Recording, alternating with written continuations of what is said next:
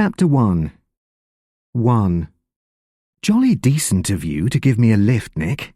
It's going to be a dirty evening, and I'm none too sure of my road in the dark. Only too glad to have you, old boy, replied Nicholas Brent as he switched on his headlights. I like to have someone to talk to while I'm driving. This is only a hill mist, not a real fog. You'll find it'll be perfectly clear when we run down into Fordings. Let's think. Were you at the Hunt Ball last year, too? No, it's 2 years since I was at the ball, although I stayed down here a bit last summer. I'm no end bucked I made it tonight. It was touch and go. I always say the Holly Down Hunt Ball is the best of its kind I know, and by Jove, you've got some lovelies in the neighbourhood. We're almost famous for it. Prettiest girls in the south of England, chuckled Nicholas Brent. The Navy knows that. Fordings is the most popular town on the coast when the fleet pays courtesy calls. Sorry the car's bumping a bit. They've just repaired this bit of road, and it could have done with some more rolling. Seems okay to me, said Ian McBain cheerfully. Ian was feeling in fine fettle, and it would have taken more than a few bumps to disturb him. He was 30 years old, a bachelor, doing nicely in his profession, the law, and he was a keen dancer. I think the roads round here are pretty good, he responded cheerfully. It's what you might call off the beaten track, very literally. We're on the Greenham Road, aren't we? Isn't that the pub, the Rose and Crown, just before we cross the little bridge? We're just going to cross the bridge, or culvert, agreed Brent, but the mist's got you muddled. We're on the road to the south of the Greenham one. They're more or less parallel, you remember. That wasn't the Rose and Crown we passed. It was Michael Reeves' place, Netherdown. And here's the bridge. Hold on, it's a switchback effect. That line of new fencing beyond is the boundary of Reeves' land. McBain leant forward and wiped the blurred windscreen. I remember now, he said. It's a good thing I didn't take old Tim's offer and drive his Austin 7. I'd have got lost for a cert. Ditched, perhaps. The mist's tricky, said Brent. You couldn't have lost yourself.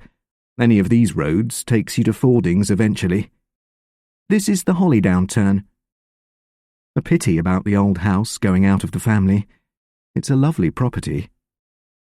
Gad, yes, wonderful old house, said Ian. They tell me it's been sold for a loony bin. Is that true? Watch out on your phrasing, laddie, or you'll be in trouble. Hollydown Manor is now a hospital for maladjusted juveniles. Young criminal toughs, I call them, off the record, but the authorities call the place a hospital, and it certainly sounds better. It was bad luck on Michael Reeve having to sell Hollydown, said Ian, and Nicholas Brent replied, In a sense, yes, but he must have been thankful to find a buyer. A house that size is a millstone round your neck these days, and the old man had lived on capital for years. There wasn't much left, and they had to sell the estate to meet death duties. Michael kept one of the best bits for himself. 20 acres on either side of the river, and the old cottage with it, the place we passed just now. How's he shaping? Asked Ian. Doing nicely, I'm told. Pedigree cattle. Very able chap, Michael. Best of the bunch. They were a rum lot, weren't they? Asked Ian, and Nick grunted. Maybe. These old families go downhill, like their houses. There have been Reeves at Hollydown since Doomsday, I believe. Did they ever hear anything more about the sister, the girl who disappeared? Asked Ian. Nix. Not the least thing. Rotten story, said Nick gruffly. Broke the old man up. I always believed she bolted deliberately. If it had been foul play, the police would have spotted something. I'm a great believer in the efficiency of our police system." Ian McBain nodded. "Miserable story, the girl just disappearing like that," he said. But because he was young and light-hearted and out to enjoy a merry evening, McBain changed the subject and turned to his companion with a question. "How's your pub going?" "Pretty fair," said Nick cheerfully. "I've paid out more than I've paid in to date, but the place is really shipshape now, and next season I ought to make a packet. I can take 20 guests now I've got the annex built." "It's a grand spot," said Ian. "It was a brainwave of yours to buy up the old Mermaid and convert it." Nicholas Brent, aged 32, a one-time naval commando, had used his wartime gratuity to good effect. He had bought an ancient, almost derelict inn, the Mermaid, built centuries ago on a ledge of the chalk banks where the small river Cookbourne ran out into the English Channel. Nick had spotted the place during his commando training. He had once commanded a raiding party who captured it from the sea, and from that day he had marked it down as his own. The owner and licensee was an old man, and he had agreed to negotiate with Nick before the war was over. For the first year or so, Nick Brent had more or less camped out in his derelict property, painting and patching with his own hands, running the small bar, dispensing such hospitality as conditions permitted, and making friends among the tourists and holidaymakers whom he hoped would come again when his ship was in commission. Now, 10 years later, he was sitting pretty, or so the neighbourhood said, owner of one of the most attractive and original small hotels on the south coast, owner of a good motorboat and a good car, the car in which he was driving Ian McBain to the Hunt Ball at Fordings. "Seems to me you want a wife," said McBain. "I know you're pretty hot at all the organising, but a woman's needed for the finishing touches in a show like yours." Nick chuckled. "I like to hear you sounding authoritative. Not that I disagree, but things have been pretty tough while I was building up, and I might have gone bust any time. Very much touch and go at times. I couldn't have afforded a wife." "And now you can?" "Now I can. What's all this leading up to?" "Nothing," said Ian hastily. "But when I heard you were going to the Hunt Ball, I assumed you'd lived through the hermit crab stage which possessed you for a bit, and that you were out to enjoy life again." Nick chuckled. "Very cogently put. Well, I admit nothing, nor I deny nothing, as Beatrice said to Benedict in Much Ado. And a man's got to marry sometime, or dry up into an eccentric. So, as you may have noticed, I offered you a lift into Fordings, but I made no offers about the return journey." Ian laughed. "OK, Nick, fair enough, and I wish you all the luck in the world. Incidentally, I wonder if any of the girls I danced with before will be around tonight." "Almost certainly, though some of them may have got hitched up in the interval. I've had more than one honeymoon couple at the Mermaid, God bless 'em." "Who are you thinking of?" "Well, there was a fair girl named Gillian Parsons, a marvellous dancer, and she had a younger sister. Mercy, was it?" "Bless you, yes. They're both married. Gillian married Robert Brownham, and they're out in Malaya. Mercy married Tom Fowler of Greenham, and they'll probably both be at the ball. Anyone else?" "What about Dilys Mayne?" asked Ian. "I believe the ball I came to 2 years ago was her first ball. She was only 18, but she was, well, breathtaking." I've never seen a lovelier kid." Brent heard the subtle difference in the sound of Ian McBain's voice when he spoke of Dilys, and drew his own conclusions. Ian wasn't the only chap who spoke of Dilys with a catch in his voice. "Yes, Dilys Main," rejoined Brent. "She isn't married, yet, and she may be coming this evening. It depends on that curmudgeonly old father. He's one of these puritanical nonconformists who hates anybody to have a good time. He's dead against the hunt ball because there's a bar, and he's a rabid teetotaler." "Cripes!" groaned McBain. "You think he'll prevent her from coming?" "I don't know. I believe and hope he had to go over to Southampton on business tonight. If so, well, we shall see." "She was lovely," said Ian softly, and Nick retorted, "You don't think you're the only person who's noticed that? Anyway, for your information, if Dilys Main does manage to make it, I've promised to drive her home. She'll probably have to emulate Cinderella and vanish by midnight. I just thought I'd tell you." "I see," said Ian, and his voice sounded deflated, but Nick Brent chuckled. "See here, laddie, if you only honour the neighbourhood with your presence once in 2 years, you can't expect to sail in and be a winner against chaps who've been studying the course in fair weather and foul every day of their lives." All right, said Ian hastily. "But it's not true I haven't been down here for 2 years. I have. Still, I don't want to argue. Glory! There's Fordings. It always comes as a shock to see it suddenly like that."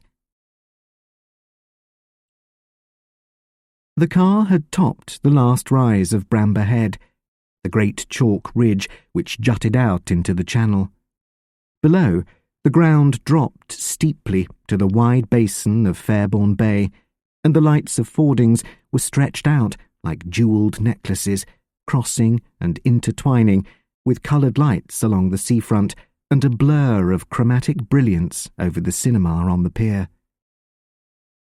"I always enjoy coming on it suddenly like that, especially at night," said Ian, as the car began the run down, swooping round the bends of the curving road, which was cut into the steep slopes of the chalk. "It's not that I like Fordings as a place. All said and done, it's just one of those prosperous genteel resorts which attract lashings of trippers in the summer," went on Ian. "But it looks marvellous when you see it over the top of Bramber Head like that." "Yes, I know what you mean, all right," said Brent. "It's the contrast between the darkness and solitude of the Downs and the glitter and liveliness of what we call civilization, God help us. I loathe the town myself. It's a lousy place. I like room to move and air to breathe and fishermen and country folk for my neighbours. But one man's meat is another man's poison. I'm a bit surprised you chose to stay out at Stenfield, though. Wouldn't one of the Fordings hotels have suited you better? You'll be dancing into the small hours, I take it?" "I hope so. It's quite true that a hotel in Fordings would have been more convenient for tonight, but my aunt and uncle would have been bitterly hurt if I hadn't stayed with them at Stenfield. They're a bit lonely, and I don't often get down to see them." "Yes, there's that," agreed Brent. "I often think they must feel a bit cut off, especially now the old man doesn't drive any longer. But I suppose they're fond of the place." "They love it, and they don't really mind being isolated," said Ian. "Oh, good. I'm glad you're going along by the sea. The back streets of this town are dreary beyond words." "I like this bit. At night, anyway," rejoined Brent. "One is so conscious of the sea just below there, and this flummery of lights is gay without being raffish, rather like a regatta. It's got the taste of the sea about it, somehow. 2. The Prince's Hall at Fordings had seen many ups and downs in its century and a half of existence. Built for use both as concert hall and ballroom in Hanoverian days, it had the beauty of its Regency period, plus a slight flamboyance in decoration added by ducal patrons who had believed that joy should be unconfined. Victorian days had sobered it, and the hall had been used for the rendering of oratorios and for political meetings of deep import. The Edwardian era re-established it as a place of gaiety, but in the First World War it had been lent to the Red Cross. The 20s and 30s altered all that. Even in the slump of the early 30s, visitors to Fordings had patronised the dansant, and the dignified building had a hectic period of prosperity as a palais de danse. From 1939 to 1950, it was in turn recruiting centre, civil defence post, and, alas, food office, to use the jargon of rationing days. But once the hall was de-requisitioned, the Fordings Council had recognised its value in a seaside resort of ever-growing popularity. Following the advice of Lord Timberlake, the town's largest landowner, the council had restored the battered decorations, repainted the frescoes, rewired it with the most modern of lighting, and relaid the great floor. Now, whatever else Fordings lacked in the way of modern amenities, it had the most beautiful ballroom on the south coast, and every appurtenance for catering and cloakroom accommodation. A hunt ball is always a picturesque occasion, and the Fordings ball had a lot to commend it to many varieties and conditions of people. The hunt had supporters among all ranks of society, from the noble master to the small farmers who still managed to turn out on ageing mounts, and the crowded floor showed a real cross-section of country society, gliding, sidestepping, swirling and pacing under the changing lights. When Nick Brent went to make his bow to Lady Timberlake, for Nick knew everybody, that gracious lady smiled on him in complete approbation. "It's lovely to see you, Commander. We don't see enough of you. I'm told you've made the Mermaid into the most charming place. All my friends love it. And isn't it a delight to see all these young things enjoying themselves and looking so perfectly beautiful?" "They do indeed," said Nick. "And one of the things that I like is that you can't tell the farmers' daughters from the county or the typists from the millionaires. They all look equally exquisite." "That's quite true," agreed her ladyship. "And I'm like you, quite delighted about it. The taste of these girls today is marvellous, and whether it's costume, jewellery, or pearls and diamonds just doesn't matter a bit. Who was that lovely child you were dancing with just now? The fair girl?" "Dilys Mayne. Her father owns the mill at Foxley, a somewhat cantankerous character. Between you and me, Dilys is stealing her night out while her father is away." "I'm delighted she's managed to come. There's something very moving about the child, Commander. The sight of her reminds me of the narcissus in the Alps, blooming on the verge of the snow." It wasn't only Lady Timberlake who was moved by Dilys Mayne's fair, slender beauty, though her ladyship used a prettier metaphor to express herself than some of the young men did.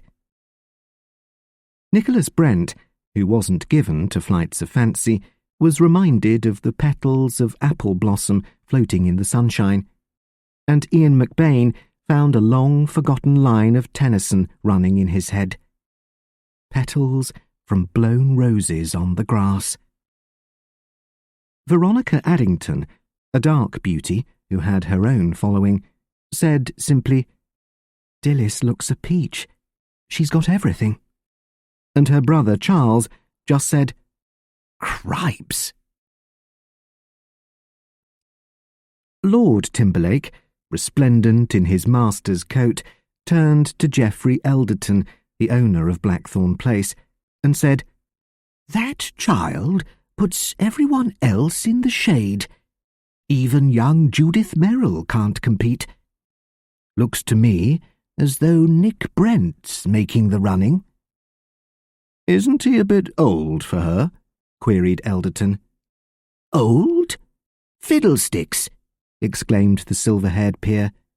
"Nick's not much over 30, and he's a man of substance. He's done marvels with that old inn of his, and there it is, a beautiful home for any girl to step into.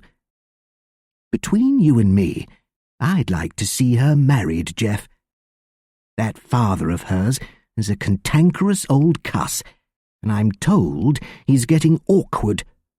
Very awkward. You can see from the girl's face life isn't too easy." Elderton laughed. "She's had an effect on you, sir. By Jove, she has. But I don't think Brent's going to have it all his own way, and I don't see why he should. Ian McBain's come down from London just in the hope of dancing with Dilys, and young Michael Reeve is said to be in the running. Oh, and half a dozen others, at least." "I'm sorry for Michael," said Timberlake in a lower voice. "He's having a tough time, I know that, but I should hate to see that child marry a Reeve. There's something wrong there, Jeff. That family's unpredictable." "You're thinking of the girl who disappeared, sir?" "Rosemary. Poor child. Poor child. I suppose we shall never know the truth about that story. The police believe it was suicide. It seems true that at certain states of the tide on this coast, a body may be carried out to sea and never washed up at all. Brent says he knows that's true, and he knows the coast as well as any of the fishermen or old coastguards. But it wasn't only Rosemary. There was Norman Reeve, her brother. A real bad hat, I believe. Reeve me no Reeves, Jeff. Who's that young lovely dancing with Addington over there? Gad, that's a pretty frock. Reminds me of champagne. Bubbles of faint gold." "That's Tom Verity's daughter, Jennifer. Pretty as a picture, isn't she?"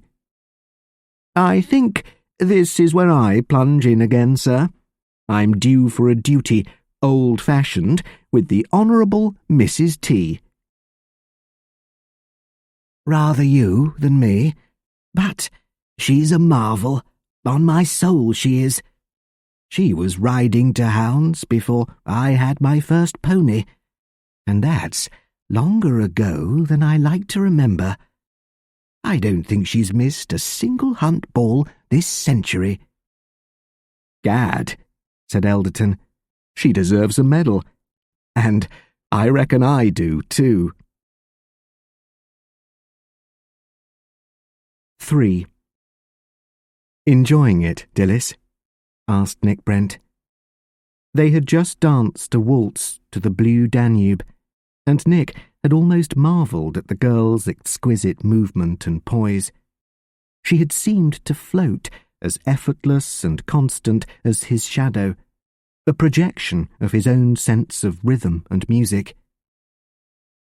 "It's heaven," she replied. "I really do love dancing, you know. There's nothing which gives me so much thrill. It isn't the excitement, though this is exciting, nor the lovely hall and gorgeous frocks, not even all the friendly, happy people. It's the delight of dancing for itself." "I know, my dear," he rejoined, and she added quickly, "You're a perfect partner. I can't tell you how much I'm loving this, and it's terribly kind of you to say you'll drive me home. I feel mean about it. I shall be spoiling your evening." "You'll be doing the exact opposite," said Brent. His voice was very quiet, and he bent his head to murmur into her ear. 11:45, outside the west door. I'll be there, waiting." "Thank you very much," she replied. "You see, I've got to beat Alice back. She's had the day off, and I told her not to come back till midnight. The last train gets into Fordings at 12, and then she's got to get a taxi. If I leave here at 11:45, I can be in bed before Alice gets home." She laughed softly. "It's awful of me, isn't it? But I did want to come so much, and as the ball was never even mentioned at home, I didn't have to tell any fibs. Not one." "It's not awful at all, except that you can't stay until the end," said Brent. "But, as I can drive you home, far be it from me to complain about that." They stood still together for a moment when the waltz was over, and Dilys looked up at him with serious, questioning eyes, the faintest pucker of worry showing on her level brows. But she only said again, "Thank you, very much. You're much too kind to me." Ian McBain was Dilys Mayne's next partner. He was a very good dancer, and she found herself slipping into his new steps with the ease which made dancing a delight to her. Ian managed to extract a promise from her that she would meet him the next day, Sunday, and walk over to Highdown for tea. "And if it rains, I'll raise a car somehow. So don't call it off," he pleaded. "I shan't do that. And don't bother about the car. I don't mind rain," she laughed back. "I'm much tougher than I look." "Why? There's Michael Reeve. I thought he said he couldn't come," she exclaimed, as dark-eyed Michael came forward to greet her. "Hello, Michael. How did you manage it?" she asked, and Ian heard him say, "That heifer calved early, and I managed to clean up and get the old bus started." "Hello, Ian. Nice to see you," called a voice beside him, and he turned to see Jennifer Verity screwing up her pretty nose. "I've known Michael all my life," she said, "but he really is a tough. Dancing with him's like being caught in a tornado. I'm not really robust enough for that sort of thing. I wonder how Dilys will cope. I'm longing for ours, Ian. Don't forget, the first extra, and you can show me that lovely variation you just taught Dilys." "Love to. I'm counting the minutes," laughed Ian. But as he turned away to look for his next partner, his eyes followed Dilys and Michael, the very fair head, sleek and shining, the very dark head with stubborn hair which nothing could keep smooth. "Tough? He looks a fair-sized mess to me," thought the urbane young barrister.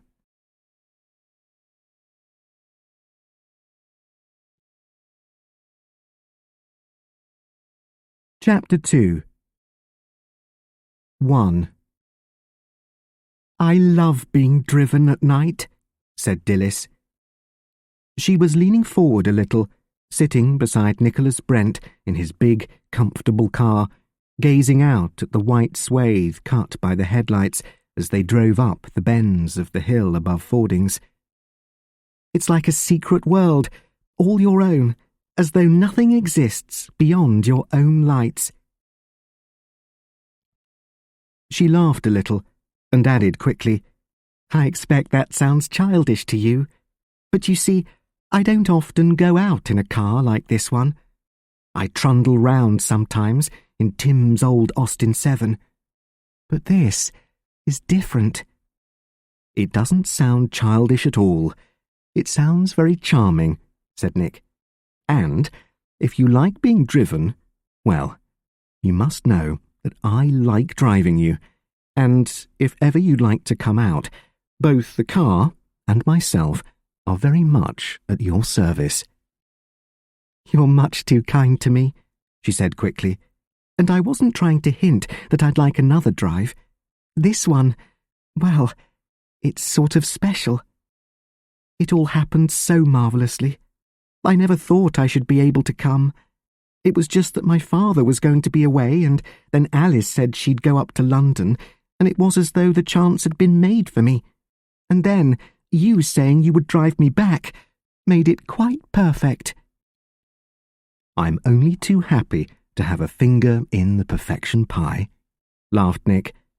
But do please remember that I meant what I said about driving you. Any time you like. I so seldom see you, Dilys. Can't we meet a little oftener? I should like to, but it's all a bit difficult, she said. You know what my father's like. Yes, I do know. But you can't let your life be conditioned by a difficult father. You've got to have a life of your own. I know. I often think about it, she said. But I can't help feeling sorry for Daddy. People think he's just hard and selfish and mean. But he isn't really. He can be awfully kind. And, after all, since Mother died, I'm all he's got. Somehow, he quarrels with people. She laughed a little ruefully. I ought to feel awfully ashamed of myself. It's because Daddy so seldom talks to people in an ordinary friendly way that I risked coming to the Hunt Ball. Nobody will tell him about me having been there. They never gossip to him because they're too afraid of him. And I did love it so much. Oh, look, the mist's going to get thick again. It's nothing, said Brent. Don't go getting frightened that we shall be held up by the mist, because we shan't. I drove Ian McBain out this evening by the lower road, the one we're on now, and the mist didn't slow us down at all. It's far more likely that your Alice will be held up. The taxi men take the main road, and it's often a bit thick over the top on Bramble Downs. I'll just sit back and enjoy it, she laughed. I like sitting very quiet while I'm being driven, and your driving is super. Once over the crest of the head, the car seemed to leap forward along the narrow road, and Brent fell in with the girl's mood and drove in silence. It was when they were less than half a mile from the top road, which ran north and south at right angles to that which they were on, that Dilys was surprised by the car jerking as Brent braked suddenly and they decelerated to walking pace. What is it? She asked. I was half asleep. Oh, whatever is that? In the path of the headlamps, which made the road shine white, Dilys could see a dark patch in the road, something humped and odd, about 20 yards ahead of them. I don't know, my dear. I'll get out and see, said Brent. Sit still for a minute. He got out and walked ahead, and Dilys leant forward with her heart beating. She knew what it was that lay sprawled on the road ahead, but she didn't want to believe it. Right ahead, in the beam of the headlights, she saw Brent bend down over the blurred heap. He went down on one knee, put out a hand, but moved nothing. In a minute, he stood up, walked back to the car, and opened the door beside her. I'm sorry, Dilys dear. Terribly sorry. It looks as though the chap's been run down by a driver who didn't stop. Dilys gave a little cry of horror, and Brent went on. I shall have to notify the police. Now, listen carefully. I don't want you to be involved in this. If the police know that you were in my car, you'll be called as a witness, and I know that will mean all manner of bother for you. I can't drive on, for obvious reasons, and I oughtn't to move the casualty before the police arrive. But you're less than a mile from home if you take the field path. Can you walk home by yourself and leave me to deal with this?" "Of course I can. But wouldn't it be wrong and unfair to you?" "There's nothing wrong about you. You don't know the first thing about this accident, Dilys, and there's no reason why you should be involved in it. But if you're game to walk home, you'd better go at once. The sooner the better, and I'll do everything I can to keep you out of it. Nobody saw you get in my car.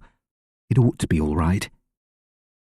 She slid out of the car and stood beside him. "You're being terribly good to me." He broke in on her words. "My sweet, I'd do anything for you, and you must know that. But if you're going to get home before Alice does, you've got to hurry.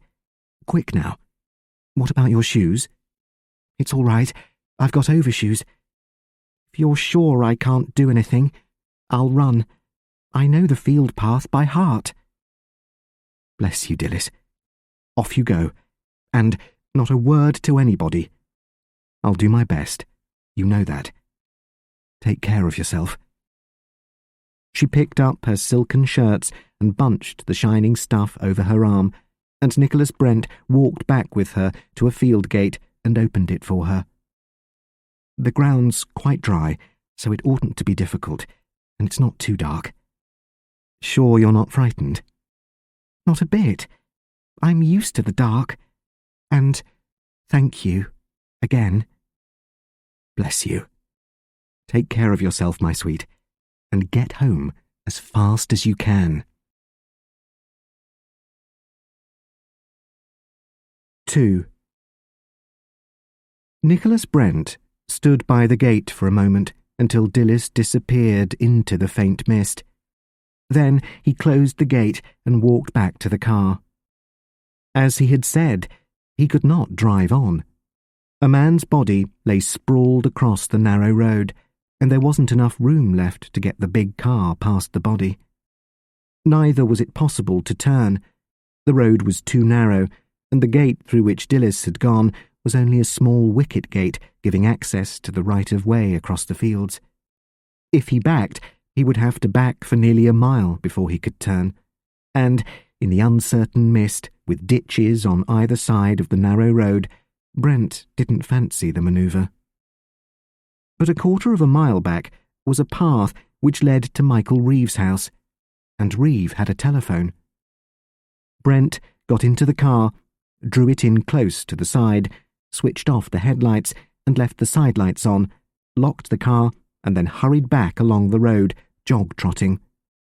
He turned at the path and ran on towards the house. There were no lights showing there, and he didn't expect there to be, not after midnight. He went to the front door of the small ancient house, seized the knocker and banged. There was no answer, and he banged again, and then swore aloud. Giving evidence to the police afterwards, he said, "What the hell was I to do? It was 3 miles to the nearest house with a telephone. If I tried to back the car, I should probably have ditched it because my parking light wasn't working. I knew I'd got to report to the police, so I did what seemed most sensible." What he did was to walk round the house to see if he could get inside and reach the telephone. Brent knew that very few old farmhouses, especially small ones in a remote area like this, had every window properly secured, and he was right. Investigation showed him an old pantry window which gave, to a very little persuasion, from his pocket-knife. All the while he stood there fiddling, a dog in the yard barked like a mad thing, and Brent was thankful it was safely chained. If its barking attracted notice, so much the better, but there was no one within miles to hear it. He clambered in through the window, using the torch he had remembered to bring from the car. let himself down onto the floor without smashing anything on the pantry shelves, and went through to the kitchen. It was warm and dark in there, with the faintest glimmer of red among the ashes in the range, and a kettle still singing on the crane above the embers. Brent had once been to see Michael Reeve, and he knew the telephone was in the small room Reeve used as an office in the front of the house. Brent found it without difficulty and gave a huge sigh of relief. He lifted the receiver and seemed to wait an interminable time before Exchange answered. "Give me Brambledene Police Station. Quickly," he snapped. "It's an emergency call. Traffic accident. Jump to it." A few seconds later, he was through to a sleepy police constable. "Brent of the Mermaid Inn speaking. There's a dead man lying in the middle of the Fordings Hollydown Road, halfway between Michael Reeve's farmhouse and the Cookbourne Bramwell Pointer. The man's been run down, so far as I can judge. I was driving back from Fordings by the lower road, and I saw the casualty some yards ahead. I couldn't pass, and I couldn't back, so I came to Reeve's place to telephone. There's no one in the house, so I got in through a window. You'll have to come out to see it, and bring a mortuary van. The chap's been dead some time, probably for a couple of hours or so." The constable was slow-witted and sleepy. He could not follow Brent's quick, incisive speech, and he asked question after question until Brent, exasperated, almost shouted at him. "I've told you! There's a dead man on the road!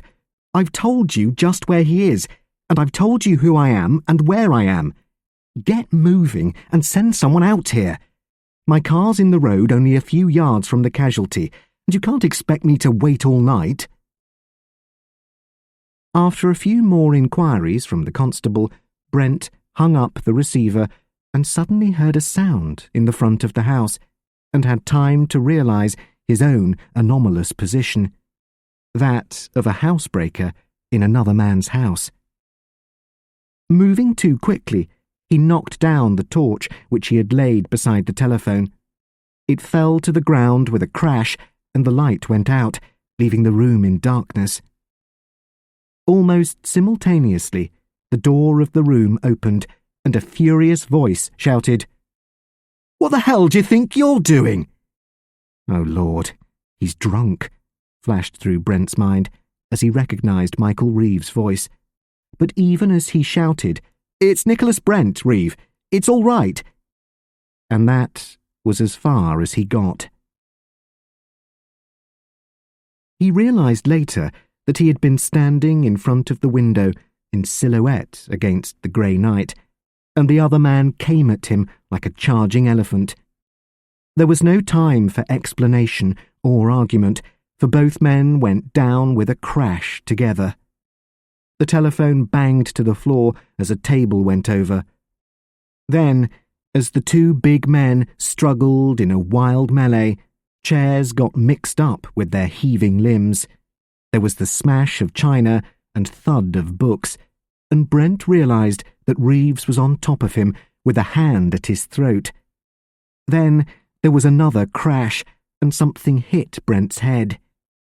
In a whirl of stars and a sense of choking helplessness, Brent slipped into blackness and oblivion.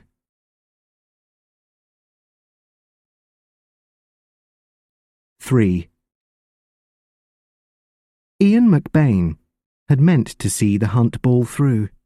The dancing continued until 2:00, but after Dilys Mayne left, the zest seemed to have gone out of the party.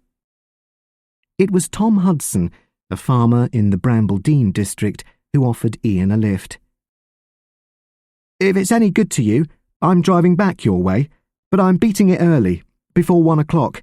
I've got to be up to load some stock into a cattle van at 6, and if I don't get back, I shall oversleep." "Thanks a lot, Tom. That will suit me fine," agreed Ian. "I'll make a few excuses and be there when you're ready." "OK, laddie. One thing, we shan't be missed. There aren't enough girls to go round. Can't think where they've all got to." It was about an hour after Nicholas Brent had set out with Dilys that Hudson and McBain got off, and it was quite evident that the farmer wasn't going to loiter. His big old car was a bit noisy, but it roared up the bends of Bramber Head at a surprising speed. "You came with Brent, didn't you?" asked Hudson. "Which road did he take?" "The one they call the Low Road, past Michael Reeves' place."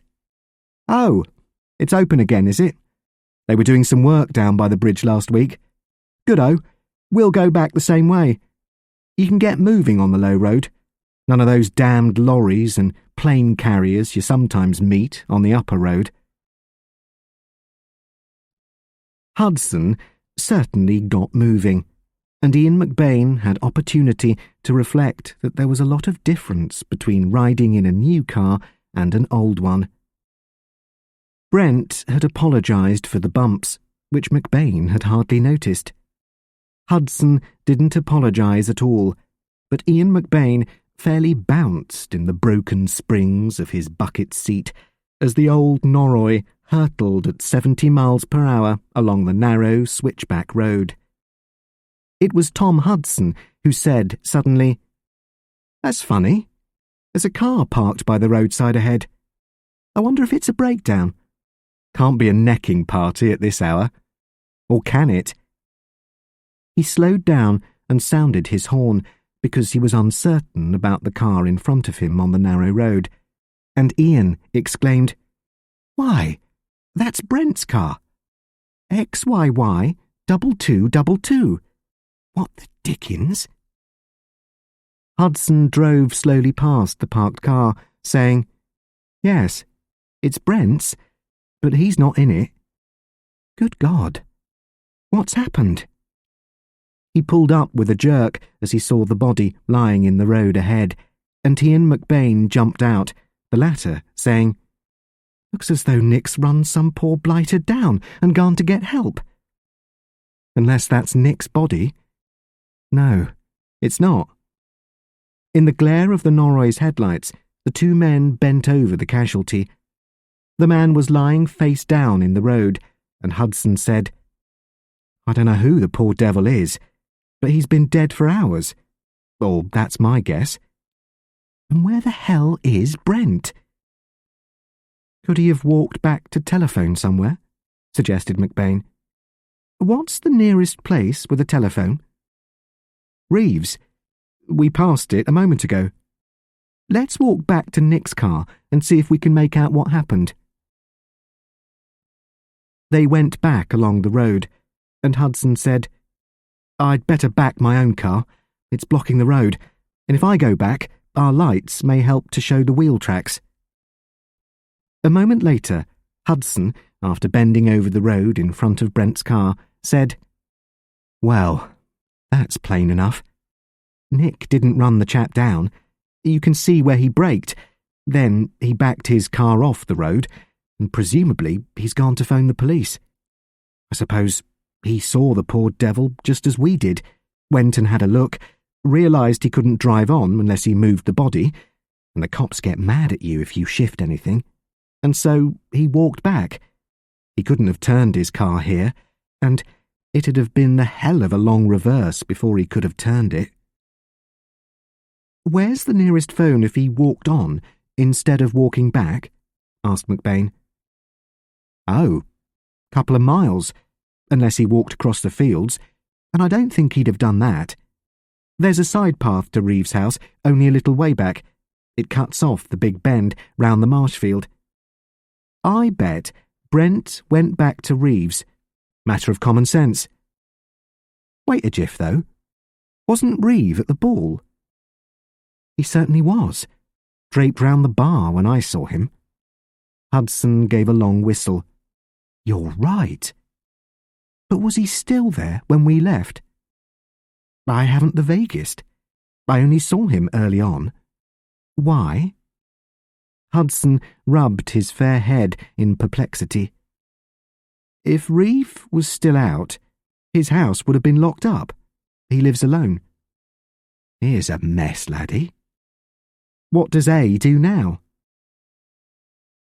"You mean If Brent went to Reeves' house to telephone, he wouldn't have been able to get in.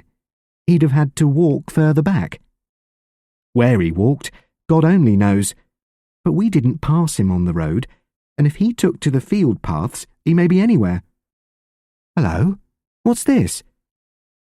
Above the dip, where the corpse lay, the road rose steeply to the T-junction on the ridge of the down, and it was up there that Hudson saw the lights of an approaching car. What's going to happen next? If the bloke turns down this hill, it'll be fun and games for him. Glory! He's turning. It's a police car. Nick must have telephoned, as I said. What hopes for a night's rest? The cops will keep us arguing for hours, if I know their form. 4. The police car pulled up on the steep descent, leaving its headlights on so that the body in the road was illuminated by the glare from both cars, and 2 uniformed men walked towards Hudson and McBain. The foremost said, "Sorry we couldn't get here earlier, sir. We were called out to an accident on the Sandham Road.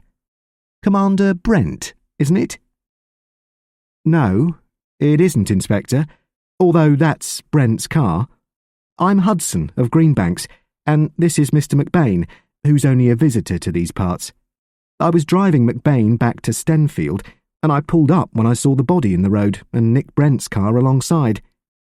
We know nothing about it, either of us, but since you're here, I take it that Brent phoned you?" "That's correct, sir. He phoned the station at Brambledene, and that's the best part of an hour ago. We've had our hands full tonight."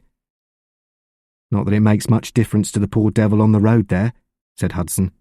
"He's been dead for hours." "Well, as you may suppose, I want to get home, so make it as snappy as you can, Inspector." "We've got our job to do, sir, and before I do anything else, can you tell me how far off Mr. Reeves' farm is? Commander Brent said he phoned from there." "Quarter to half a mile back, according to whether you take the shortcut," replied Hudson. "And if it's an hour since Brent phoned, where the devil is he now? I can't see him making a night of it with Mike Reeve." "That remains to be seen, sir," rejoined the police officer. "If you'll stay here, I'll go and examine the casualty." The 2 policemen went back to the body, and Tom Hudson said, "May as well go and sit in the car, old chap. It'll be a bit warmer. This wind's damn nippy. The Lord knows how long they'll keep us sticking here. They'll want to get a police surgeon out, and I gather from what he said they've been having fun and games somewhere else tonight. It's damned odd about Brent, though, leaving his car standing there. What can he be up to?" "The Lord knows. I don't," said McBain. "I suppose he stayed at Reeves, having a drink to warm him up." "I can't see him doing that," said Hudson, and McBain exclaimed suddenly, "I've got one bit of evidence, now I come to think of it. That chap must have been run down some time between the time Brent and I drove along here on our way to Fordings and the time Brent came back, or, at any rate, the time you and I came back." "Yes, that'll give them an outside time limit," agreed Hudson. "What time did you pass here on the outward journey?" "About 8:30. Brent picked me up at Tim Grant's at 8:15. Hudson bent to look at his wristwatch. The lights of the police car shone on them. 1:30. 5 hours. Quite a time. I reckon the chap's been dead most of it. He's stiffening. Do you know what time Brent left Fordings?" "No, but it must have been about an hour before we did, judging by the time he telephoned." "It's the devil of an odd business," said Hudson. "There's something I don't like about it. Brent would have come back here after he phoned to wait for the police. It's the obvious thing to do. I wonder if those cops would agree to us going back to look for him. Seems to me anything may have happened. Damn all, you're not imagining Brent will have had a fit, put in McBain. He's a tough, if ever there was one. Maybe that poor devil on the road there was a tough, but he got his all right, retorted Hudson. We're taking it for granted he's a traffic casualty, but we don't know. You can see the tyre marks on his raincoat, said McBain, and Hudson replied gently, I grant you that, but it doesn't prove everything.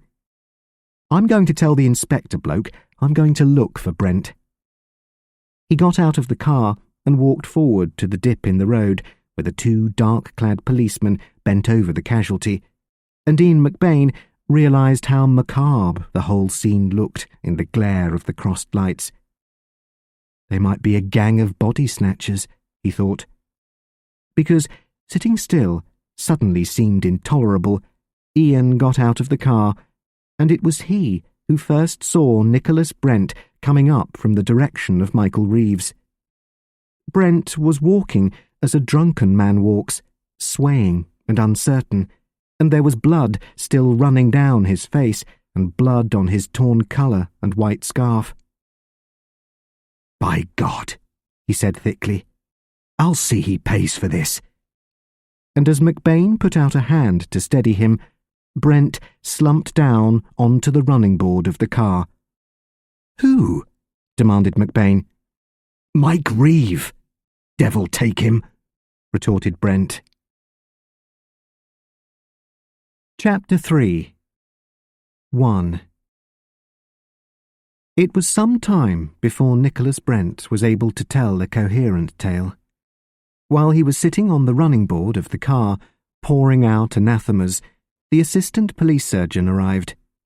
After a brief glance at the dead man, Dr. White put some strapping on Brent's wounded head and gave him a draught, muttering, He ought to be in bed.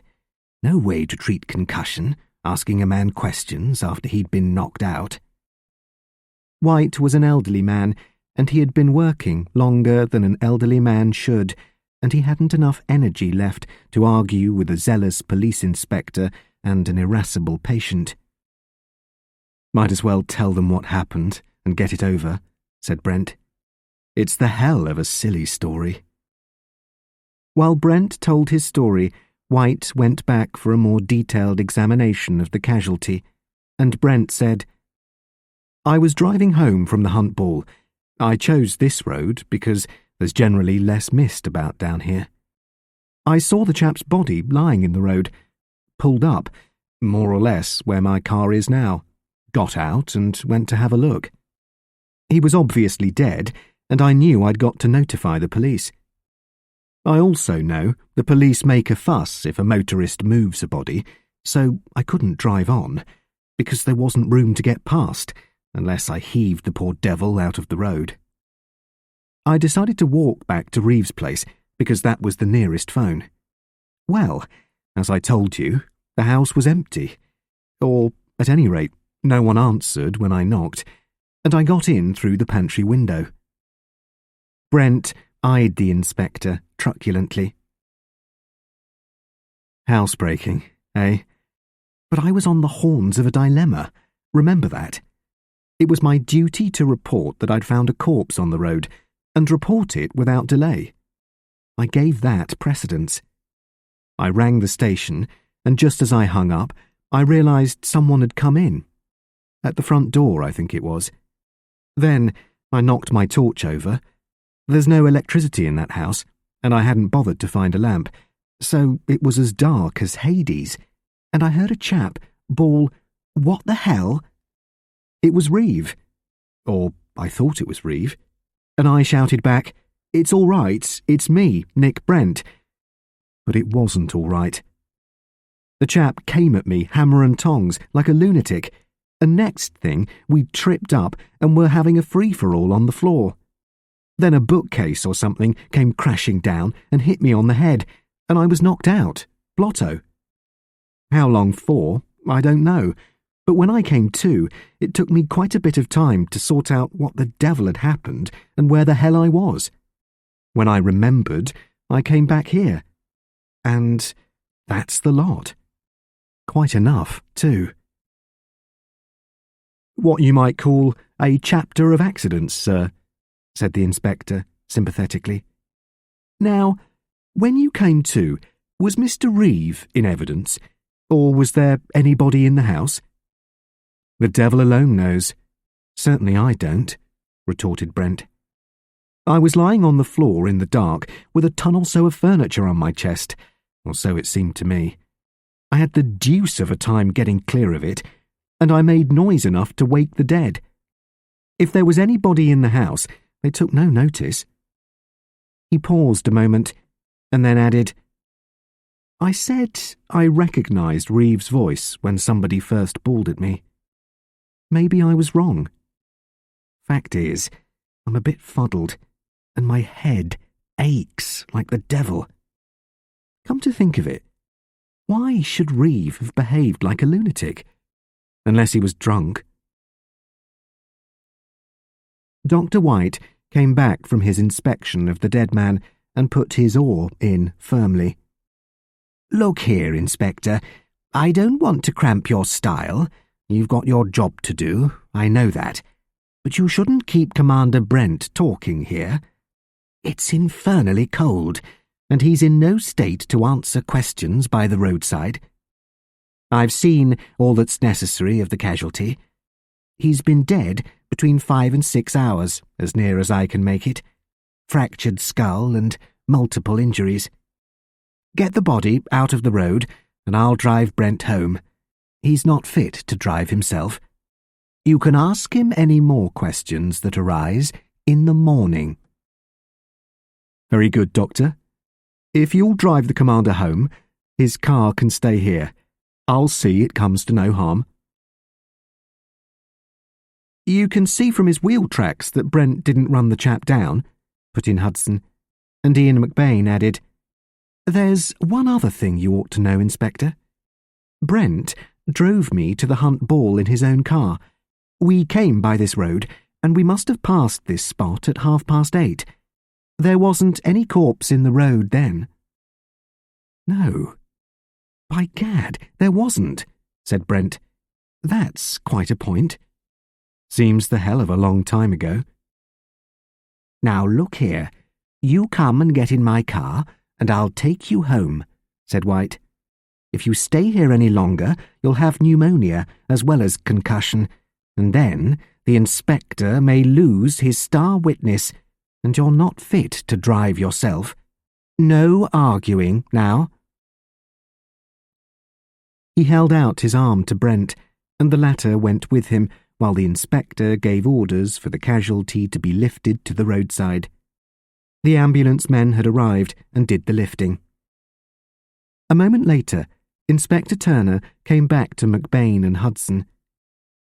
I know you both want to get home, and I don't blame you, he said. But before you go, will you see if you can identify the casualty? The dead man was lying on his back now, and the headlights lit up his injured face with horrifying clarity. McBain took one glance and then turned away. I've no idea who he is. Never seen him before, he said. But it's hardly to be expected I should. I don't often stay down here. Tom Hudson stood and stared down at the marred face with deliberate interest. I may be wrong, Inspector, but I believe this chap is one of the Reeves, Michael Reeves' older brother. I can't swear to it, but that's my impression. Thank you, sir. Constable Foote agrees with you. Norman Reeve, that's who this one is, or was, said the constable. Did a bolt, it was said, but they're a rum family. You'd better get Mike Reeve to come along and have a look at him, said Hudson. If he's home, that is. He was still at the ball when we left, wasn't he, McBain? No idea, said Ian. I hadn't seen him for an hour or so. He glanced at Inspector Turner's face and then added, I have a feeling that Brent had got a spot mixed when he said it was Mike Reeves who went for him. It sounds quite mad." "Very odd, sir," replied Turner, non-committally. "Now, I needn't keep you any longer. You'll be notified of the inquest in due course." Hudson and McBain got into the former's car, and Hudson said as they got moving, "It looks a mess to me. I'm pretty certain that chap is Norman Reeve. The only good point about it is that it's quite clear that it wasn't Brent's car that did the damage. I've always had a horror of getting mixed up in a road accident and not being able to prove that I didn't run over some poor devil myself." McBain nodded. "There's that," he replied. But he made no comment on the point which had been uppermost in his mind ever since he had seen Brent's car by the roadside. Nick had said he was going to drive Dilys Mayne home. McBain did not know for certain that Nick had done so, but as he and Dilys had both vanished from the Hunt Ball at about the same time, McBain felt pretty certain that Dilys had left in Nick Brent's car. "I suppose he told her to beat it, or else walked home with her," hazarded McBain to himself. Nick wouldn't have wanted Dilys to be a witness at the inquest. That would have blown the gaff, and no mistake. The inspector didn't ask Nick if he were alone in the car, so possibly the point won't arise. But if it does, what does Nick do? Swear he was alone? He'll be taking a risk. Still, it's not my business. I don't know. Fortunately for me. 2. After Dr. White's car and Hudson's had moved off, Inspector Turner sent off the ambulance and then set to work to study the car tracks, going conscientiously back and forth in the glare of the headlights. "They're right about Brent's car tracks, Foot," he said to the constable after he had examined the road behind Brent's big wild heron. "Brent was driving well on his own side of the road, and the verge is soft enough to show where he first braked. Here, it's as clear as daylight. He ran on for a couple of yards and pulled up dead. Then he backed a bit and pulled in as close as he could get. I'm glad his car's left here. The evidence is absolutely plain." "Aye, it's clear enough," said Foot, who was cold and sleepy and longing to get home. "Anyways," he added, "'twasn't that big car here ran the chap down. It was a smaller car, more like that old ensign of Mr. Reeves. I know that outfit. He leaves it standing outside his house, day and night, all weathers. They're a queer lot, them Reeves. Always has been." Inspector Turner was new to the Bramber district. He hadn't picked up the local gossip. It was partly because he was a newcomer that gossip did not reach him, and partly because his manner seemed a bit starchy to his rural colleagues. In any case, he did not intend to encourage Foot to get chatty in the small hours of a cold January night. "I take it you know Mr. Michael Reeves' house," he said to Foot. "How far is it?" "Matter of a quarter of a mile back," said Foot. "Very well. I'll walk it, and you can stay here till I come back. There's a telephone there, and I'll ring through for another man to be sent out to stand by here. There's something I'm not satisfied with about this accident." "Very good, sir," said Foot glumly. The constable had already done several hours overtime, but he knew it was no good protesting. Turner set off at a good swinging pace, and he reached Reeves' house within a few minutes. There were no lights showing, and nobody answered Turner's rousing knock. Like Brent, he walked round to the back of the house and found the pantry window open. Like Brent, he climbed in while the dog barked furiously in the yard. With his torch to aid him, Turner found an oil lamp in the kitchen, lighted it, and set out to examine the premises. It was a small house, and the ground floor consisted of 4 rooms only, counting the pantry, or dairy, as one. There was a good-sized kitchen, a parlour, and a smaller sitting room. Turner saw at a glance that this was the room where Brent had suffered his knockout. Furniture was overturned, chairs flung about pell-mell, and a tallish, narrow bookcase still lay on the floor, the books scattered amid a gory mess which gleamed dully in the lamplight. Turner took all this in at a glance. He also noticed the telephone. But before he rang up his superior officers, he went round the rest of the house. There were 4 rooms upstairs, only one fully furnished. In the latter, the bedclothes were tucked in, firmly, if not elegantly, and it was obvious the bed had not been slept in since it was made. Turner then went downstairs and telephoned, not to Bramber, but to the police station in Fordings. He asked if 2 men could be sent out, one to stand guard in the road, one to be posted in Michael Reeves' house. Turner's request was not popular. He had not expected it would be. "My own opinion is that this is a case of murder," he said. "One man has been killed, and Commander Brent was savagely attacked, and probably left for dead. That he wasn't killed too may be due to the fact he's got a thicker skull. We ought to see that the wheel traces on the road aren't interfered with, and that things in this house aren't moved until they've been properly investigated. And I suggest an all-stations call be sent out on account of Mr. Michael Reeve. He's got a car, and his car's not here."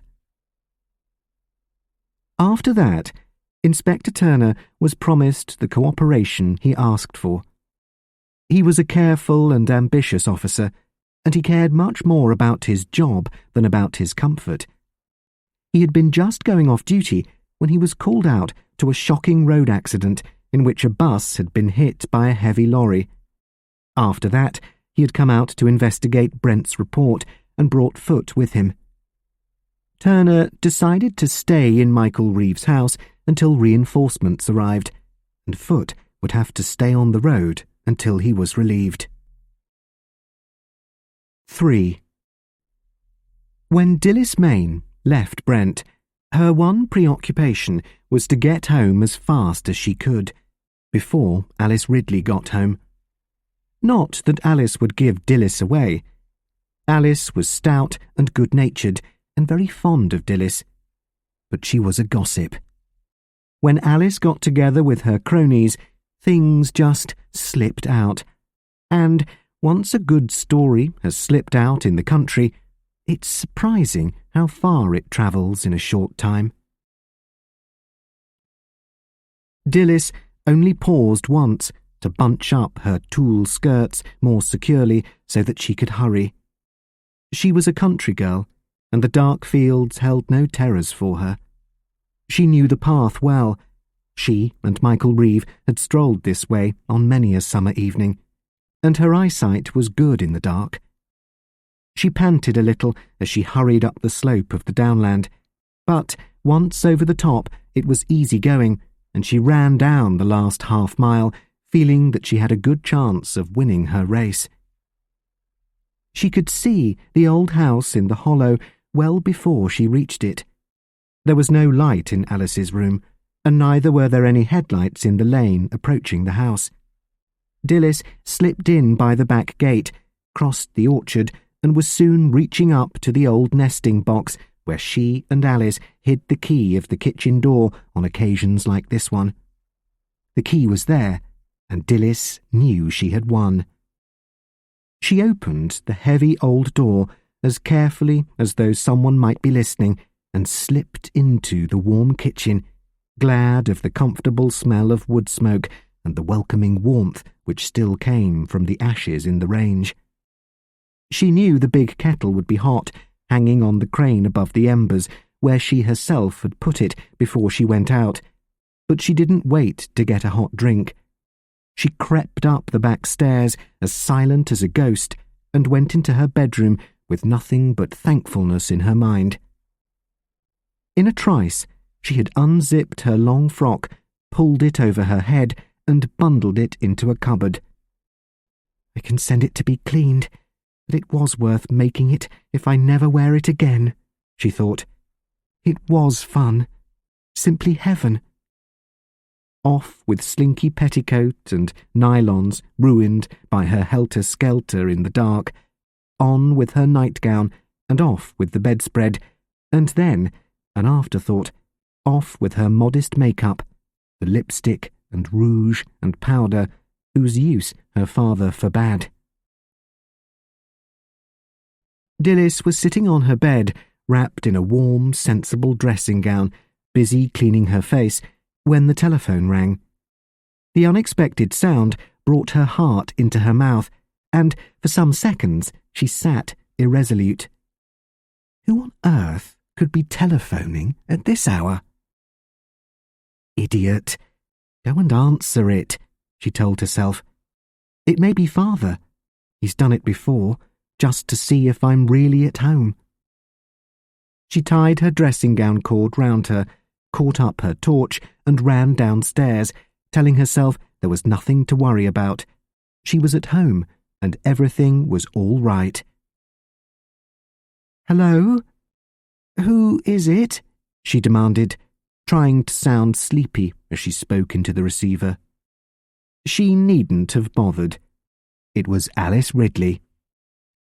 "Oh, Miss Dilys, I'm that sorry, but there's been an accident and the road's blocked," came Alice's anxious voice. Dilys nearly said, "I know it is," but Alice hurried on before she gave herself away. "It's on Cookbourne Bridge, just outside Stenfield, miss. A lorry hit a bus, and the bus went over the parapet. It's dreadful. We couldn't get by, and my taxi man hadn't enough petrol to go the long way round, and I can't get home unless I walk it, and I haven't the heart to walk at this hour. So I'm going to stay the night with Mary Huggins and come out early as soon as it's light." "That's all right," said Dilys. "Nobody need know, Alice." And the other went on. "There's just a chance the master might travel by the early train, miss, the newspaper one. He's done that before, and I thought if that's the case, you might tell him I went to see my friend and stayed the night, her being poorly, and that'll save any fusses." "All right, I'll say that," said Dilys. "Don't worry. I'll tell him Miss Huggins is bad with bronchitis again." Even as she spoke, Dilys heard a sound at the front of the house and realised the front door had opened. She knew it must be her father. He alone had a key to the front door. Deliberately, Dilys went on speaking. "I'm terribly sorry about Miss Huggins being so ill, Alice. You're quite right to stay with her, and thank you for letting me know." Then she hung up the receiver just as her father's harsh voice demanded, "What are you doing? Who are you talking to at this hour?" Dilys shivered a little as she heard the rasping voice. It meant that her father was in a taking, as Alice put it, in one of those black, unreasoning moods which seemed to be growing on him, alienating his friends, terrifying his household. "But thank heaven I got home in time," she thought, even as she called out to him, "It's all right, Daddy. It was Alice. She went to see a sick friend, and she rang up to say she was staying the night because she can't leave her friend alone." "What is she dreaming of, leaving it till this hour?" rasped Robert Maine. "What time is it?"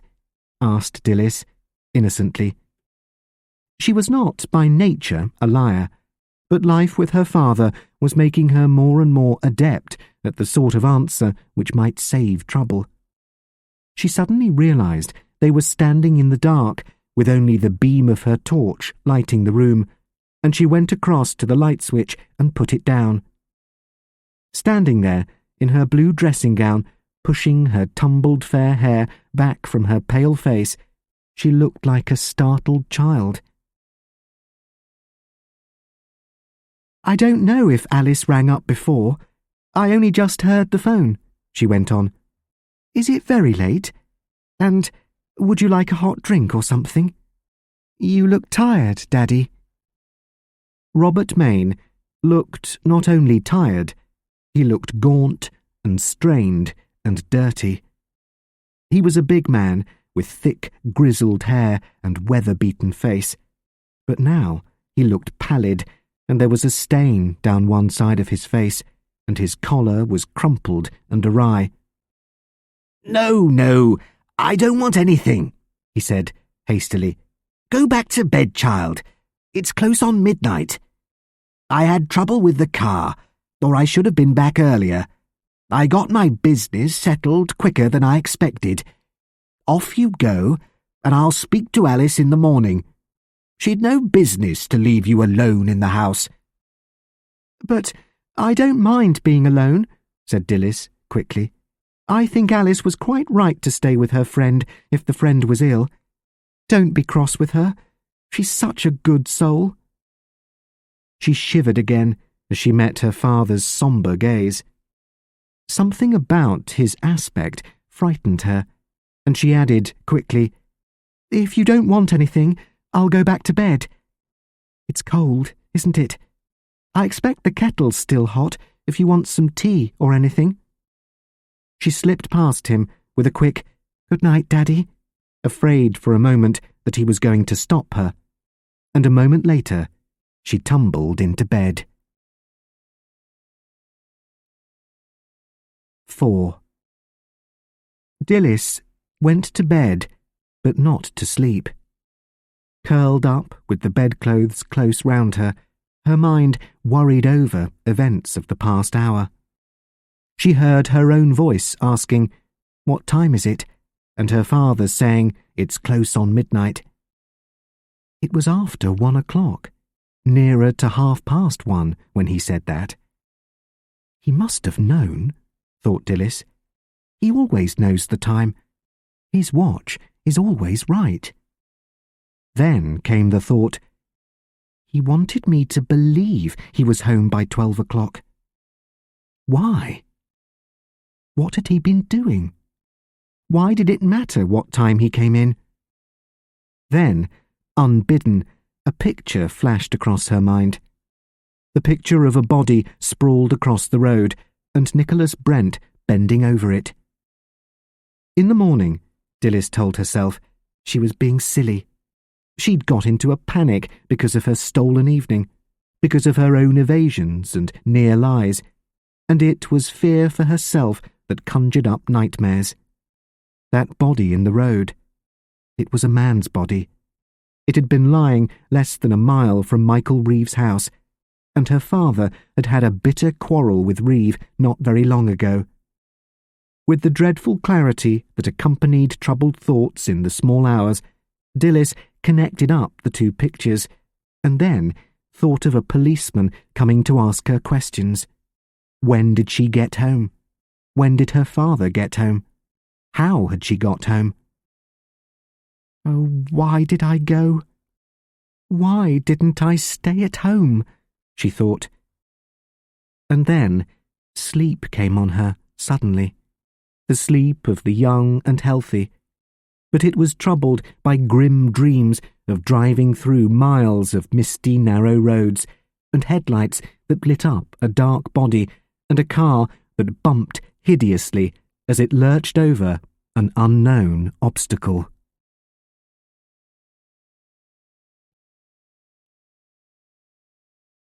Chapter 4. 1. When Inspector Turner heard a car draw up outside Michael Reeve's house some half-hour after he had telephoned, he confidently expected it to be a police car. He was so sure about this that he went to the front door to meet his colleagues, setting it wide so that the lamplight gleamed out on the misty air.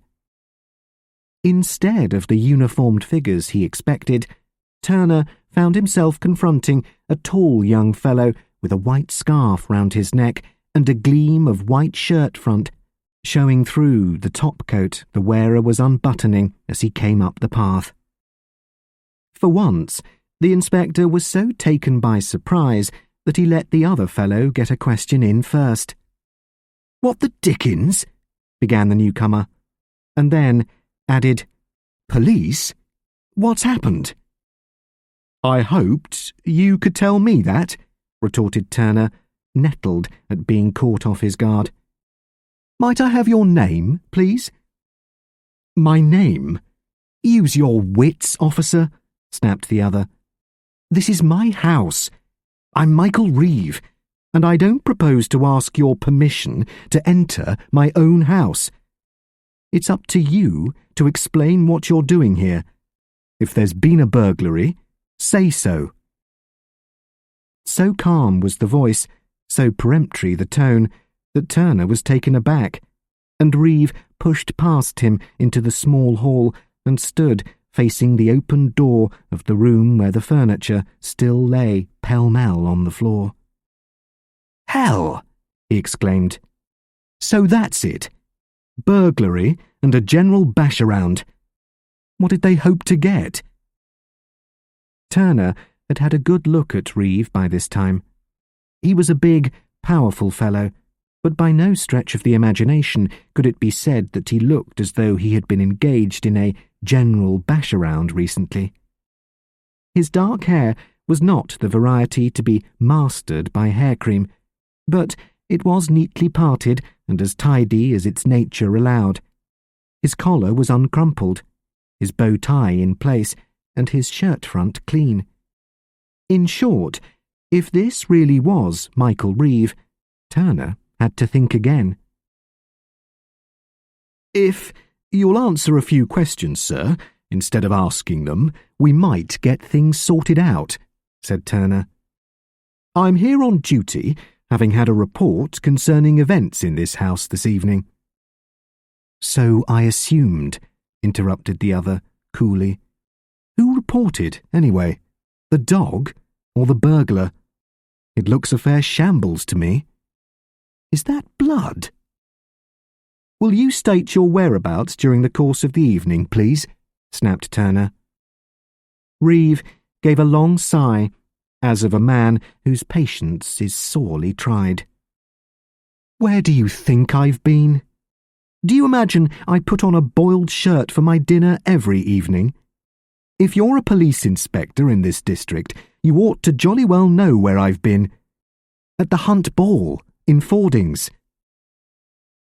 "You claim to have been at the Hunt Ball the entire evening, sir? Might I ask when you got there, and what hour you left?" Reeve took his time over answering. He stood with his hands in his pockets and looked at Turner as deliberately as Turner might have studied an old lag, and with about as much respect. During that interval of silence, Turner had time to wish he'd encouraged Constable Foote to indulge in a little local gossip. Turner had heard of Reeve as a smallholder and a successful cattle breeder. Now he remembered that he was the son of some local gentry. Hollydown Manor, was it? Who was it had said there had been Reeves at Hollydown before the conquest? This chap had neither the voice nor manner of a smallholder, but Turner wasn't going to let him get away with it because his people had been gentry. "I didn't say that I claimed anything, Inspector, if that's your rank. I said I was there," replied Michael Reeve at length. He picked up one of the chairs, righted it, and sat down on it, completely self-possessed. "And now, say you tell me why you're here, in my house, without obtaining my leave to enter. It's time you did a little explaining, and an apology wouldn't come amiss. This is my house, and I've a right to ask what's been happening here." Them Reeves, a rum lot, so had said Foote. Turner was in a quandary. He realised, rather belatedly, that he had jumped to his conclusions too fast, and he remembered Nicholas Brent saying, "I thought it was Reeve. Maybe I was wrong. Fact is, I'm a bit fuddled, and my head aches like the devil." "You have the right to ask the reason for my presence in your house, sir," said Turner. "A man's body was found in the road a short distance from here. Commander Brent, who found the body, came to this house to telephone the police." "When did he come here?" asked Reeve. "Shortly after midnight," said Turner. "He was anxious, and rightly so, to report to the police, and it is a considerable distance to a telephone booth. When he got no answer to his knock, he went round to the back of the house and obtained access by a window." "Housebreaking, eh?" said Michael Reeve. "Is that an offence in the eyes of the law, or is it not? I hope you've charged him with it. If not, why not?" "Commander Brent entered your house with no felonious intent," said Turner stiffly. But Reeve retorted, "How do you know? If a man breaks into my house, I expect the police to deal with him, not to argue about intents." "Go on." "Commander Brent rang up Brambledene Police Station and reported finding the body," went on Turner. "As he replaced the receiver, he heard someone enter the house by the front door, and a man called out to him to know what he was doing. Commander Brent said that he recognised your voice. He replied, giving his name, and was immediately attacked and knocked out, the furniture falling on him in the ensuing struggle." "Well, as a story, it sounds damned odd to me," said Michael Reeve. "But let's get one thing clear. You say Brent recognised my voice. He knows me. Did he say he also recognised my face?" "No, sir. The room was in darkness, because the commander dropped his torch and he had not lighted a lamp." Again, Michael Reeve stared at Turner, eyebrows raised, mouth twitching. "Of all the goddamn silly stories I've ever heard, this is about the silliest," he retorted. "Brent broke into my house in my absence. He then says he was attacked in a dark room, and he and his attacker started to break the house up. Where do you come in on this, Inspector?" "I came out to investigate the body reported to be lying in the road," said Turner. "Commander Brent's car was by the roadside, and Mr. Tom Hudson was also at the spot. He was driving home from Fordings. Shortly afterwards, Commander Brent arrived, having recovered consciousness in this room. His head was cut open." Reeve glanced down at the mess on the floor. "So that was it. Well, apart from the damage done to my premises, the story of Brent's adventures is no concern of mine. As for the corpse on the road, I know nothing about it. Who was it, anyway?" "Two witnesses have claimed to identify the deceased," rejoined Turner, feeling that he was now on firmer ground. "And it is my duty to ask you to accompany me to the mortuary in order that you may identify the body." "Why on earth drag me out?" demanded Reeve, and Turner answered, "It has been stated that the deceased was known to you, sir. It would be more satisfactory from the point of view of this investigation if you would confirm or deny this statement independently." Michael Reeve yawned, a large, face-splitting yawn, showing his excellent white teeth. "He's a tough," thought Turner, "hard as nails. He may belong to a family which was gentry, but he's got fists like iron." "It's all very well for you to talk about what's satisfactory," said Reeve. "I've got a point of view also, and I'm the injured party, as I see it. My house has been broken into, my property damaged, and you ask me to go out again in the middle of the night to identify a mysterious casualty. I tell you, I don't like it. Any of it. What's to prevent another housebreaker getting in? Apparently, there have been 2 of them on the job already, not counting yourself. And from what I know of police work, you've shown more zeal than discretion. It'd have been better for you if you'd had a witness before climbing in at a window, and you should know it. In one sense, Reeve was perfectly right in his statement, and this infuriated Turner. He knew that, under cross-examination, his activities might be condemned as irregular from the point of view of strict police procedure. Careful to keep his temper, Turner replied, "The police have been in difficulties tonight, sir. We've had other calls in addition to this one. I have telephoned for reinforcements, and there will be a man along shortly to keep this house under supervision." "Then your man can do his supervising from the outside," said Reeve. "I'm not going to have anybody mucking around in here until I've had a look to see what's been pinched. If Brent's telling the truth and somebody did go for him, that means another chap was in this house for reasons of his own, and I'm going to see where the bloke's got in and make sure it doesn't happen again." He got up and strode to the door.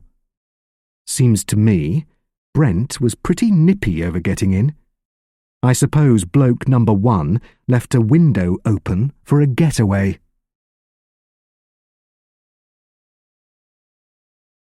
Two.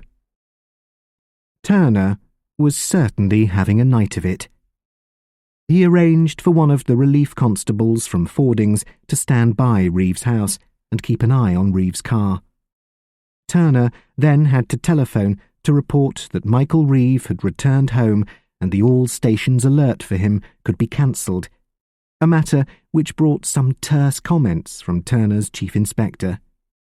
There was then some argument with Reeve on the matter of transport, Reeve saying that he could drive himself to the mortuary, having no desire for a lift in a police car.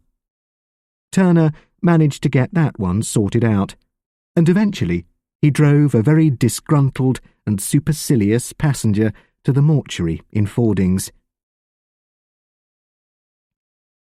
It was nearly 3 o'clock on that cold, misty night when Michael Reeve stood and looked down at the body which lay on the mortuary slab. Turner watched the young man's face closely, but Michael showed neither emotion nor surprise. "I don't know who the chap is, or was. I've never seen him. Not to my knowledge." Turner played his trump card. "Mr. Hudson and Constable Foote have both stated that this is the body of Mr. Norman Reeve." Michael turned and looked at the inspector, still with that cool, expressionless calm. "Then they're wrong. Both of them. If they mean that this is the body of Norman Reeve, who is my brother. This man was much older than my brother, and he doesn't resemble him, except in the most superficial way. Did you ask your constable, or Tom Hudson, when they last saw my brother Norman?" Turner had to answer, "No, sir." "Norman left this district and went overseas 10 years ago. If Hudson, or anybody else, claims to identify this man as my brother, they should realise that 10 years is a long time. And, as regards you, Inspector, I take it you've got something more substantial to go on? Presumably you've examined the chap's pockets and clothes?" Barring a few coins, there was nothing in the deceased's pockets. "I see. Well, that's your headache, not mine," said Michael. "You asked me to identify the body, and I'm unable to do so.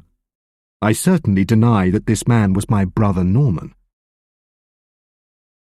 "Very good, sir," rejoined Turner evenly. "It would be satisfactory if we could clear up the other matter? Commander Brent's statement that he heard your voice just before he was attacked? We can time this assault by the telephone call. Doubtless you can substantiate your statement that you were at the Hunt Ball at the time, half an hour after midnight. Doubtless I can, retorted Michael. Until I have much better reason to do so, I shall do nothing of the kind. If you imagine I'm going to give you a list of the people I danced with and sat out with and drank with, you're much mistaken. If Brent is prepared to swear that he saw me when he was attacked, then let him bring an action for assault. I shall be happy to meet him in court, where the evidence can be properly examined. Turner was tired and angry, and more than a little confused. He realised that he had tried to rush his fences, and he wasn't going to do it again. He rejoined quite evenly, "Very good, sir. We will leave it at that for the time being. The car will drive you back. We shall call on you tomorrow to investigate the possibility that your house was broken into previous to Commander Brent's entry." "You'll find me somewhere around the place," replied Michael Reeve. "It occurs to me that you have an impetuous mind, Inspector. If optimism leads you to the belief that I shall do a bolt in the night, you couldn't be more mistaken." 3. After Michael Reeve had gone, Turner spoke to the elderly constable who had stood by during the identification, or denial of it. "You've been in this district a long time, Shaw. Do you know anything about the Reeves?" "I was born on the Hollydown estate, sir. They were a wild lot then, and I reckon they're a wild lot now. The old squire, Mr. Michael's grandfather, I mean, he was a bad 'un, and Mr. Simon Reeve, who died last year, weren't much better. What I'm getting at is this, sir. There's more chaps with Reeve blood in their veins than answers to the name Reeve. This one now," and he jerked his head towards the now shrouded body. "He's got a look of them. I know what Foot meant, but he ought to have thought before he spoke. He's got a look of Norman Reeve, this one has, I grant that, but he's older, like Mr. Michael said. Norman? Why, he'd be under 40. There was 5 of them, all told. Norman was the eldest, then Geoffrey, killed in the hunting field he was, then Robert, a proper wild one he is, then Rosemary, the girl who disappeared 18 months ago, and this, Michael. He's said to be the steadiest of the lot. Never heard aught against Mr. Michael, save that he's a quick temper, but they all had that." Turner went back to the station to give his report and found Sergeant Hallam waiting for him. Hallam was in the county CID, and it was he who had examined the body of the unknown man as well as his clothes. "Hello, Turner. Got the chap identified?" "No. Rather the reverse. I've been told who he isn't." "I'm not surprised.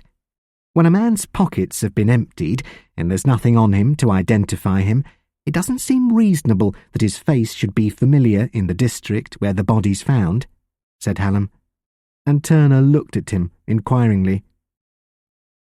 "Looks to me as though a nice set piece has been arranged for you," went on Hallam. "My own belief is that this bird was coshed earlier on, maybe not killed right out, and then his body was put in the road and a car run over it." "Why do you think that?" "Well, it's the surgeon's job really, not mine. They'll sort it out at the post-mortem. If a pedestrian's run down by a fast-moving car, the impact generally leaves bruises or lesions somewhere between the knees and pelvis, and, in 9 cases out of 10, some flakes of paintwork. Cellulose from the wings or whatnot got caught on the fabric of the clothing, especially if it's an old car. The lab people are very hot on finding traces of that kind. I couldn't spot anything of the kind on this bloke's coat, but the lab people may. I gather there was some suggestion that a local car might be involved. Yes, a suggestion, agreed Turner. We're keeping the car under observation. An old car, is it? Yes, pre-war ensign. Wings all cracked, been resprayed dozens of times. So much the better. If it was the ensign that hit him, they'll find traces. But if the ensign didn't hit him, if it was just driven over him as he lay? Harder to prove. You wouldn't find any bits or pieces on the bumpers, and the wings wouldn't have touched the body. There's tyre marks, of course. Yes.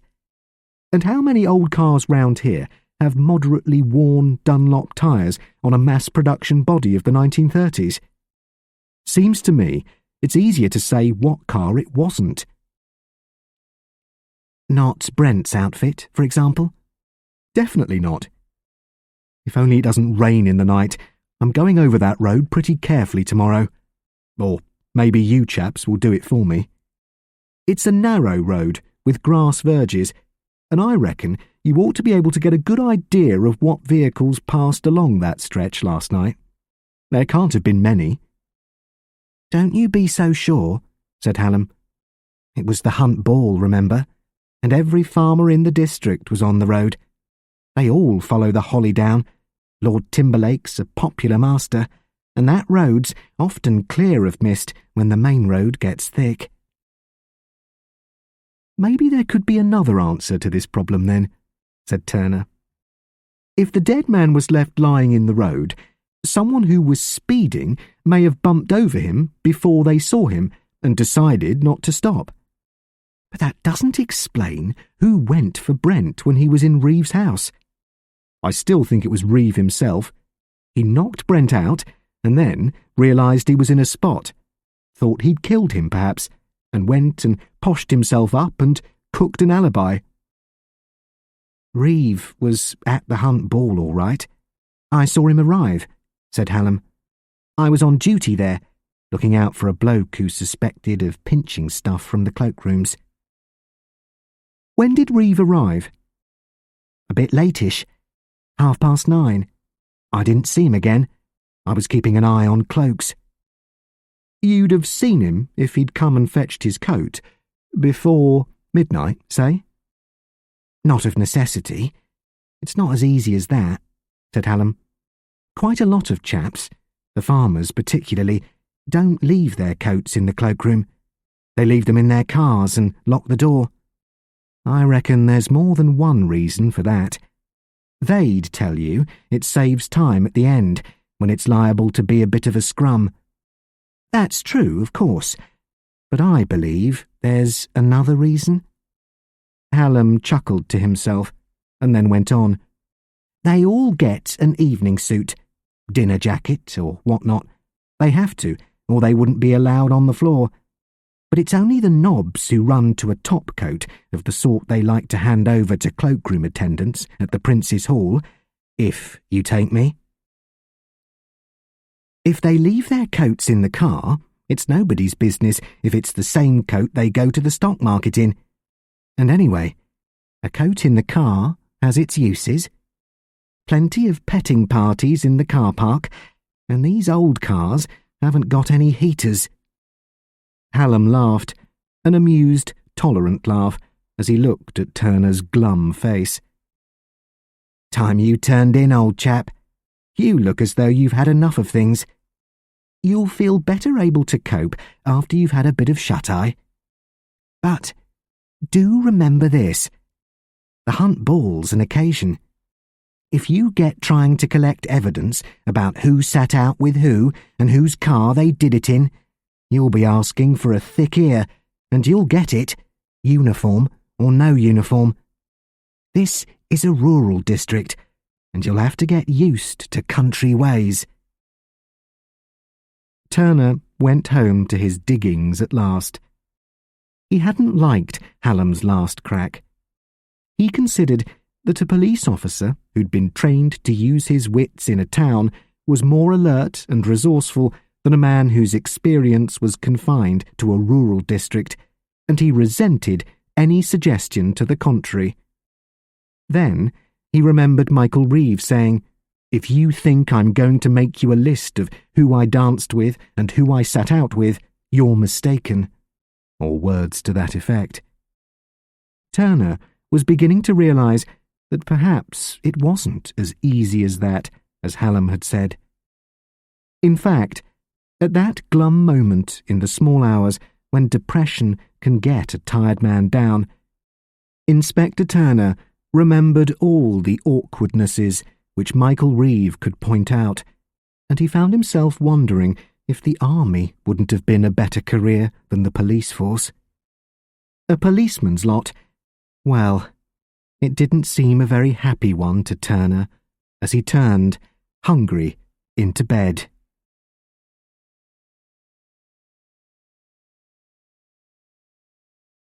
Chapter 5. 1. When Jennifer Verity woke up on the morning after the Hunt Ball, she sat up in bed with her arms round her knees and indulged in the pleasure of retrospection, gurgling with laughter over some of the absurdities, hugging herself over some of the thrills of the best dance she had ever been to. Jennifer was 22 and as pretty as she was ever likely to be. She was an eminently practical young woman who knew just what she wanted, and she was prepared to put all her energies into getting it. It was Mrs. Weldon, who had 3 married daughters, who had once said to Jennifer, "My dear, if a girl wants to get married, she should work to that end. It's a mistake for her to just sit around and think the young men will do all the trying. Chances come the way of most girls, the pretty ones, anyway, but the chance can be developed into a certainty if the girl shows a little gumption." Jennifer had protested, laughing that this was a very unromantic viewpoint, but Mrs. Weldon's comment had stuck in her mind, and Jennifer thought there might be a grain of truth in it. Anyway, on this sunny January morning, Jennifer Verity sat up in bed and considered what was the neatest way of organising a meeting between Ian McBain and herself before Ian went off to town again. Of course, he's crazy over Dilys, she thought to herself, but all the men are the same, and Dilys can only marry one of them. And anyway, I think she's made up her mind already, and Ian isn't the one.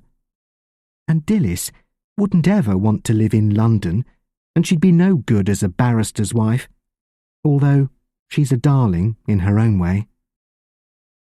And here Jennifer laughed to herself and grew pink in the face, because she believed she herself would do rather well as the wife of a rising barrister, and, to be quite honest with herself, she intended to have a go.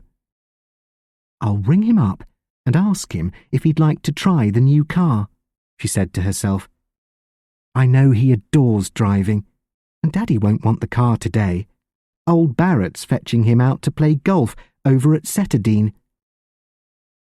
Having made up her mind over this, Jennifer got dressed quickly and knocked on her parents' door to tell them she'd bring up their breakfasts in bed, a Sunday morning indulgence which her busy parents loved. Bless the child. Why so early, after a late night? Was it a nice dance, darling? "It was heavenly," replied Jennifer. "The best ever.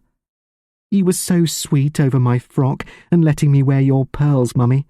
I thought the least I could do was to give you breakfast in bed." "Bring me up the papers when they come, Poppet," called her father. "I can hear Bert's abominable bike about half a mile away." "Righto, Daddy.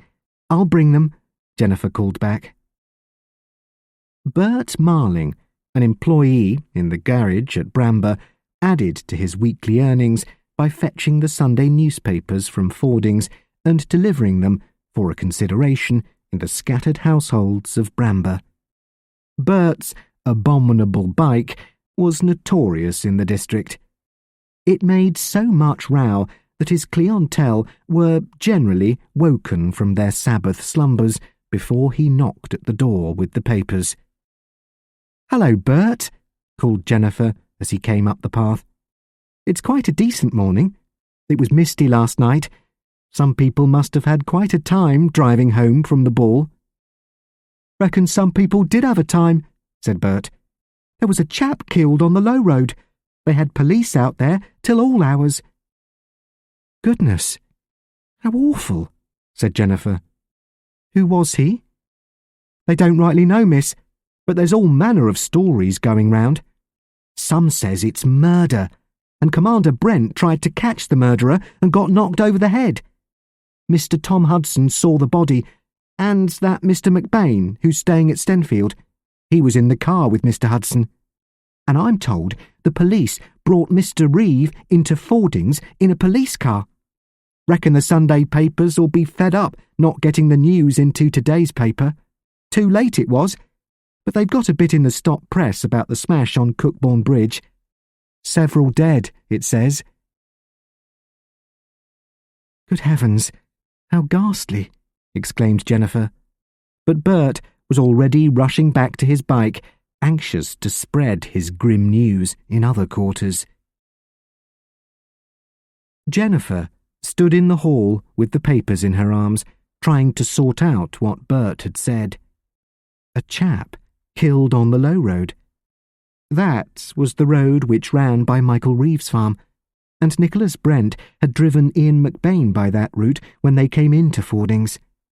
Jennifer knew that because she had asked Ian if he'd run into fog on the way, and he had said no, Nick avoided it by coming on the low road. He says there's always less mist on that one than there is coming by the Rose and Crown or by the Bramber Down road. But Brent's name had been mentioned, and surely Nick Brent had driven Dillis home.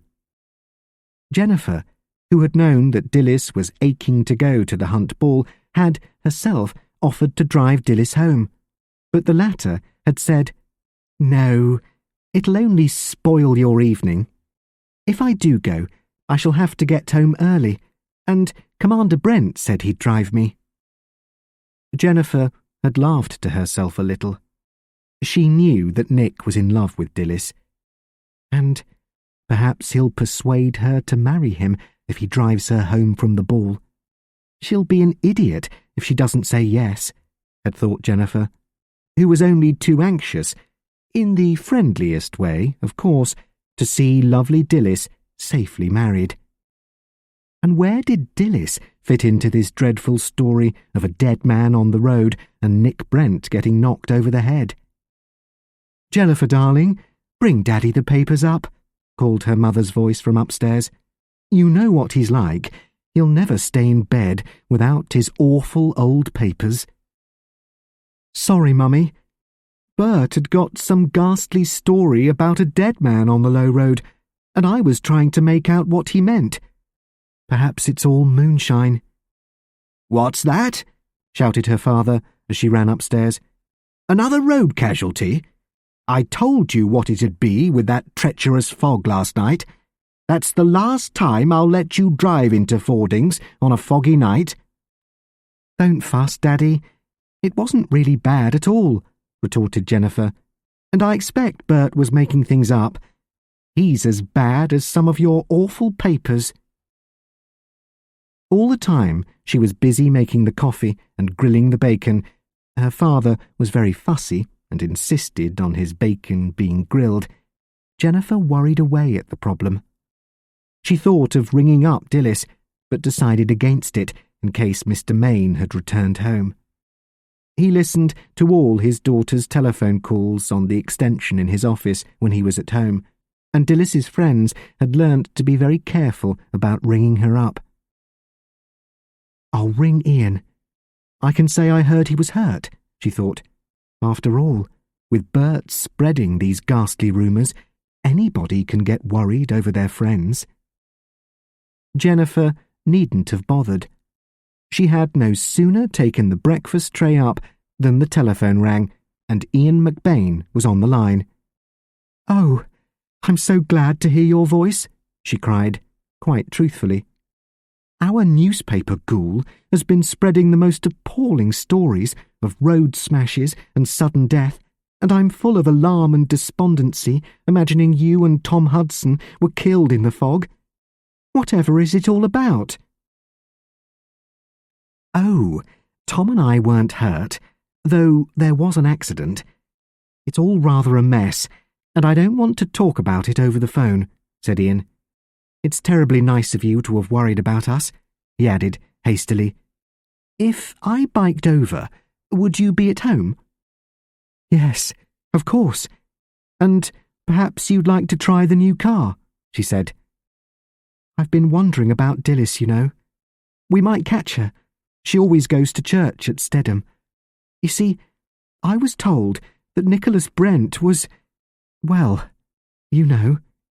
It's all a bit difficult, because I swear that girl at Exchange listens in, and I jolly well hope she hears me say so." "Yes, rather, and thanks a lot. I'll be over in half an hour," said Ian. "Of course, he's in a flap about Dilys," said Jennifer to herself. She was nothing if not a realist. But he'll soon get over it when he knows that Nick is the one and only. And thank heaven I got my best coat back from the cleaners.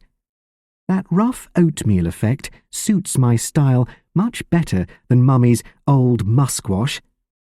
And now I've only got to fix Daddy about the car, and he knows Ian's a wizard driver.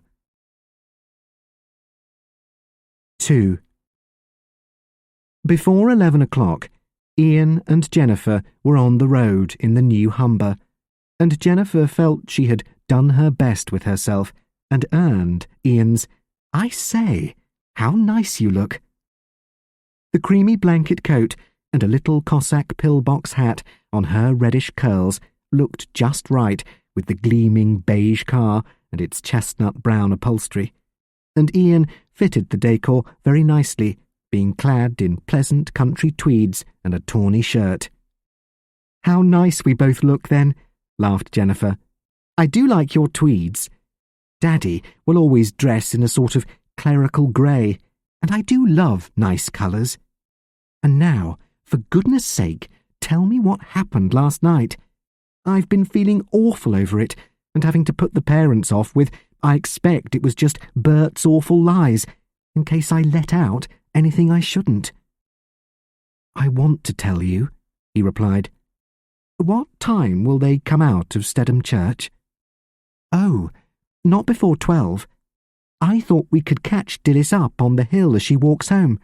It'll save giving some of the old biddies more to talk about." "It's that tiny church down by the river. You know, one of the smallest churches in England. There must be dozens of them, and there are only about 10 in the congregation, and they're mostly ancient. That's why Dilys's father likes her to go there. Poor darling." "She does seem to have the dickens of a poor time," he said. "Look, would it be a good idea if we parked up on the down, where we can see the river, I mean?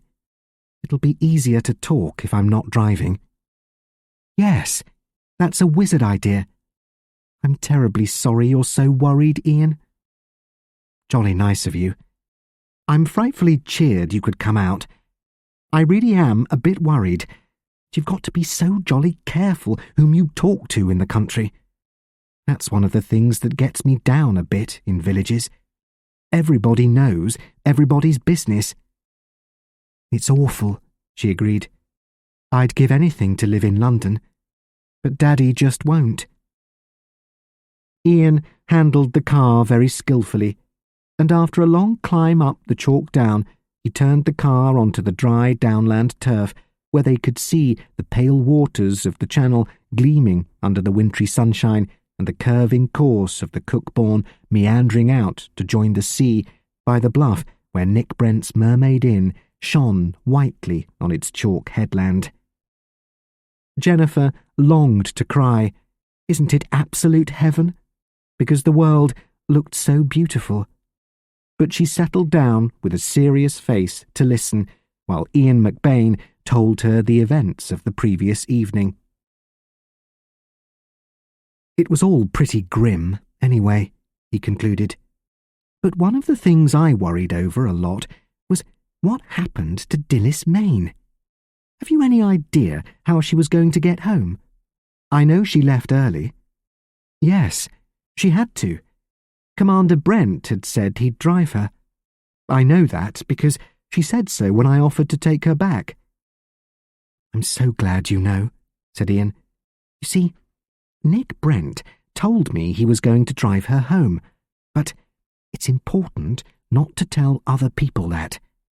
We don't know he did drive her, but if he did, she'd have seen the body in the road. She was bound to have. If that was the case, and the police knew it, she'd be called as a witness at the inquest. But that would be simply awful, said Jennifer. She didn't tell her father she was going to the hunt ball, and he's a man with the most frightful temper. I can't think what would happen. Look here, isn't this all just early Victorianism? Said Ian. All this business of the autocratic father bullying his daughter? It's plain bats. Daughters of today don't have to put up with that sort of bullying. Of course they don't. Not ordinary daughters, agreed Jennifer. I mean, if Daddy got bullying me, I just shouldn't stand for it. I'd walk out and get a job. But Dilys isn't quite ordinary. There's something old-fashioned about her. I expect it's being an only child and living with that grim parent. But let's leave that alone for now. What I can't help wondering is what she did. Got out and walked home, I expect. After all, Nick Brent would have wanted to save her all the fuss and bother, wouldn't he? Though, come to think of it, it might have been more sensible to face the fuss and bother and get it over in one. I think I rather agree with you over that, he said, but I'm a bit worried in case the story gets out and the police make a fuss. That'd be much more unpleasant than Mr. Mayne getting in a rage. Well, it's really Commander Brent's business, isn't it? Asked Jennifer. He's the chief witness, and everything else depends on what he says. It seems to me the best thing we can do, as Dilys's friends, is to lie low and say nothing. Quite, said Ian hastily. That's why I wanted to talk to you about it. Dilys told me you were one of her best friends. Jennifer screwed up her charming face a little. She's a darling, she said, but honestly, I think it'd be a jolly good thing if she got married and left that ghastly old father to bully the furniture. After all, I'm not being a snake in saying that Nicholas Brent's crazy over her. Everybody knows it. The point which seems to matter is whether Dilys is in love with Nick, said Ian, and something in his voice made Jennifer feel she'd got to be very careful. You can't expect me to tell you that, she answered quietly. Dilys isn't like most girls.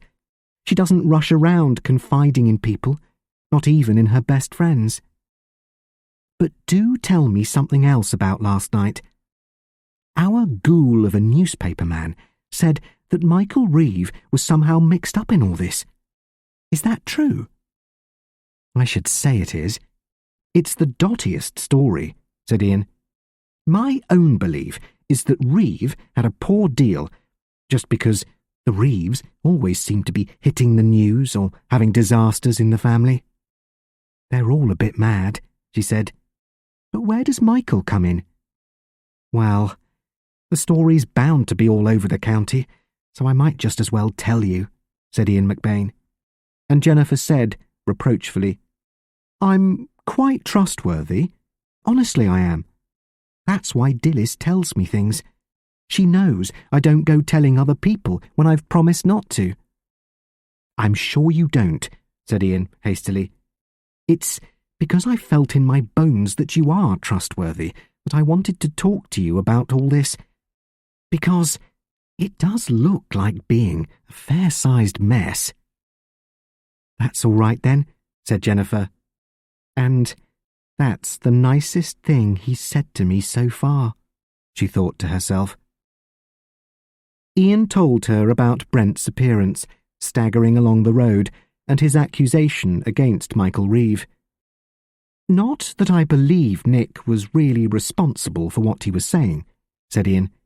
"He'd had a wallop over the head, and it had happened to him in Reeve's house, and, in his muddled state, he'd just made up his mind it was Reeve who went for him.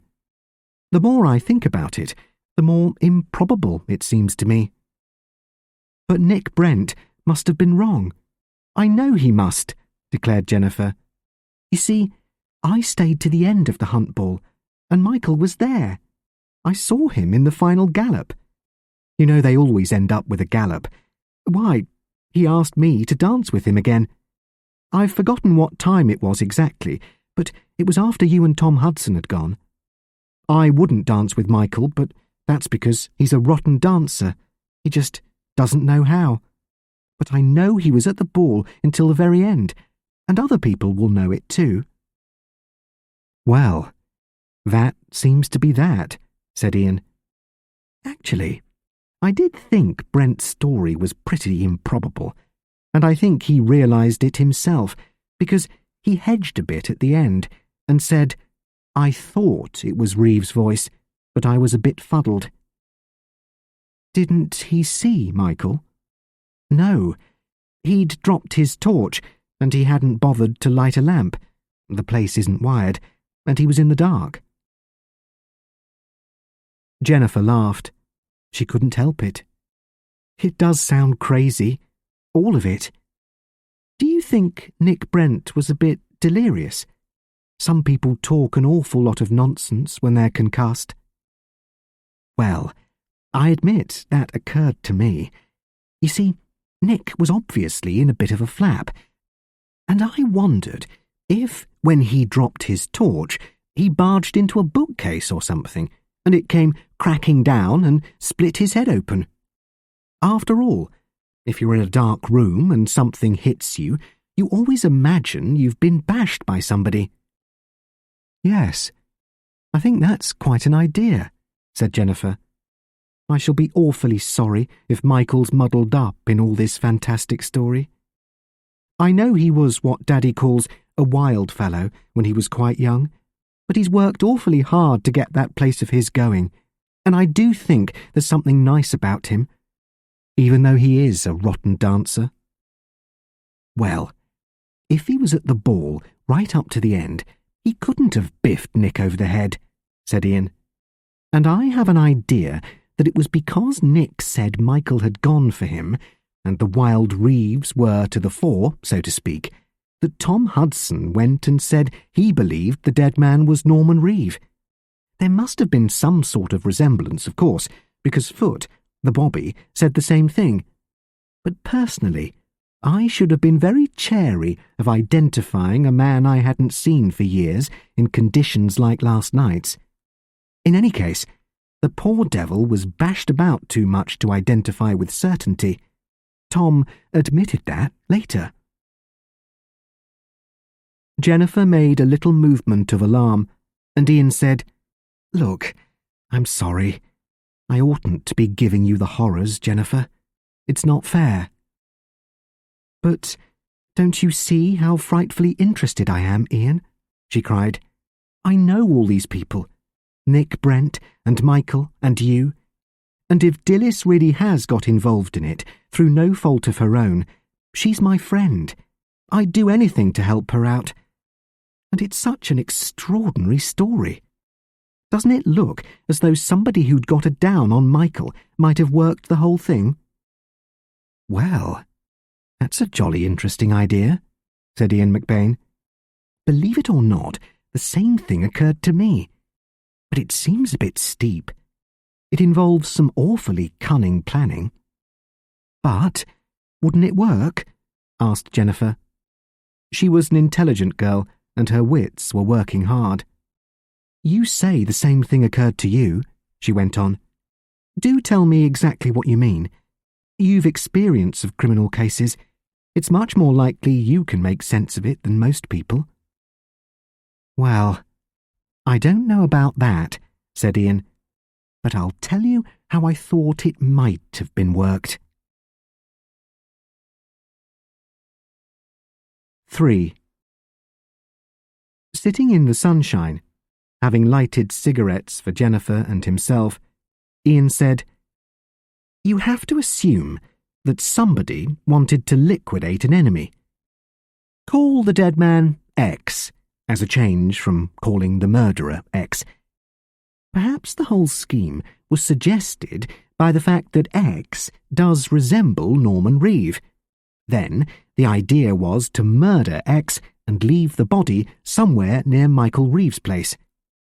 It doesn't seem to me too tall an idea to assume that the person who found the body would walk back to Reeve's place to telephone the police. It's the obvious thing to do, because it's miles to any other telephone.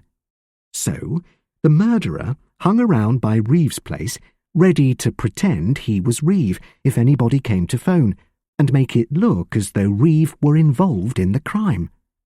Of course, added Ian honestly, we don't know for certain that this was a murder. It might have been an ordinary road casualty. But the way the police behaved made me pretty certain they weren't satisfied, as they say. And anyway, there's all this extraordinary business about Nick Brent being attacked. Jennifer nodded, still thinking hard. It's queer. You should have been driving along that road, both going and coming, she said. And Ian replied, I know it is. One thing that's satisfactory is that it does let Brent out. You see, I can corroborate that the body wasn't in the road when we drove to Fordings, and, if necessary, Dilys can give evidence that the body was there when Nick was driving her back. Yes, I see that, said Jennifer, and I'm certain Nick was driving her back. But all the same, I do hope she won't have to give evidence. She'd be so unhappy about it all, and she's tried so hard to get on with her father. She's a much more dutiful daughter than I am. She never answers back. It might have been better if she did, rejoined Ian. But, look here, if we're going to waylay Dilys coming home from church, we'd better get moving. Chapter 6. 1. When Jennifer saw Dilys Mayne walking up the hill in front of them, Jennifer's first thought was, she really is marvellous. Her clothes always look right, and she doesn't spend half of what I do. In a neatly tailored black coat, with a tiny hat beautifully perched on her shining hair, Dilys looked as stylish as an illustration in The Bystander.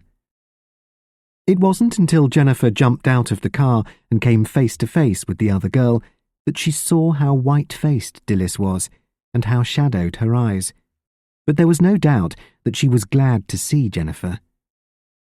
"Oh, Jenny! How lovely! I've been longing to talk to you," cried Dilys. "Then come and get in the car. Ian McBain's trying it out, and it's really rather super," said Jennifer. "We'll drive you round by the chalk pit and drop you in your lane. Did you get home in time last night, Dilys?" "Yes, I got home in time, but it was grim. Did you hear?" asked Dilys. "I didn't hear anything about you," said Jennifer, "but I've been hearing quite a lot about Nicholas Brent." She glanced at Dilys's face and added quickly, "If you don't want to say anything about it while Ian's here, I'll come over another time and you can tell me then." "But I want to know what happened," cried Dilys. "Alice came back with the most incredible stories, and she said Mr. McBain and Tom Hudson drove home by the low road and that Commander Brent was badly hurt. Well, if you want to hear what happened, Ian'll tell you, said Jennifer. But look, Dilys, you haven't got to say anything about yourself. But I've got to talk to someone, or I shall go quite mad, exclaimed Dilys. I've not dared to say a word, except, good gracious, ever since Alice came in. All right, then come and get in the car, and we'll talk when we get up to the quarry, said Jennifer. If we don't get a move on, we shall have to give a lift to old Mrs. Hoskins, and she's the world's worst gossip. With the car pulled up again by the chalk quarry, Dilys told her part of the story without hesitation. Commander Brent drove me back last night. Soon after we'd crossed the culvert, he pulled up, and I could see there was something, or somebody, lying across the road. He got out to look, and when he came back, he said he'd have to ring the police, and it'd be better if I walked home, because if I stayed, I should have to give evidence about finding the body. So I went by the field path and got home before Alice or Daddy came in, and they've no idea I'd been out at all, and I feel simply frightful over it all. You poor dear, exclaimed Jennifer, and Ian put in, It was just sheer bad luck. I'm terribly sorry about it all. But can you tell us this? Did anybody else, except Jennifer, know that Nick Brent was going to drive you home? No, nobody. I'm certain they didn't, she said. I didn't tell anybody I was going to the ball. I never thought I should be able to go. It was Commander Brent who gave me the ticket. He came over to see Daddy one day on business, and he came out and looked at my geese. He often buys my birds. And I said, I don't think I can possibly go. And he laughed and said, You never know. Keep the ticket anyway. And then things worked out marvellously, and I let Commander Brent know I could manage it, and he said he'd drive me home. I didn't tell a soul, except Jennifer. Who drove you into Fordings? Asked Ian. Oh, I went by bus, in the afternoon, complete with suitcase, and changed at Margot Venning's flat. She went to the ball too, but when she asked me to stay the night, I told her Jennifer had offered to drive me home, which was true. Ian laughed a little. All very well organised. You seem to have a complete cover story. It must sound awful, said Dilys. But if I didn't plan things like that, I should never get out at all, and I do adore dancing. Well, don't let's worry about that, said Ian. The only thing that bothers me is the thought of some person saying that you were in Nick Brent's car after he said on oath that he was alone when he found the body. Is there any chance anyone saw you get into his car? No, I know they didn't. I went out by that door the staff use, and there wasn't a soul about. I'm quite sure of that. And now, won't you tell me what happened later to Commander Brent? Again, Ian told his tale, quite briefly, and Dilys cried out, But what does it all mean? It sounds mad. Michael would never have attacked him. Why on earth should he? I don't know, said Ian. The only thing one can say is that the whole wretched business seems likely to cause trouble for everybody, and I hope that doesn't include you, Dilys. May I give you one piece of advice? Yes, of course you can. Don't discuss this business with anybody, not a soul. And if the police do come and ask you questions, tell them the exact truth without hesitation. It's simply not worthwhile, to put it at the lowest estimate, to try to hoodwink the police. Dilys laughed ruefully. I deserved that, didn't I? I've been hoodwinking all round. But I'm not really a liar, even though you find that hard to believe. If the police do ask me questions, I promise I'll tell them the exact truth. Good girl, And now, I wonder if you can tell me something I want to know. Did you ever see Norman Reeve?" "Oh, yes. I knew them all. The Reeves all hunted, and I went to see the meets at Hollydown and Bramber. I was only 10 when Norman Reeve went abroad. It was the year after the war, and they said he went to Australia. I don't remember him very well, but I often saw him, and he was always nice to me. He often gave me a ride on his mare." "Do you know how old he was?" "Oh, that'll take some working out. He was much older than Michael. Michael's 26, and Norman was more than 10 years older than that. He'd be about 38 now, I should think."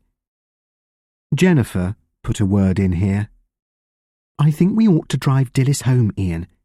I'll show you the way to the old lane. She mustn't be late."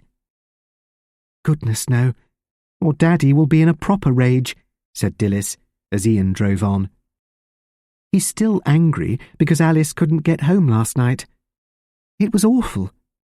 Alice rang up about 10 minutes after I got home and said the road was blocked and she was going to stay the night with Mary Huggins, and I was still talking to her when Daddy got home and was all in a flap about who was ringing up at that hour."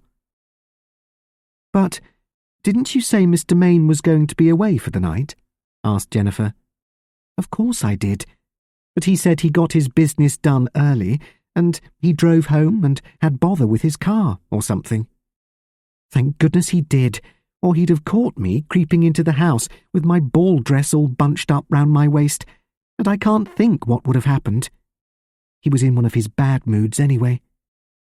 Jenny, I sometimes feel I shall give up and just run away. It really is a bit hard." "Well, if you ever do run away, you know where to run to. I'll see you through," said Jennifer. Just as Ian pulled up at the entrance to the lane, Dilys spoke again to Ian. "It isn't true that the police took Michael away, is it?" He sensed the nervousness in her voice and replied, "I think he had to go to Fording's to see if he could identify the body, but he went home afterwards. Old Brandon, who drives the milk lorry for the co-op, saw Michael this morning and asked what all the excitement was about, and Reeve said the police had gone all haywire and he was going to make a complaint to the chief constable." "Oh, thank goodness," cried Dilys. And then, catching sight of Jennifer's surprised face, she added quickly, "I know it's nothing to do with me, but Daddy hates all the Reeves. He says they're bad right through. I don't think that's true. I know they've always been nice to me, and I loved poor Rosemary." She turned quickly to Jennifer. "Thanks tons, Jenny. You've been terribly good. I can't tell you how awful I was feeling, as though I were a criminal myself. And talking about things does help." Dilys ran off along the lane, and Ian turned the car at the next gate, saying, "I'd better get you home now, Jennifer, or your father will be creating too." "Only if you scratch the wings of his beautiful new car," laughed Jennifer. "Daddy's lots of sense. He never fusses about me. I think it's just too frightful for poor Dilys having a father like hers, and she tried so hard to please him. She said she promised her mother to look after him." Jennifer gave an exasperated whistle. "I'm not really cynical, Ian, and I adore my own parents, but I do think some of this dutiful daughter business is simply sick-making. Dilys isn't really a flat. She's much cleverer than I am in most ways. But when she talks about her father, I always feel she goes moronic." "I know what you mean," replied Ian, "but it must be pretty hard for a girl who's been brought up in that awful, repressed, puritanical atmosphere. She really showed quite a lot of spunk in going to the ball, and it's damned hard luck that she got caught up in this mess just because Nick chose the low road to avoid the mist. If he'd only taken the Greenham Road by the Rose and Crown, none of this would have happened. I wonder if Nick Brent often uses the low road, pondered Jennifer, and Ian said, Why? What are you thinking about now? Well, it somehow all seemed so pat, leaving the body there for him to find, said Jennifer. You see, it wasn't left there for Michael Reeve to find, because everybody knew he would have gone to the Hunt Ball and he'd have driven in the other direction and not seen the body. But if anybody knew that Nick Brent used that road quite a lot, well, they might have argued things out as we suggested earlier on. You're full of bright ideas, Jenny, he laughed. But let's hope it's not going to turn into a criminal case at all, just a traffic accident, with some poor devil of a tramp run down by a short-sighted driver in the mist. And the driver failed to stop, as we're always hearing. All right, but then who attacked Nick Brent after they'd pretended to talk in Michael Reeve's voice? Asked Jennifer. Oh, Nick knocked the furniture over and imagined the voice because he was concussed, replied Ian. Do you really believe that? Asked Jennifer, and Ian replied, I'm dashed if I know what I believe. The whole story gets curiouser and curiouser, as Alice in Wonderland said. But I do know this. You've been an absolute trump, Jenny. It's been wonderful talking to you like this, and I'm frightfully glad Dilys has got you for a friend. When Jennifer thought this over later, she said to herself, Well, it wasn't really 100%, as Daddy would say. He was thinking about Dilys much more than he was thinking about me. But he's beginning to like me quite a bit.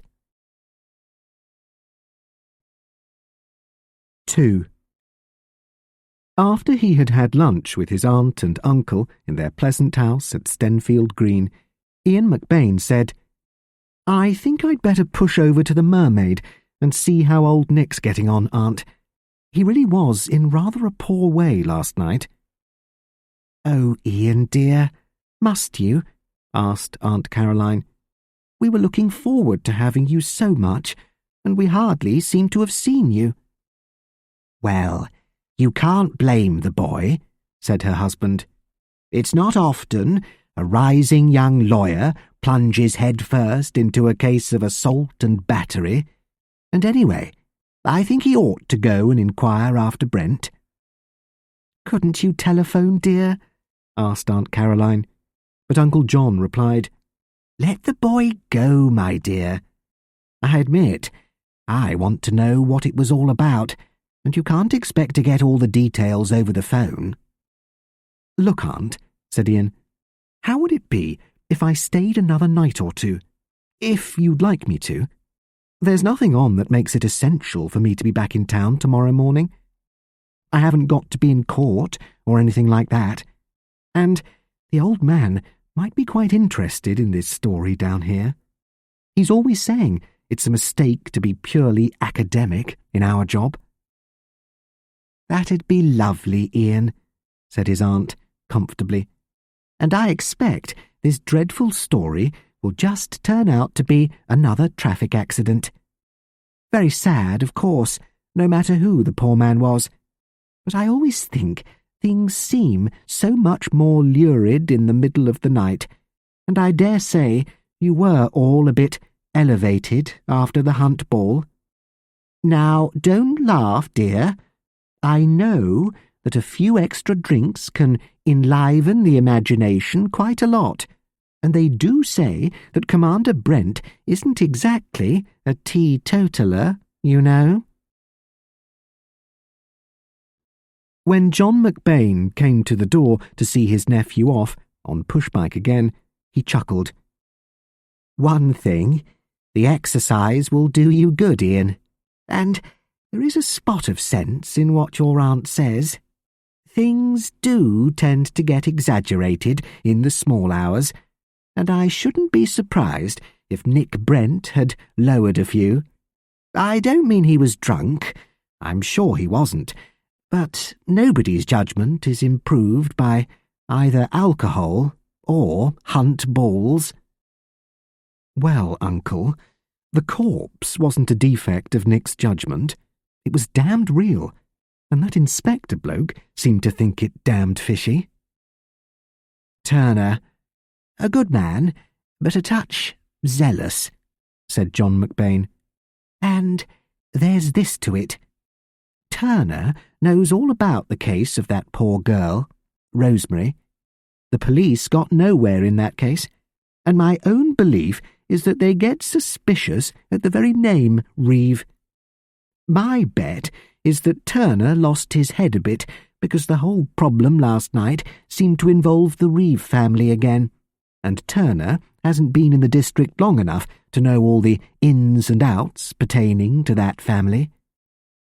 But Tom Hudson ought to have thought twice before he identified the corpse as Norman Reeve. And that's where Caroline's remarks are applicable. Tom probably wasn't in the state of mind to think carefully. Well, dash it all, Uncle. You may think the whole lot of us were semi-binged, elevated, to use Aunt Carrow's nice word, but the Bobby wasn't. Foot. He was stone sober. Foot? Damned old fool, said John McBain cheerfully. If you had the cross-examining of him, Ian, you'd pull his evidence to shreds in a brace of shakes. Foot hasn't seen Norman Reeve for years. Well, off you go, and talk a bit of sense to Brent. He ought to be feeling a bit chastened by now. After a ride, which he found quite exhilarating, Ian McBain arrived at the Mermaid Inn and found Nicholas Brent sitting in the deep bay window, watching the shipping on the sunlit channel, binoculars beside him. Apart from some strapping across his forehead, Brent showed no consequences of his fracas. "Hello, Ian. Decent of you to come over. I thought you were packing off home again, else I'd have been on your tracks before." "I'm stopping on for a night or so, Nick. I shall have to show up at the inquest anyhow, I take it. And I'm so damn interested in the whole business, I just can't leave it alone. But how are you, Nick?" "I'm okay. The cut's nothing. I had a bang over the bocco all right, though how it all happened, I admit to being a bit vague. I had the DDI, Divisional Inspector, round this morning. A very nice chap, and he was trying to pin me down. By the time he'd finished with me, I was beginning to wonder if I'd imagined the whole story, so far as being knocked out was concerned." He fingered his scalp tenderly and went on. "The DDI seemed to me to be wondering if I'd been drunk enough to trip over the furniture and start shadow boxing on my own." "You should know," rejoined Ian, and Nick Brent snorted. "I haven't been drunk since VE Day," he said, "and if I'd swallowed all the drinks in that bar last night, I shouldn't have been drunk. But if it's going to save trouble all round for the cops to think I was tight, well, let them." "How much could you actually swear to?" asked Ian. "I walked back to Reeve's house after I'd had a look to see if the chap were dead," said Brent. "I knocked on his door and got no answer. I went round to the back and levered the pantry window open. Not that it took much doing. I telephoned the police, and if the constable on duty says I sounded drunk, he's a ruddy liar. All that's perfectly clear, not in dispute. It's the next bit I'm more doubtful about. I remember knocking down my torch and then realising somebody else was in the house. When the chap bawled at me, I thought it was Reeve. In fact, I was certain it was Reeve. But I admit this. I expected it to be Reeve because I was in his house. After all, if you take liberties getting into another chap's house and then somebody starts creating, it's natural to suppose that it's the householder who's mad at you." Ian nodded. "That's all perfectly sensible," he said. "And you know in your own mind that another man was in the house and this man came at you?" "I know it as sure as I'm sitting here," said Brent. "The only bit I've hedged over is recognising Reeves' voice. I may have been mistaken. I don't say I was, but I may have been." "Fair enough. Now, when you first heard the other bloke, had you heard his footsteps approaching the house, or had you heard a car? Reeve went to Fording's in his car, and it's obvious he'd have driven back home in his car." "No, I didn't hear a car, and I didn't hear footsteps outside the house. My impression was I heard a door open, and I thought it was the front door, and that's damn all I can tell you.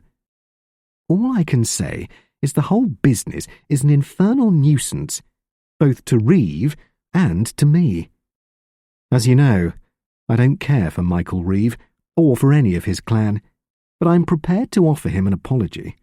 I broke into his house, though I think I was justified there, and I got him in wrong with the cops by saying he attacked me when it seems he couldn't have. If he's got a sore head over it, so have I." Brent reached out for his pipe and added, "Have they got the dead man identified yet? I hear Tom Hudson put his foot in it, claiming to recognise the poor devil." "Well, no one can blame Tom for that. The constable made the same identification," said Ian. "It's up to the police to sort that one out. Another thing, Nick. You can tell me to keep my trap shut if you want to, but did the police ask you to state if you were alone in the car when you first saw the body?" Brent looked back at Ian McBain with a long, leisurely stare. "Oddly enough, they didn't ask," he said. "I didn't make any actual statement to that effect, but I certainly gave the impression that I'd only got myself to rely on in reporting the casualty." "Are you asking?" "No. No need to." "I know," rejoined Ian. "I saw Dilys Mayne this morning. To use your method of suggestion, I happened to meet her on the way back from church. I gave her 2 pieces of good advice, and I offer the same to you, gratis. A. Don't discuss the business with anybody, if it's avoidable. B. If the police do ask any questions, don't try telling lies." "Excellent advice," said Brent. "Did she get home all right?" "Yes. She got in first by a short head, I gather. Her father turned up unexpectedly about 10 minutes or so later." "Well, I'm damned," exclaimed Brent. "He said he was going to be away for the night." "Changed his mind and came back," said Ian. "He's a damned peculiar parent, I take it." Both men were silent for a few moments, and then McBain said, "Look here, you said you were prepared to offer Michael Reeve an apology. If you'd like me to act as envoy, I'm prepared to go along and see him and express regrets if the climate seems propitious. If, on the other hand, he's out for your blood, I might do a little explaining and cooling down." "Go, by all means," agreed Brent, "and I leave it to you to express regrets if you think it's worthwhile. You're in a good position. As a comparative stranger in the district, you're not involved in any of the local feuds, and you may even pick up some interesting items by the way." "I admit that occurred to me," grinned Ian. "While it's generally considered that Tom Hudson and Foote were mistaken in their identification, it does occur to me that a corpse which resembles the Reeve family sufficiently to be mistaken for one of them may yet be related to the family in some way. And if that's the case, young Michael probably knows more about it than he was prepared to admit." "Of course he knows," said Brent. but I don't blame him for refusing to wash the family linen in the police station, so to speak. If you're going over to see Reeve, Ian, why not borrow my motorbike? It's already in the garage. I won't suggest you use the car on this trip. You don't want to get identified too closely with me when going to call on Reeve. I take you. The sight of your car might give Reeve the pip before I'd time to utter my diplomatic advances. That's it. And come back and stay to supper, called Brent, as Ian set out for the garage.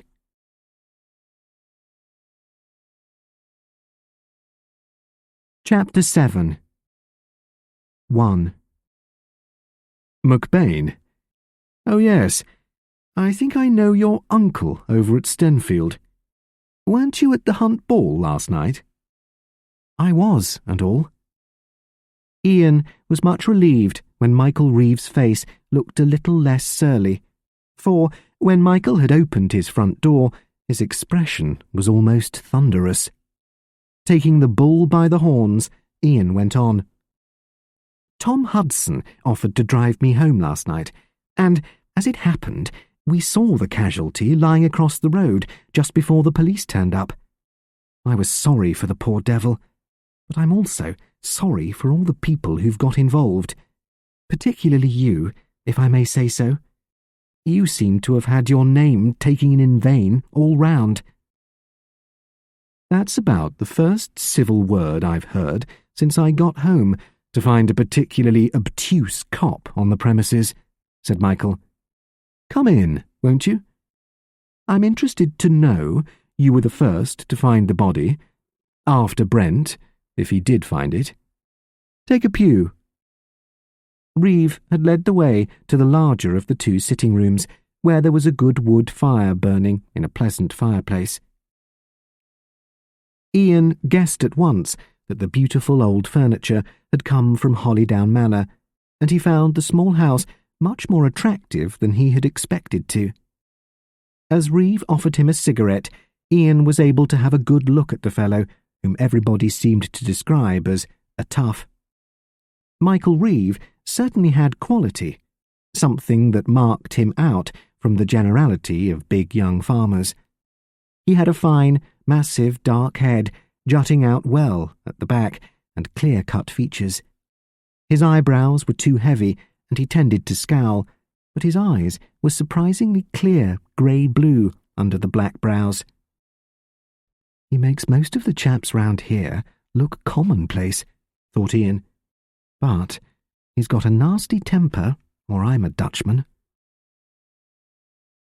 The whole story struck me as capable of many variations, said Michael. The police have boiled up this theory that the dead man was possibly killed, or stunned first, and put in the road second, and run over later. Well, apart from the original coshing, or what have you, who's to prove that Brent didn't do a little rearranging before he telephoned, or that you and Hudson didn't get busy after Brent came barging along here? Of course, in a sense you're quite right, said Ian cheerfully, determined to take this slightly aggressive opening in his stride. If I were acting for the defence— For me, for instance, put in Michael, and Ian promptly replied, Have it your own way. If you needed defending, and I were your counsel, I should point out just the possibilities you've noted. Brent was alone, so there was no corroboration of what he did until he phoned the police. Hudson and I might have been in collaboration. Incidentally, as I expect you know, it was Hudson who identified the body as your elder brother Norman. So I heard. As did also the moronic constable, said Michael, thereby concentrating attention on my affairs. Brent started it by saying he recognised my voice, and other witnesses chimed in. Look here, I know just how you feel about this business, and I don't blame you, said Ian. But don't imagine Brent was difficult for the sake of being difficult. He's practically withdrawn his statement that he recognised your voice. He says, and it's quite reasonable, that when he heard someone yell out to him in your house, he simply assumed that it was you and no one else. And afterwards, when he'd certainly had a bang over the head, he just felt mad. And so should I have done, and so would you in the same circumstances. Actually, Brent's pretty sick about the whole thing, and quite definitely sorry if he let you in for anything. Very handsome of him, said Reeve, but Ian judged from his tone that Brent was still a sore topic, so he left the apology theme alone for the moment and altered the angle of the conversation. Look here, Reeve. I wish you would tell me your own opinion about this affair of Brent being attacked. Can you swallow the theory that a hard-headed ex-Marine commando got so drunk at a hunt ball that he was capable of knocking furniture over and cutting his own head open? No, I can't, said Reeve. Brent was swiped by somebody, and my own belief is that there was a housebreaker in the place who lost his head and went for him. But was there any actual evidence of a housebreaker? Asked Ian eagerly. Have you missed anything? No, but I'm assuming that the thief was interrupted. He heard Brent get in through the pantry window and thought, "What ho, we're having company." Ian McBain began to laugh. The farther you take this story, the more ludicrous the possibilities it opens up, he said. And Reeve replied, Well, I've said all along that it was crackers. Thief number 1 in the house somewhere. Here's thief number 2, Brent, get in at the pantry window. Number 1 is intelligently interested, listens to see what number 2 will do, and here's him telephoning the police. This being against number 1's principles, he decides to deal firmly with number 2, hence both authoritative voice, recognised as mine, and subsequent violence. And if you tell me that you don't believe a word of it, I suggest you make up a better one. There's more sound thinking in your narrative than might be imagined, said Ian. But tell me this. Do you ever have thieves or housebreakers in a district as rural as this one? If you're asking, do local characters go thieving, the answer's no, replied Reeve. But I always remember my father saying the likeliest time for thieves is a time when everybody's known to be out of the house for one reason or another, and the hunt ball is an occasion when thieves might count on a good many houses being empty. Of course, the police know all this. It's part of their ABC. They probably know where is the likeliest haunt of potential thieves. That old caravan site behind the Rose and Crown on the Greenham Road. But if they don't, it's not my business to tell them. I got so mad with that ruddy inspector last night, I hadn't the least desire to assist him in any way whatsoever. The real object in assisting the police is the usual one. It saves you trouble all round, said Ian diplomatically. While I agree with you that the story of Nick Brent and his experiences can be reduced to low farce, there's still that corpse in the offing, and there's no farce about that. Flippancy apart, Reeve, what do you make of it, and who do you think it was? As to who it was, search me. Some poor devil who had a row with another bloke, and having batted number 1 over the head a bit too hard, said bloke laid his victim out in the road and hoped some driver might oblige by bumping over the victim. And it happened. It can, you know. There are plenty of chaps driving old cars at night who ought never to drive after dark at all, and it was misty. Oh, it could happen all right, and the driver felt the bump and decided to go on and hope for the best. That's all simple enough. The complication occurred because it was hunt ball night, and a chap like Brent found the body and decided he'd got to phone the police. And so started all the ballyhoo. All right, agreed McBain. There were lashings of cars on the road last night, and old cars at that. And old drivers in charge of them, put in Reeve. Very old, some of them. All right again. I'm not disputing any of it, said McBain. But we've got two stories. One is about the bloke who was put in the road and later run over, and the other is about Nick Brent being laid out after he'd telephoned for the police. Do you connect the two stories, or do you think they're nothing to do with one another? Oh, you've got to connect them, said Michael. Melodrama is so foreign to this neighbourhood that I refuse to believe in two unconnected bits of frightfulness. I've suggested there was a gang who decided to cash in on the fact that a number of houses were left empty on the night of the Hunt Ball. That's a situation well known to the police, and at some stage the thieves fell out. Further instalment already suggested, concluding with Nick Brent climbing in here and phoning the police. He sat up, stretched, and turned to study Ian's thoughtful face. Having chewed over every possibility, do you feel satisfied we've got anywhere near the actual facts at all? As to that, I don't know, said Ian. But you've given me some jolly interesting ideas. Well, what's the question you're being so careful not to ask? Demanded Reeve. Ian McBain lighted another cigarette and took his time before he answered. Then he said, I'm what might be called an interested outsider. I'm interested in the first case because I was one of those who saw the body in situ and shall presumably be called on to give evidence to that effect. I'm doubly interested because it happens that Nick Brent drove me to Fordings by the lower road, so I can also give evidence that the body wasn't in the road between 8:15 and 8:30.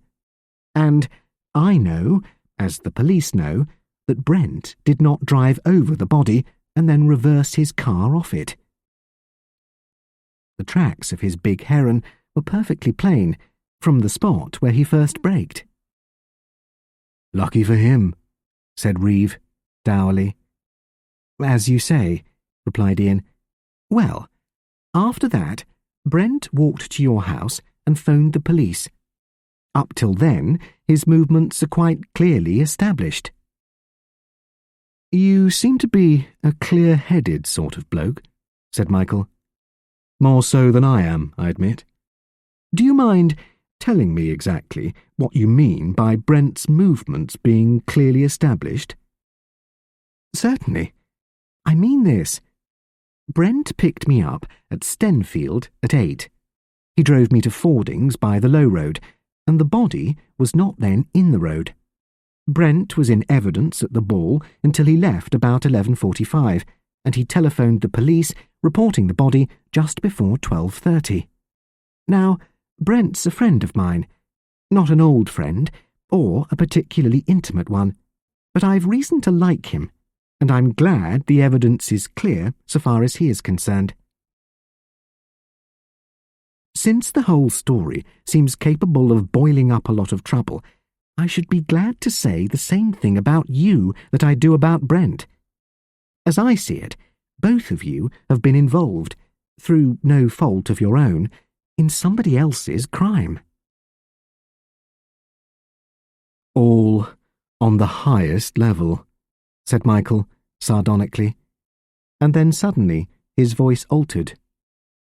Look here, McBain, you're not only a clear-headed bloke, you've been damned decent over all this.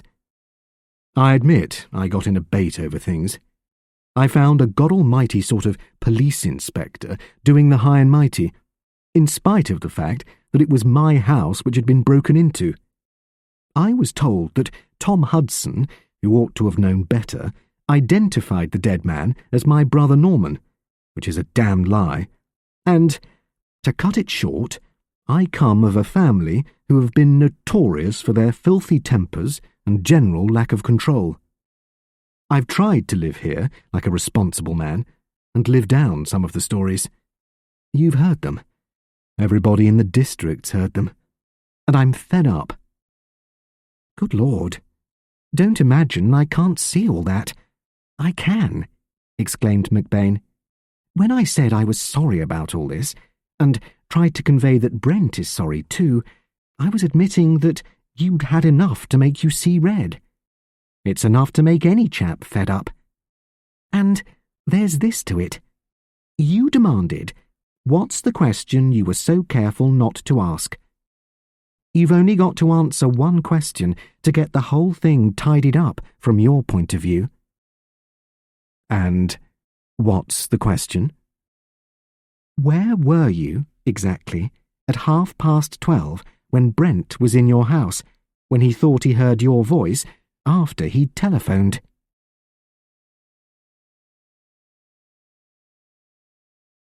Two. Where was I? Echoed Reeve. I was in my own car in Fordings, parked well away from Peeping Tom's, and I wasn't alone. And I'm not going to say who was in the car with me or how long we were there, and that is that. If the police make up their minds that I was in this house and that I knocked Brent down and then knocked the furniture on top of him, well, they'll have to. I'm not calling a witness to prove they're wrong. I see, replied Ian. It seems a pity, but you've got to make your own decisions. Like Brent, said Reeve, unexpectedly. There are occasions when a man has to face his own troubles without calling in corroborative evidence to please the police. Again, Ian said, I see. And he did see, and he knew that Reeve had made his point. Reeve knew that Nick Brent had driven Dilys home, or part of the way home, and was keeping quiet about it. Not that Brent's got anything to worry about, went on Michael. He doesn't enjoy the reputation of being a member of a family who are capable of anything. Ian looked across at the big dark fellow opposite to him and thought, well, why not risk it? If he's ever likely to talk, it's now, when he's met me halfway. And if he kicks me out, who cares? Aloud, he said, Look here, Reeve.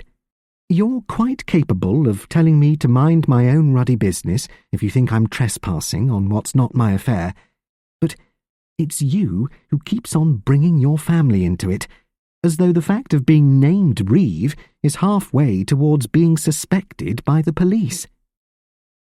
It's probably more than halfway, said Michael. You see, the police have had 2 unsolved mysteries connected with the Reeve family, and they've never forgotten it.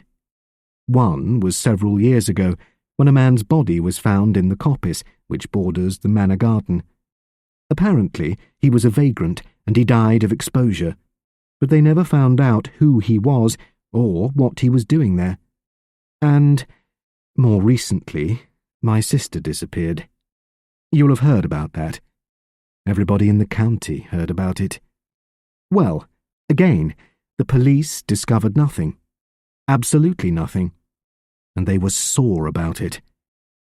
So when that hulking great fool, Tom Hudson, says that the dead man you found on the road was my brother Norman, and when Brent says I bashed him over the head and left him for dead, it's not surprising the police concentrate their attention in my direction. More especially as I haven't a ghost of an alibi for the time when the bloke on the road was killed.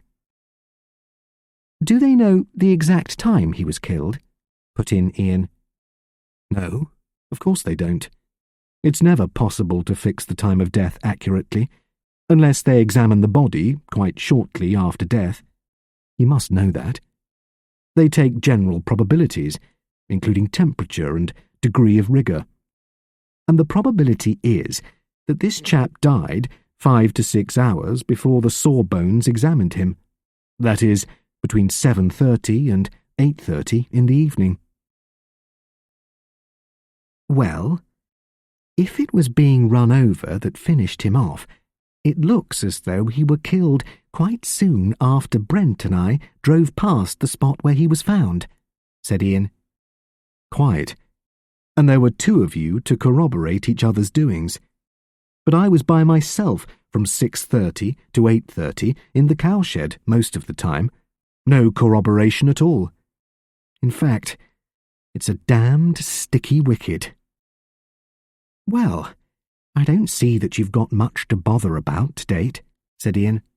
No more than any of the rest of us, Tom Hudson and myself, and Brent for that matter. We all used the same road, and as you pointed out to start with, any one of us could have monkeyed with the evidence. But that sort of statement's no good to the police. They've got to have copper-bottomed factual evidence before they can think of making a charge even. They're doing their damnedest to get it, said Michael, gloomily. They had a couple of CID blokes more or less crawling along this road this morning, making notes of tyre tracks. They certainly found plenty of mine. I've got an outlying pasture up the road, the last field near the signpost, and I always take the car up there when I go to look the cattle over. Incidentally, where was your car standing while you were busy in the cowshed yesterday evening? Outside on the verge, where it generally is, replied Michael. You're beginning to use your wits, laddie, like our cops. My car's next door to being a farm implement. I use it for everything, and it stands where it's wanted, on the verge outside the yard gate, and 9 times out of 10 I leave the ignition key in it. Saves fiddling, and car thieves don't function round here. Well, damn all, you do ask for trouble, exclaimed Ian. It means that anyone knowing your habits could have counted on finding your car all ready for use, as they say, and used it for the dirty work up yonder, and put it back before you had even missed it. Quite. Didn't I tell you it was a sticky wicket? Rejoined Michael. Did you notice if the engine was warm? If it started up easily? Of course it started up easily. I'd been using the car all day, moving stuff on the trailer. I lent my tractor to Jim Hoyle at the Rose and Crown to shift some timber. Incidentally, the car was standing outside here when you and Brent passed. Or it ought to have been. Did you see it? No, but that doesn't mean it wasn't there, replied Ian. It was misty, and the windscreen was fogged up inside. But Nick may have seen it. I know he said that was your place, with the new fencing beyond. Hello, you've got a visitor. Who's the lovely?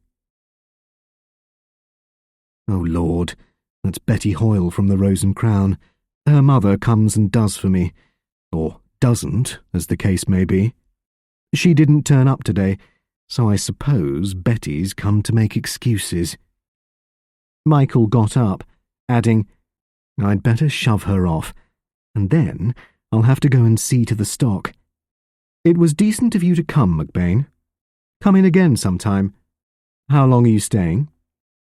Oh, a day or 2, until the inquest anyway. I'll certainly come and have a jaw after that. We may hear a few facts to straighten things up. Michael went to the door, and as Ian got into his coat, he heard Betty Hoyle saying, Oh, Mr. Reeve, Mum's that sorry she let you down, but she was out late last night, helping in the bar at the ball, and she sent you some pasties for supper, and if you'd like me to clean up in the kitchen, I'd be glad to. Don't bother about any cleaning up. It can wait, said Michael. It was decent of you to walk over, Betty. It's quite a step. If you ask Mr. McBain, he might give you a lift back on his pillion seat.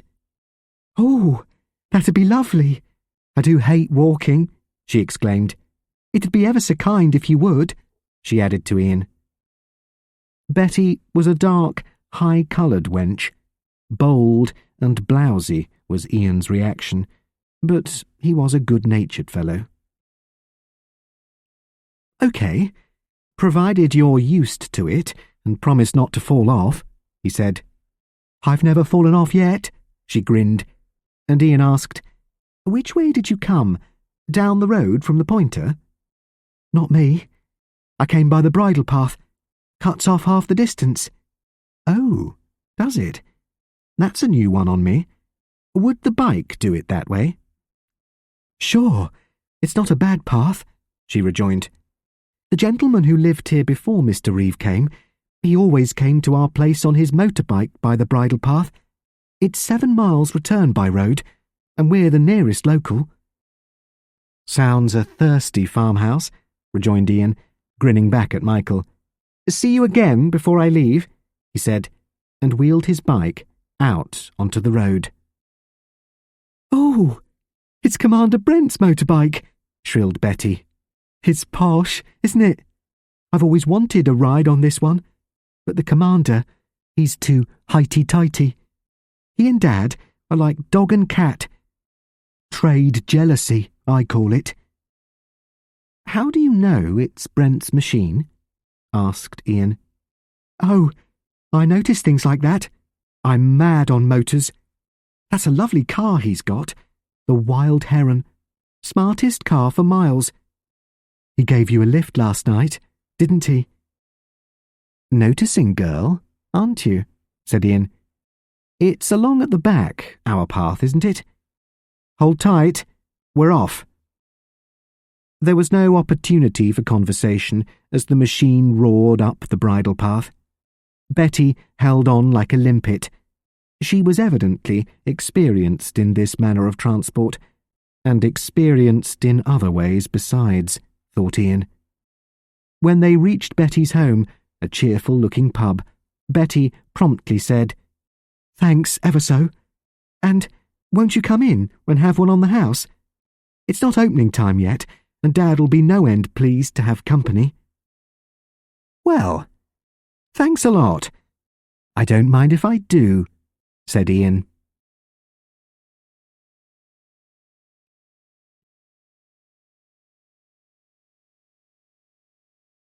Chapter 8. 1. "Drat the thing," said Alice Ridley, as the plate she was wiping slipped from her hands and crashed in pieces on the stone flags of the kitchen floor. "I knew it'd happen. Today's one of those days." "Never mind," said Dilys. "It's only a kitchen plate, not one of the good ones. Put the pieces under the ashes in the dustbin, Alice, and no one will ever know." "Taking to hiding things at my age? It isn't seemly," said Alice. "But what's coming over your dad these days, I just don't know. He gets more and more crotchety. If it weren't for you, Miss Dilys, I'd answer him back and done with it, and walk out afterwards." "Oh, don't do that, Alice," begged Dilys. "I can't think what I should do without you." "That's all very fine and large," retorted stout Alice, "but it's getting beyond a joke, and today's been one long worry. I dared not open my mouth in case I let out something I shouldn't, and today of all days, the master's been in and out of the kitchen chatting, a thing he's not given to. Really, I sometimes wonder if he's going queer in the head. You never know where you are with him." "Perhaps he's falling in love with you, Alice," suggested Dilys, mischievously. "I wish he would. You'd make a wonderful wife." "The things you do say," scoffed Alice. "Not that he mightn't go farther and fare worse, but not me. I want a little peace as I get older, not to be worried from morning till night. But I can't make him out, and that's flat. He comes into the kitchen while you were at church this morning. If you were at church," she added severely, and then hurried on. "And there I was, basting the joint in that sinful old oven, and he's got to tell me about how his car broke down coming from the station last night." "That car's past praying for," said Dilys. "Daddy was in the garage the whole afternoon messing around with the carburettor, or whatever it was." "That's as may be, Miss Dilys, but if he came back from Southampton by train, same as he said, having parked his car at the back of Fording Station, like he always does, how did he get home? I know the road was blocked over Cookbourne Bridge, so he couldn't have come that way, and I as near as said so, and that'd have been a pretty kettle of fish after I told him how I'd spent the evening poulticing Mary Huggins's chest." "I expect he crossed the bridge before the collision happened," said Dilys. "He was quite near home when the car broke down." "I just don't understand it," said Alice, polishing the silver teapot vigorously. She and Dilys were washing up the tea things. "If he came back from Southampton by the last train, he'd have had to change at the junction and take the train I was on," went on Alice. "Makes me cold all over to think of it," she said. "He might have seen me, and then there'd have been trouble. We can't go on the way we've been doing lately, dearie. It's dreadful. He's making liars of both of us." "Well, it's terribly difficult," said Dilys. "It's only fair you should have a day off sometimes, Alice, and get up to London if you want to." "So it is, dearie, and it's only fair you should have some fun sometimes and go to dances like other girls. Not that I'd have said anything. Least said, soonest mended. But the way we're heading isn't right, not for either of us, telling fibs to save ourselves trouble." "Whatever do you mean?" cried Dilys. "Now, don't go getting worked up, dearie," said Alice. "I know you meant it for the best, so that I could say I don't know anything about it if the master turned on me. But that net stuff you made your frock of, tulle they call it, don't they? The little cuttings and bits and pieces cling to the mats, and that, just like teasels. I can't tell you how long I spent cleaning them all out of the way." "Oh, Alice, and I thought I was so careful." "So you were, dearie, but dressmaking's like that. The snippets, or bits of thread and all that, get into everything. Some people mightn't notice, but I've done too much dressmaking not to know what was going on, and I sweep the carpets on my hands and knees, as you know, your dad not holding with hoovers or such like.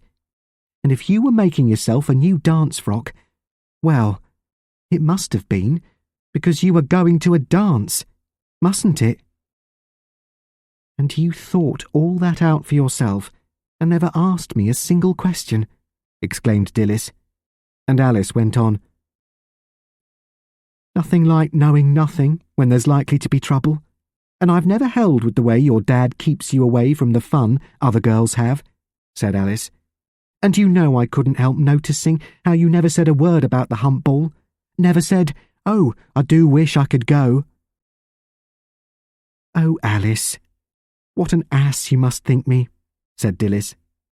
"I did go. Now you know. Commander Brent gave me a ticket." "I thought as much when he came over to see your geese," said Alice complacently. "And it was because I was so sure you'd be going I took my day in London. Saved you doing any pretending, and saved me knowing what you were up to. And it seems to me we're both out of the frying pan and into the fire, because if Commander Brent drove you back, and I've no doubt he did, a fair old time you must have had of it. Not that I'm asking questions if you don't want to tell me." Dilys carried the tray of clean china over to the dresser and then sat down at the kitchen table. "Alice, I'll be thankful to tell you. I'm so worried I just don't know how to bear it. It all looked so easy, and now I seem to have got into one big muddle." Alice took off her apron and then went and sat down in a chair by the fire. "Well, if that's the way of it, you tell me what happened and we'll think it out together. Seeing the sort of muddle we've all got into, it'll be better if you and me get our bits straight. And now's a good time, because your dad's driven into Fordings to post his letters at the General, and he can't go there and back much under an hour. Not in that car, he can't.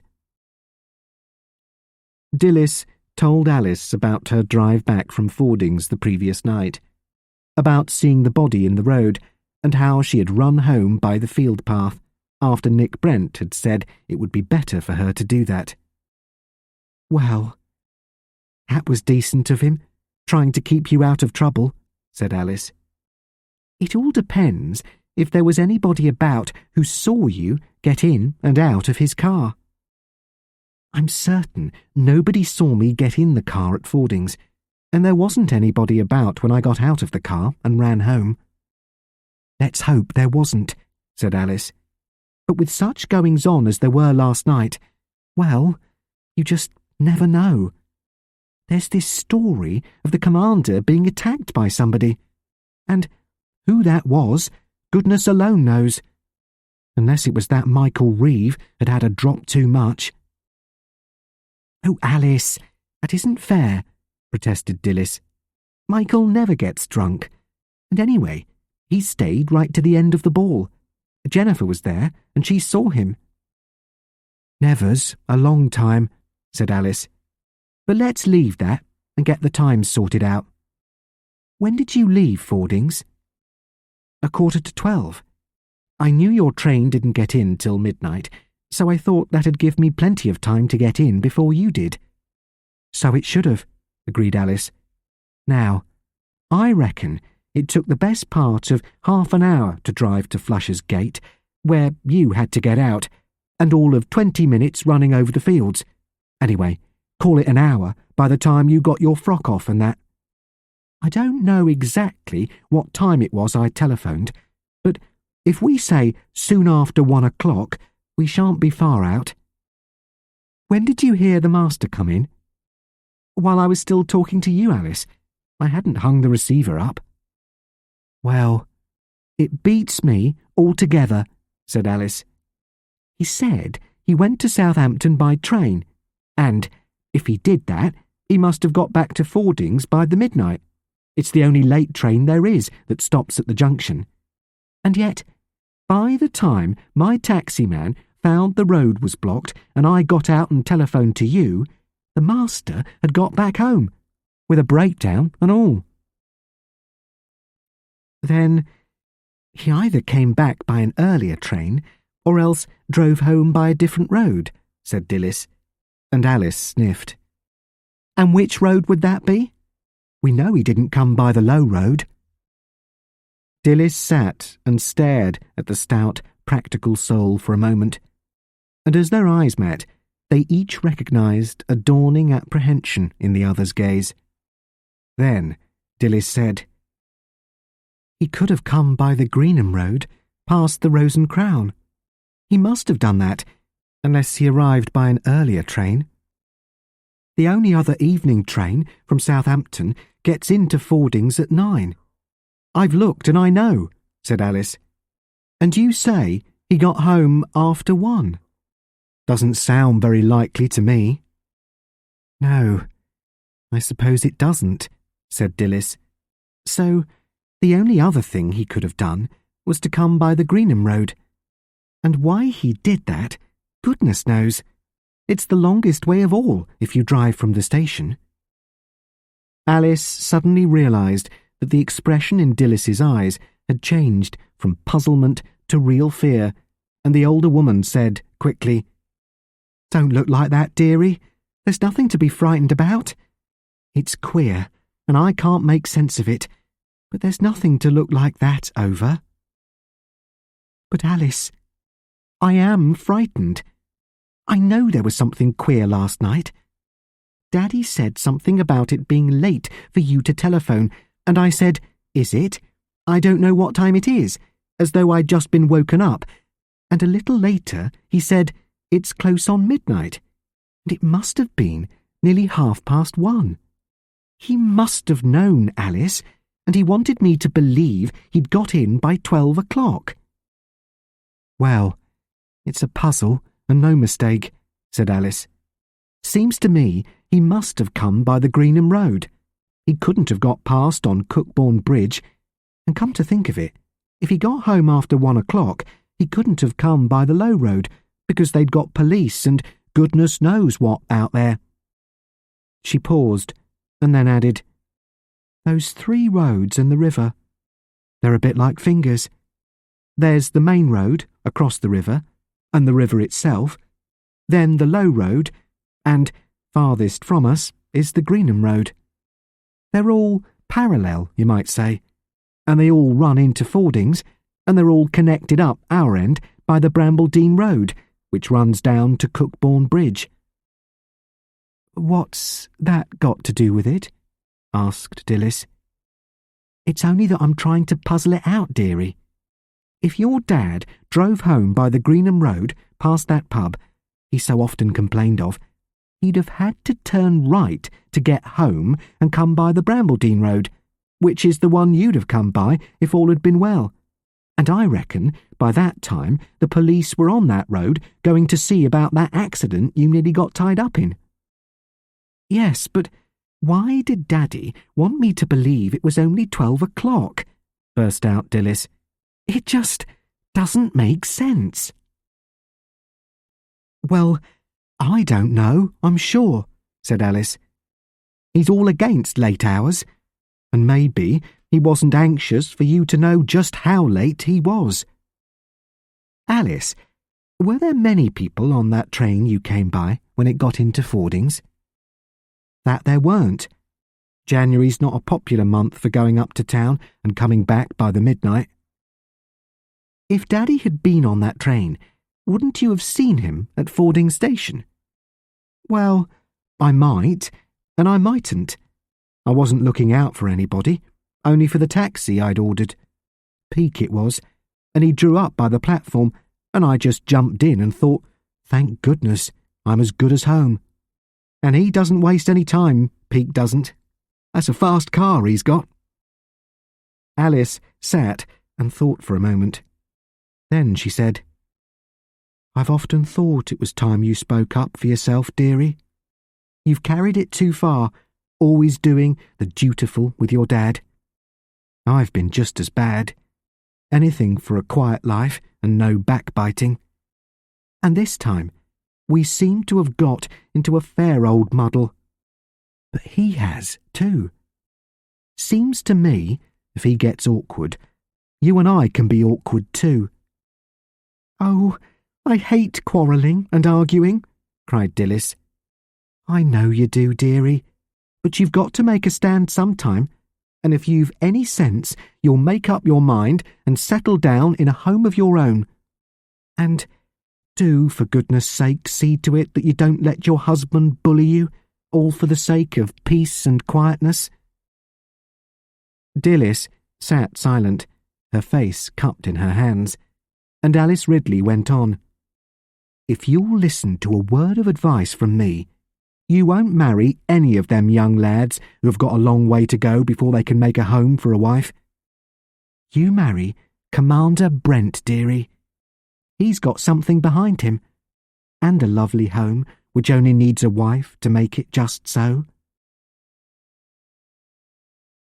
"He hasn't asked me," said Dilys weakly, and Alice snorted. "He'll ask you fast enough if you give him the chance, and you know it. Make up your mind, do." "Goodness, who's that? We don't often have company on a Sunday evening. Coming to the kitchen door, too." 2. "I'm sorry if I've come to the wrong door, but it was all dark on the other side of the house," said a man's voice. It was a nice voice, thought Dilys, but she had no idea who the visitor was. "Is Mr. Main at home?" he went on. "No, sir. The master's out. He's driven into Fordings to catch the post, and when he'll be back I can't rightly say. If you'd leave your name, I'll tell him when he gets back." "My name's Waring, Inspector Waring, County CID. We are investigating this case of the man who was run down on the lower road last night, and I'm trying to find out which local cars were on the road late in the evening. Could I come in for a moment? I'm sorry to bother you, but I won't keep you long." "Very good. Step in, sir," said Alice sedately, and Dilys had time to marvel at the matter-of-fact calmness of the older woman's voice. The first man to enter was a well-set-up, healthy-looking fellow with a cheerful face which was still a young man's face. His dark eyes were almost merry, his mouth wide and good-tempered. He wore a goodish-looking Burberry and no hat. Behind him came a stollider fellow, mousy-coloured and commonplace, but somehow very deliberate. Dilys stood up and faced Waring. "I'm sorry that my father is out," she said. "You really want to see him, don't you, if you want to learn his route last night?" Meeting his eyes, Dilys was aware of the quickened interest in them, one swift flicker of surprise and response before he replied, very correctly, "Miss Mayne? Yes, I want to see your father if he was on the road last night. But it's possible you may be able to answer the first question, and that renders the rest of the questionnaire redundant." "Won't you sit down?" she said, evenly, as he drew a notebook from his pocket. "Thanks very much. Here is my warrant, just in case you think this visit may be a confidence trick." Dilys glanced at the police card in his wallet. "I shouldn't know if the card itself were a confidence trick," she replied, "but I'm not worried about it. What is it you want to know?" She sat down at the kitchen table, and Alice sat down by the fire and said, "Well, I never did. 2 policemen in my kitchen on a Sunday evening. I don't know what we're coming to." "Oh, don't take such a gloomy view of us, ma'am," replied Waring, and this time Dilys could see the merriment in his eyes. He certainly wasn't one of the policemen who believed in bullying, she meditated. "We're a very ordinary lot of chaps," went on Waring. "Personally, I think it'd be a good idea if we did more in the public relations line. Police and public getting together to develop more confidence on both sides." "Get along with you," said Alice. "If you set up as ordinary human beings, nobody's going to be frightened of policemen anymore. Why, the first thing I can remember is my mother telling me I'll give you to a policeman because I stole the apples." "Oh, but we don't want people to be frightened in that sort of way any longer," replied Waring, flashing a smile at Dilys. "It's bad psychology," he went on blithely. "When we call on good, law-abiding people like you, we want you to feel that's fine. You see, we've learned by now that the frightened witness isn't a good witness." "Well, maybe there's something in it," said Alice comfortably, and Waring turned to Dilys. "I wonder if you can answer the operative question," he said. "Do you know what time Mr. Mayne got back last night?" "I'm afraid I don't know exactly," she answered slowly. "You'll have to ask him. I heard him come in. It was after I'd gone to bed, and I came down and asked him if he'd like a hot drink, and he said no, it was very late. I think he said it was nearly 12 o'clock, but I don't really know." Waring turned to Alice, his bright eyes twinkling. "Did you hear Mr. Mayne come in?" he asked, and Alice groaned. "Dear, oh dear," she said. "I knew it had come out. It's all very well for you to talk about public relations, or whatever it was, and not being frightened of policemen, and the one time I'm out when I ought to be in, blessed if a policeman doesn't come along and ask me what I was doing." "That seems just too bad," he said, And Alice went on, "I'd say it is. Seems to me the best thing I can do is to tell you all about it and hope you don't give me away. Maybe I could have got away with it if I'd just said, no, I didn't hear him. But I suppose you'd have gone on asking questions. You see, the master was out all yesterday, so I took the day off. Not that the day wasn't due to me. 1 day a month by arrangement. That's what's due." "Very reasonable," said Waring. "Well, it seemed to fit, and Miss Dillis agreed," said Alice. Dillis was listening intently. She had a feeling that Alice was talking deliberately, drawing Waring's attention to herself so that questions about Dillis shouldn't arise. "I went up to London and came back by the late train," went on Alice. "And then I found I couldn't get home because the road over Cookbourne Bridge was blocked by that smash. And, not fancying a midnight walk, I went and stayed with my friend, Miss Huggins, for the night, and came home on the milk lorry at 7 in the morning. And if you think I'm given to coming home with the milk, well, you're wrong. It's the first time it's happened, and it's not going to happen again.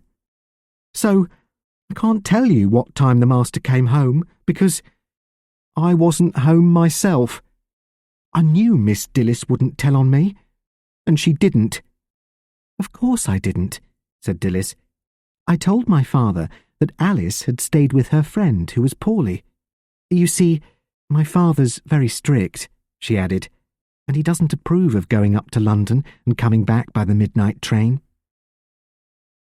Still with that same amused air, Waring studied the girl's serious, lovely face, and then Alice put in, "You might as well know the rest. The master had said he was going to stop in Southampton for the night, and he came back home instead, midnight, or whenever it was, and me and Miss Dillis, well, we tried to save trouble. And see what it's led to," concluded Alice, in a fine rhetorical outburst. "Policemen asking me questions in my own kitchen. And if you go and tell him all I've told you, well, I don't think much of your public relations, or whatever you call it." "It's not part of our duty to pass on information given to us in confidence when it's not relevant to our inquiry," said Waring, solemnly, though his eyes were still amused as he studied Alice's wholesome, buxom face. "I take it that, as Cookbourne Bridge was the cause of your trouble, ma'am, you came from Fording Station by the main road on the other side of the river?" "Of course I did," she replied. "No driver in his senses chooses the roads this side of the river. Nasty, narrow country lanes they are." "Well, it's the roads this side of the river which interest us, ma'am," went on Waring. "What we are trying to do is to check up on all local drivers who were out last evening, hoping to get reports of any vehicles noticed in the district. It isn't too easy, because so many drivers were in Fordings at the Hunt Ball and didn't return until much later." "Well, you can be sure of one thing. The master didn't go to no Hunt Balls," said Alice firmly. "He was out on business. Southampton, he said he was going to. Didn't he, Miss Dillis? But as to how and when he came back, you'll have to ask him." "I think he said he'd had a breakdown or something. Or perhaps it was just the car wouldn't pull. It's an awfully old car," Dillis added. "It's pre-war, and it's always going wrong. But Daddy won't change it." "Some men get attached to their old cars," rejoined Waring. "Well, I won't bother you any more now. Perhaps you will tell Mr. Main I'll call and see him in the morning." "I will," replied Dillis, and smiled straight at the inspector. "I'm sorry we haven't been very helpful, and we do hope you won't have to enter poor Alice's night out as evidence." "Well," exclaimed Alice when Waring had left, When he mentioned the hunt ball, I thought we were for it. I just waited for him to ask you if you hadn't been there too. Beats me why he didn't. Because you put him off, Alice dear, telling him about your night out. That? Law, if he wants to ask questions about me, he's welcome, and much good may it do him. But one thing I never would have thought, that the police might get on the track of your goings-on when they came to ask about your dad's. Alice, I hate it. I'm frightened. Bless you, dearie. No need to be frightened. You've done nothing wrong. And I hope your dad hasn't, neither. Chapter 9. 1. It's a teaser, sir, said Waring, but he said it cheerfully. Waring was an optimistic extrovert, and it took a lot to get him down. Inspector Thorne, the Divisional District Inspector, County CID, an officer of standing, glanced from Waring to Turner, the latter a very ordinary police officer who would like to have been in the CID and considered himself wasted in the humdrum of police work. In reply to Thorne's questioning glance, Turner said, "As I see it, sir, the case has a common-sense solution. I think it's probable, in the highest degree, that Michael Reeve killed the deceased, or stunned him, put the body in the road, and ran his own car over it. While we cannot prove beyond doubt that the wheel tracks on the deceased's clothing were made by the tyres of Reeve's car, there is the strongest possibility that this is the case." "I quite agree," put in Waring, as cheerful as a cock sparrow. "In fact, I'm dead certain it was Reeve's car. But that's quite a different thing from saying that it was Reeve who drove the car. Reeve habitually leaves his car standing on the verge by his gate, and, as often as not, leaves his ignition key in the slot. And, in spite of all that, I'm quite sure he isn't any sort of fool." Thorne turned his head slowly, reminding Waring of the eldest oyster in The Walrus and the Carpenter. "And so?" he inquired. "Well, sir," went on Waring, "let's assume that Reeve did the original coshing, on his own premises, perhaps. Do we also assume that he then moved the bloke a quarter of a mile up the road, ran his own car over the body, and went home? It doesn't make any sort of sense to me. The deceased has sufficient facial resemblance to the Reeve family to be mistaken for one of them. If Michael killed him, would he have been fool enough to leave him in the road, close to his own house, with the ensign's wheel tracks on the clothing? He could have buried the body, put it under the dung heap or the silage, or bunged it in a barn, or driven it to the cliffs and flung it over. If Michael did this job, he must be weak in the head, and I don't think he is." He paused a moment, and then added, "It must have seemed a gift to someone, person or persons unknown. The deceased resembles the Reeve family, in all probability was a member of the Reeve family, then leave his body close to the residence of the only surviving Reeve, being Michael, finish the job with Michael's car, and Bob's your uncle. Moreover, the ensuing moves could have been calculated with quite a degree of probability." "Go on," said Thorne, and Waring took up his story, quite indifferent to Turner's glum, sceptical face. "On most nights of the year, particularly in the winter, no one would have driven along that road, the low road, as they call it, at all. It seems to be very little used at night in the ordinary way. The body would have been discovered by the postman or the milk lorry driver next morning. But Saturday was the night of the hunt ball, and all the farmers were out. Also fellows like Brent and McBain. It was all Lombard Street to a China orange the body would be found, and assert that Michael Reeve would be on the road himself.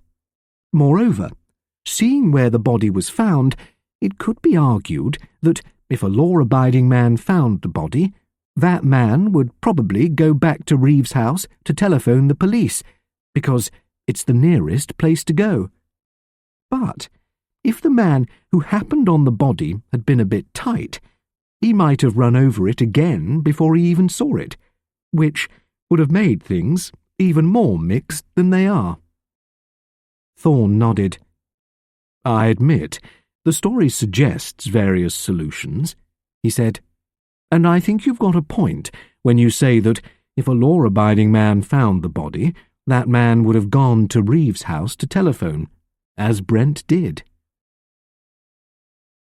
And a reception committee waited in the house to see what happened and knocked the law-abiding bloke over the head just to make it more confusing, added Waring, blithely. Turner made a sound of protest, and the DDI turned to him with a curt, "Well?" As I see it, sir, Waring is using his imagination too freely. Country folk, particularly farmers, aren't imaginative. I don't believe for a moment that any farmer worked out this elaboration of ways and means and times and seasons. And I just don't believe in assuming that other men are so much more foolish than I should be myself in given circumstances, said Waring. If Reeve did this thing, then he behaved like a fool, and I don't think he is a fool. He may now be a smallholder and not a resident at Hollydown Manor, but he's an educated chap, and a pretty competent one. We're not getting any further arguing about Michael Reeve's qualifications, said Thorne dryly. What we need, first and foremost, is to get the deceased identified. He glanced at Turner. Aren't there any other members of the Reeve family who can be called in for that purpose? No, sir. The older generation have all died. The daughter, Rosemary, disappeared last year and is still listed as missing person. Norman Reeve went overseas, and nobody has seen him for 10 years, and the remaining brother is in Hong Kong. It is still my belief that the deceased is Norman. It's no use having beliefs about a man you've never seen unless you can bring reliable witnesses to swear to identity, said Thorne tartly. Both your original witnesses, Hudson and Constable Foote, have gone back on their original opinions. I agree that our first job is to get the deceased identified, put in Waring. I've been putting in a bit of time with the local gossips, particularly some of the old chaps who were employed on the Hollydown estate while Norman Reeve was still living at the manor.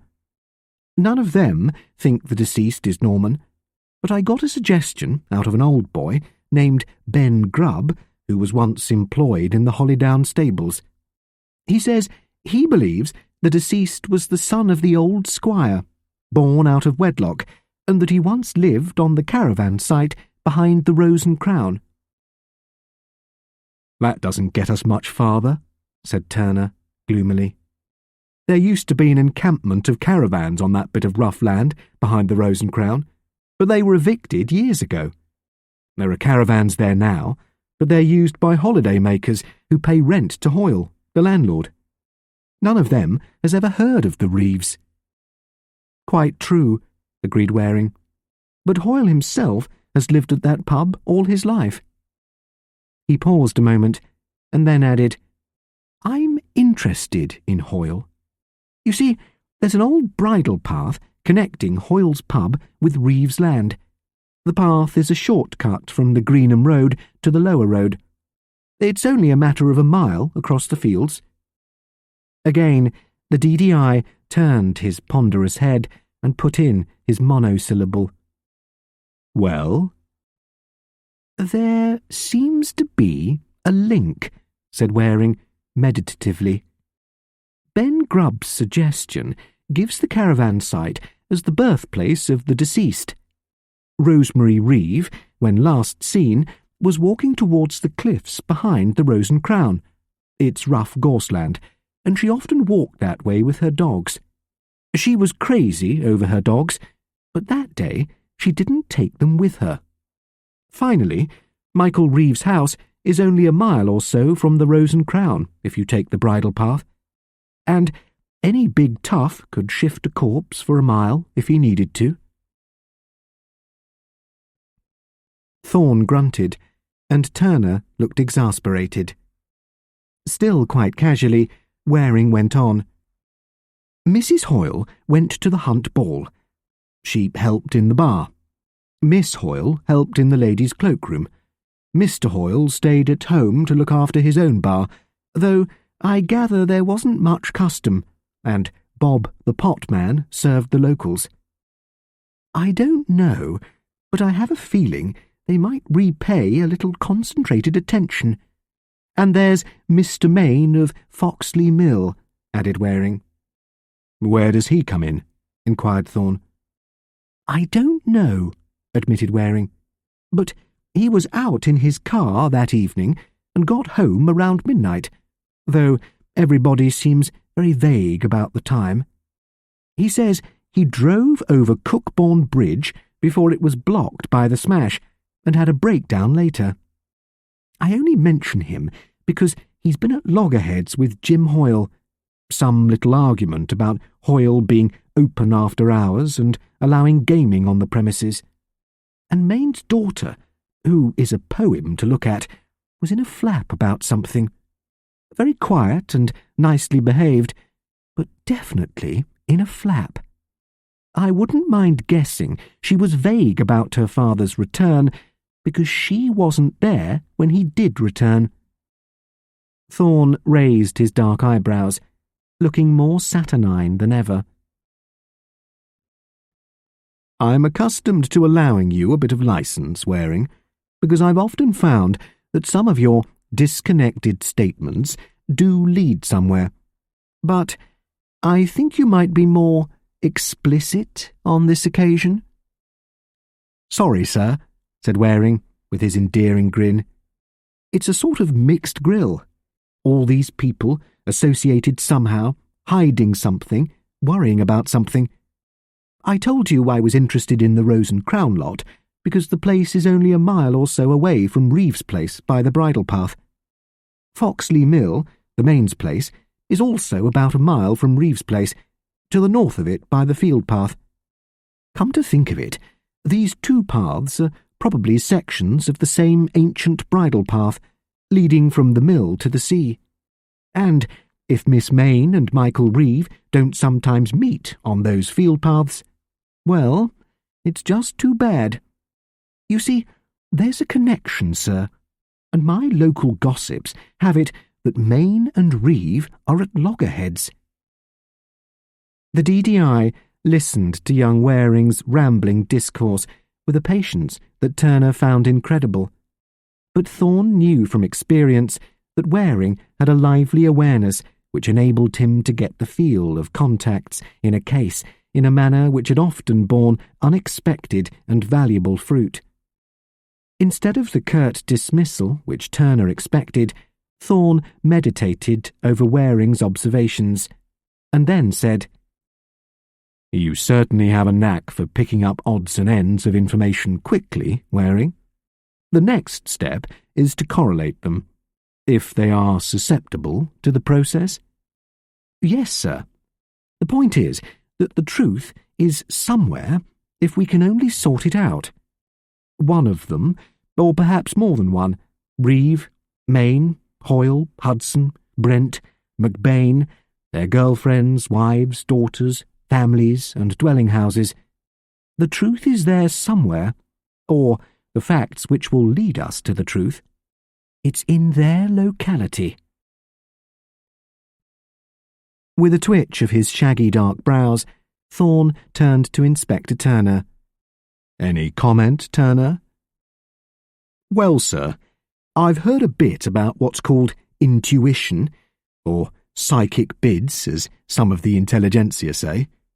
but I haven't much patience with the method. To me, police work must be based on facts. The sort of facts which can be sworn to in court and stand up to cross-examination." "OK," said Waring cheerfully. "And how many such facts have you got?"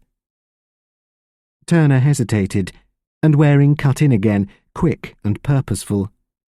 "Brent rang you up and reported finding the body.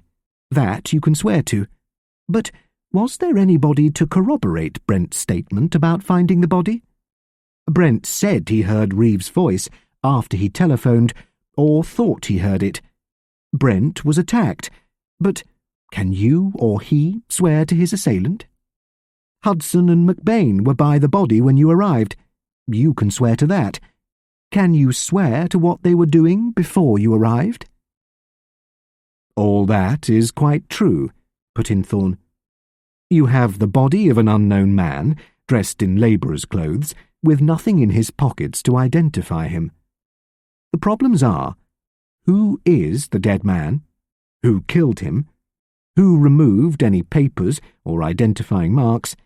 And, finally, where was he killed?" He looked at his two officers with a slightly sardonic gaze, and then added, "I suggest that Turner should continue checking up on the times that drivers left the Prince's Hall and the times they arrived home, and Waring can follow up his ideas about Hoyle and Main and the possibilities of the bridle path and the field path between the Rose and Crown and the mill." He turned to Turner again, adding, "Try to check Reeves' movements and find out exactly when Hudson and McBain left the Prince's Hall. Also, when Brent himself left." "And why he left so early," murmured Waring. Thorne turned again and studied the lively face of the younger man. "Do we really know that Brent was alone when he found the body?" asked Waring. "If there had been a witness, Brent would have been glad enough to produce one," retorted Turner. "He had a witness for the outward journey. It's plain enough that Brent is clear of suspicion from the time he picked up McBain until the time he discovered the body in the road. If he had a witness to that, I'm not prepared to believe he wouldn't have produced him or her in order to clear himself of any suspicion at all." "OK, if you're satisfied," said Waring, and Thorne cut in again. "I'm not belittling ideas, Waring, but ideas must be subject to the discipline of proof. Since you have raised this notion of a possible connection between the Hoyles at the inn, via the bridle path to the lower road, and on by the field path to the mill, I'm prepared to let you have the time to collect evidence, if it exists, to support your idea. Report again this evening, and we'll consider both your findings." After Waring and Turner had left him, the DDI sat and meditated for a moment. He was thinking about the two officers. Turner, routine-minded, concrete, his feet firmly on the ground, his method based on the ascertainable details of police evidence, times, places, prints, and all the rest of it. The methods which, admittedly, had been the foundation of police work since the force was inaugurated. And Waring, imaginative, aware, sensitive, able, by some odd quirk of his lively mind, to obtain confidences and acquire impressions which were beyond Turner's scope. Thorne had to admit, from past experience, that Waring had a lively and unexpectedly sound judgment over people of whom his observation had been of the slightest. When Waring had said, "Seems to me there's a connection somehow," so-and-so was being cagey, it had often proved that there was a connection, and later in the case, Waring had produced some unexpected observation which showed that his logical powers had not been in abeyance while he soaked in awareness of human nature. "Makes you wonder What is the basis of detection after all? Pondered Thorne.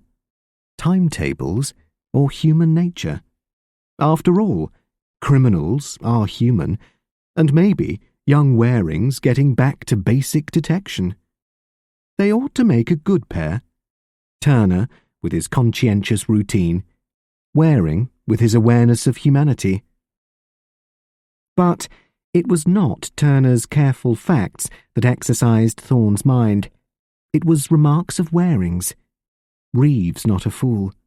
If a law-abiding man found the body, that man would probably have gone to Reeves' house to telephone. I'm interested in Hoyle and the old bridle path connecting the mill and Reeves' place and the pub. And Maine has been at loggerheads with Hoyle. And Maine's daughter is a poem to look at. And do we really know Brent was alone when he found the body? Why did he leave the Hunt ball so early? Detection? Perhaps not, but it was from observations of this kind that the police had, on occasions, got a fresh lead when routine led them to a blank wall. And the DDI knew it. 2. On that same Monday afternoon, when the DDI had talked to Waring and Turner and sent them out again to follow their own lines, Dilys Mayne decided to walk up the hill by the field path, the same path she had followed after she left Brent on the Saturday night. Her father was out at his office in Fordings, and Nicholas Brent had rung up shortly after lunch. Dilys had answered the phone, and she recognised Brent's deep voice at once. "Is Mr. Mayne at home? Commander Brent speaking." Dilys felt her heart thumping a little, but she replied sedately, "My father is at his office, Commander. If you ring Fordings 681, you'll get him." "Thanks. I'll ring him there, Miss Dilys." "How are you keeping? All well at home?" "Quite well, thank you," she replied, guessing at the real meaning of his question. "Good," he replied. "I'd been meaning to come over to see you. You said you'd like a puppy when Lassie obliged, my cocker.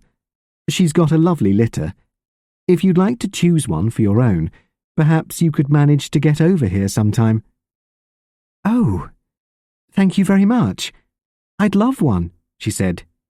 "Perhaps I could get over tomorrow." "Well, give me a ring when you can manage it," he replied.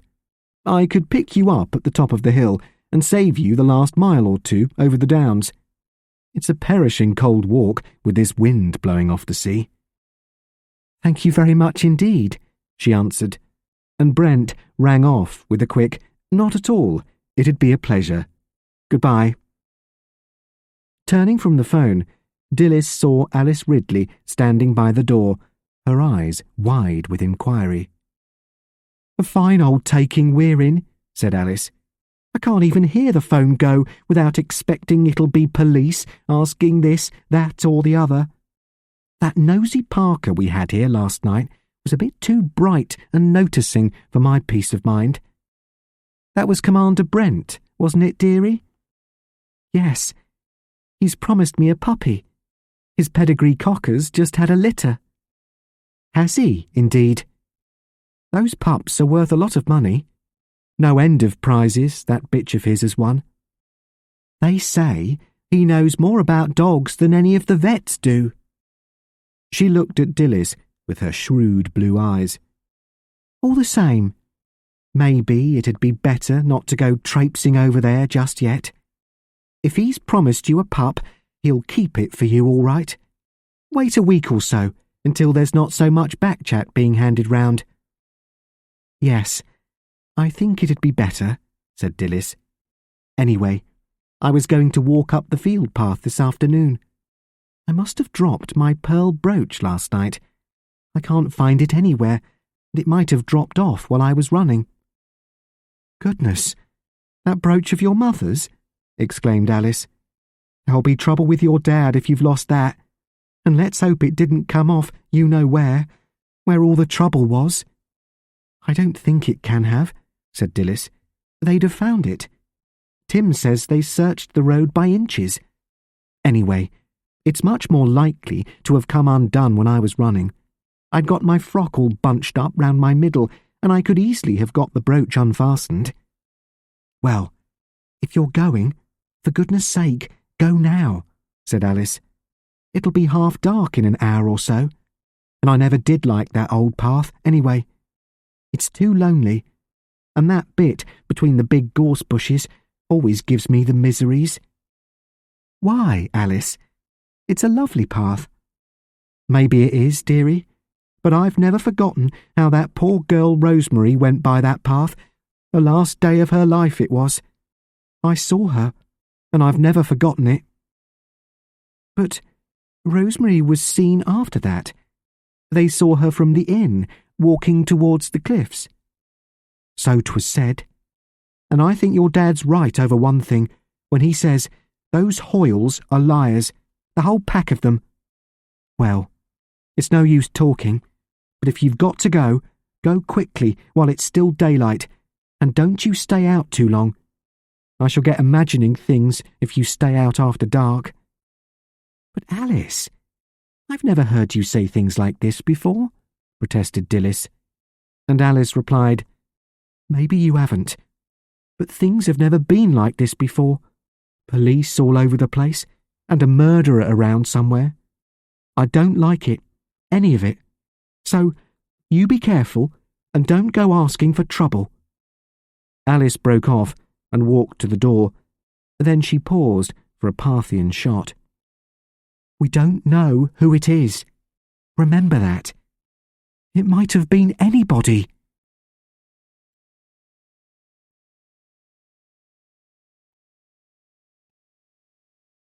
Chapter 10. 1. It was a bleak, grey January day when Dilys set out through the orchard and climbed the field path to the ridge of the down above the mill. She walked slowly, with her eyes on the ground, looking for her lost brooch. She knew it had been pinned safely to her dress when she left the Prince's Hall and got into Brent's car on Saturday night, and when she first missed it, she could not remember if she had unpinned it when she tore her dress off so hastily when she got home. But she knew that it was nowhere in her room now. She had shifted everything to look for it. "It must have come undone while I was running," she thought, staring down at the rough ground, hoping to see the gleam of gold and pearls among the bents and dry leaves which rustled in the cold wind. Perhaps it was because she was so intent on the ground and could not lift her eyes to the lovely curving lines of familiar downland that she felt troubled. Perhaps it was Alice's gloomy words which had made her uneasy. But Dilys, who was never frightened by the solitude of the country in which she had been reared, found that she was suddenly aware of being very much alone, and she began to think of Alice, saying, "There's a murderer about, and it might be anybody." Then came the thought of Rosemary Reeve, walking up this same path the day she had disappeared. Some said she had walked to the cliff edge 2 miles beyond and thrown herself over at the point where the sea washed the base of the cliffs. Others said she had gone deliberately to meet someone on the lonely Greenham Road, got into a car and been driven away. She had been an odd, silent girl, beautiful in her dark, glowering way, ill-tempered and resentful of restraint, reticent to an abnormal degree, confiding in nobody. It was that fact which had made it so difficult for the police to get any information about her, for she seemed to have no friends, only the casual acquaintances of Huntingfield and Point to Point, most of whom she had offended by her arrogant ways. But Dilys knew that the country people had gossiped about Rosemary among themselves, even though the gossip was never repeated to the police. Old Sally Friston, who lived by herself in an ancient hovel by Down Coppice, had once said, "No man had wed her, for she was a real vixen, but no man could pass her by. As Dilys walked between the dark gorse bushes which grew so high on the northern slopes of her path, she thought of Rosemary climbing this same path, and of Alice saying contemptuously, "Them Hoyles is all liars." Even to Dilys, who had no detective quality in her makeup, there was something ominous about the way this path, and the bridle path which continued it on the other side of the low road, seemed connected with trouble. First Rosemary, and now the dead man who favoured the Reeves, and at the far end of the path lay the Hoyles' place. The Hoyles, who, her father said, were bad to their marrow bones. Dilys had reached the highest point in her walk.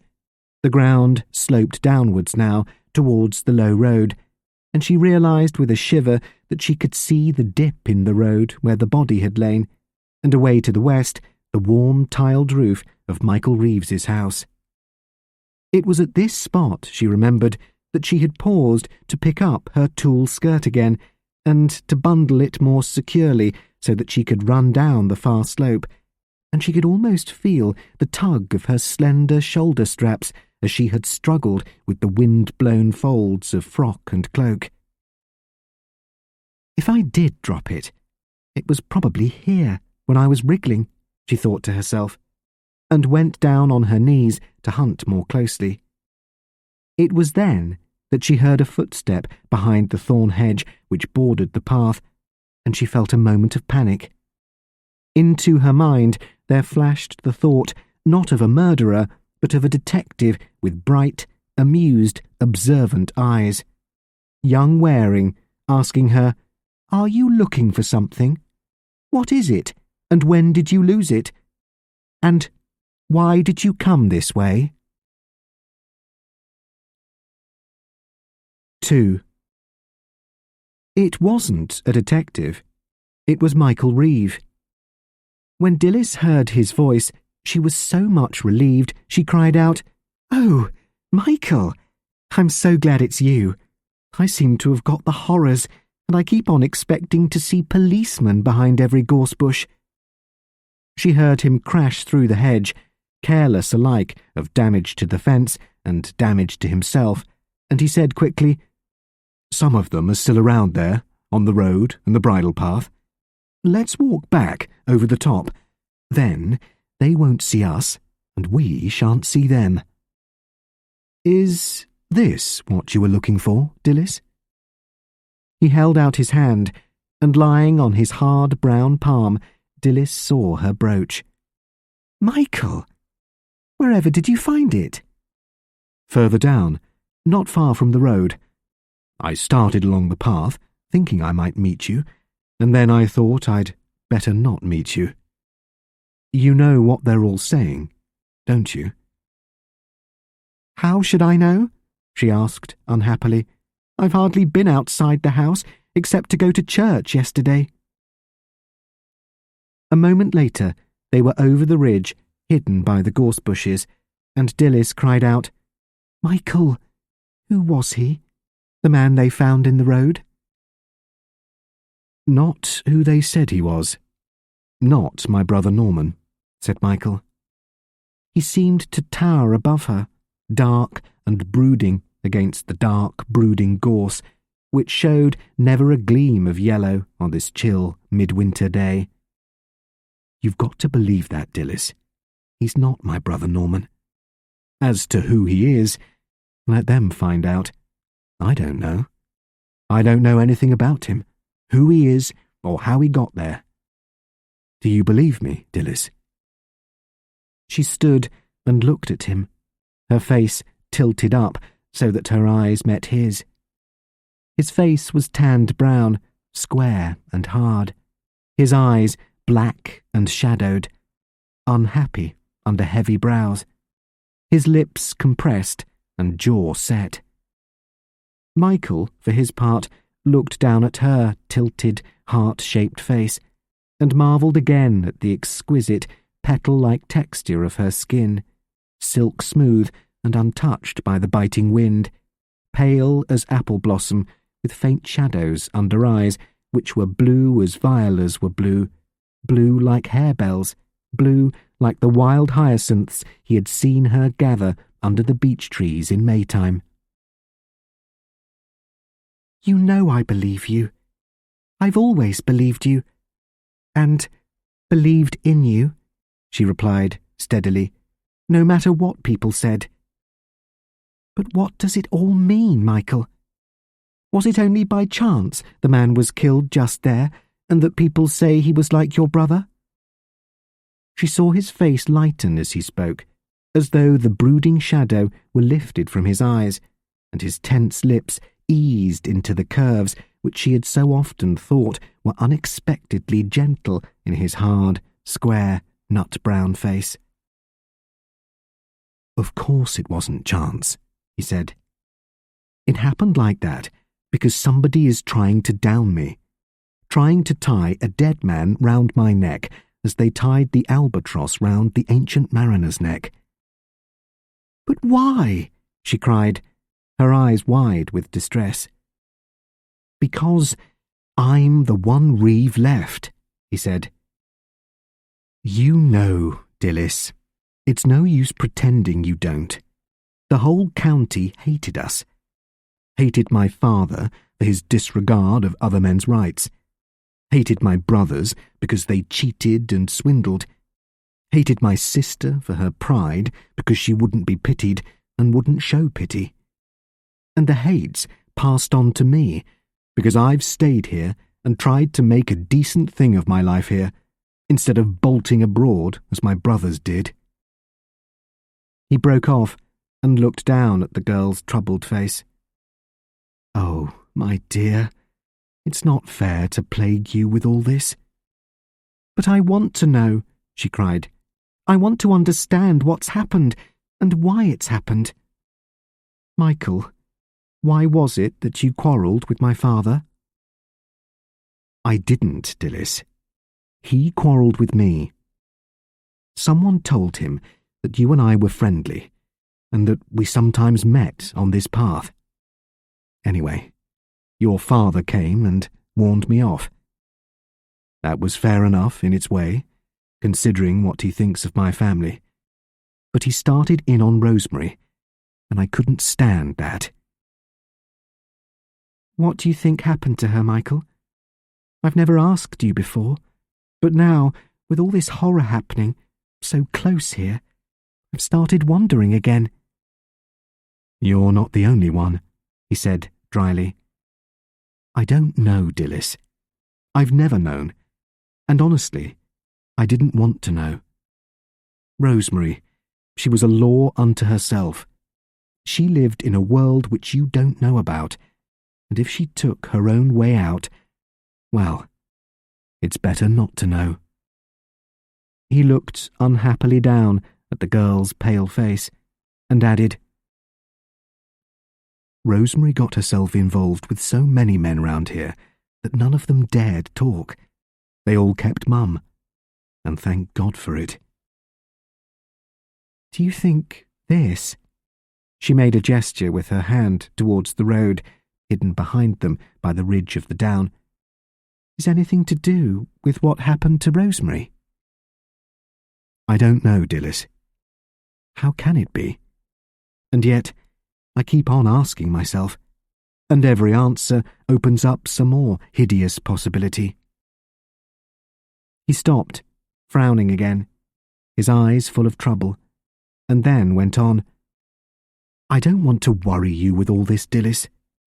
I did want to see you and to tell you that I hadn't anything to do with the man's death, and that I don't know who he is. If you'll only believe that, I swear it's true, swear it by everything I hold sacred. And if you'll believe it, then I can stick it out and face whatever is coming." "I do believe you," she said quietly, and he added quickly, "Bless you for that. Go home now, Dilys, and don't come over here again, not till all this horrible business is settled, one way or the other. It's better for you to keep away." All right. I'll do as you say. I only came today because I thought I must have dropped my brooch here. But Michael, before I go, can't I ask you about some of the things that puzzle me? I worry too, you know. You can ask me anything. You know I'll do my best to help. The Hoyles, Michael. Are they really wicked, as Daddy says? Or is it that he's just gone queer himself? He frightens me sometimes. It's as though he'd turned against everybody and thinks the only person who is good is himself. Michael laughed a little at that, his eyes gentle again. My dear, what's good to one man is bad to another. Hoyle's a publican. He drinks and he gambles. Some say he still smuggles, and for all I know it's true. That inn of his was a smuggler's refuge in the long ago. He lets out camping sites to questionable customers.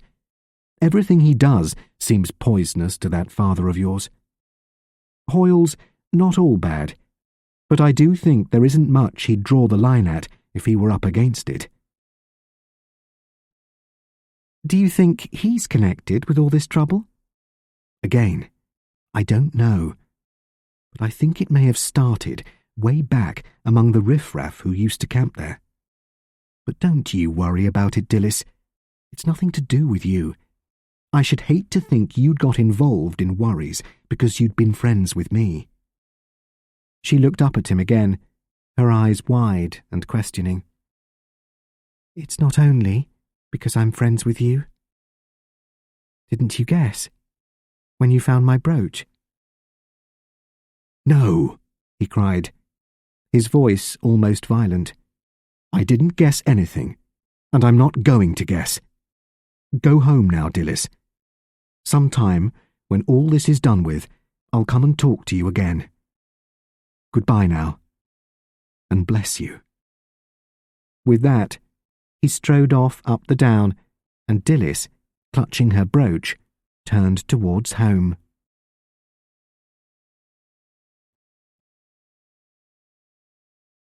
3. Michael Reeve strode back home. When he reached his own gate, he walked round the side of the house, meaning to fasten up some of the outbuildings, and it was by the far fence that he met Inspector Waring, who had come by the bridle path from the direction of Hoyle's Inn. "Good day," said Waring cheerfully. "I've been learning the lie of the land. Do you use this patch much?" Reeve leant against the gate, farmer-wise. "The track runs along my meadowland, so I use it quite a lot. If you're asking, do I walk over to the inn by this path, the answer's no. If I want a drink, I go in the car.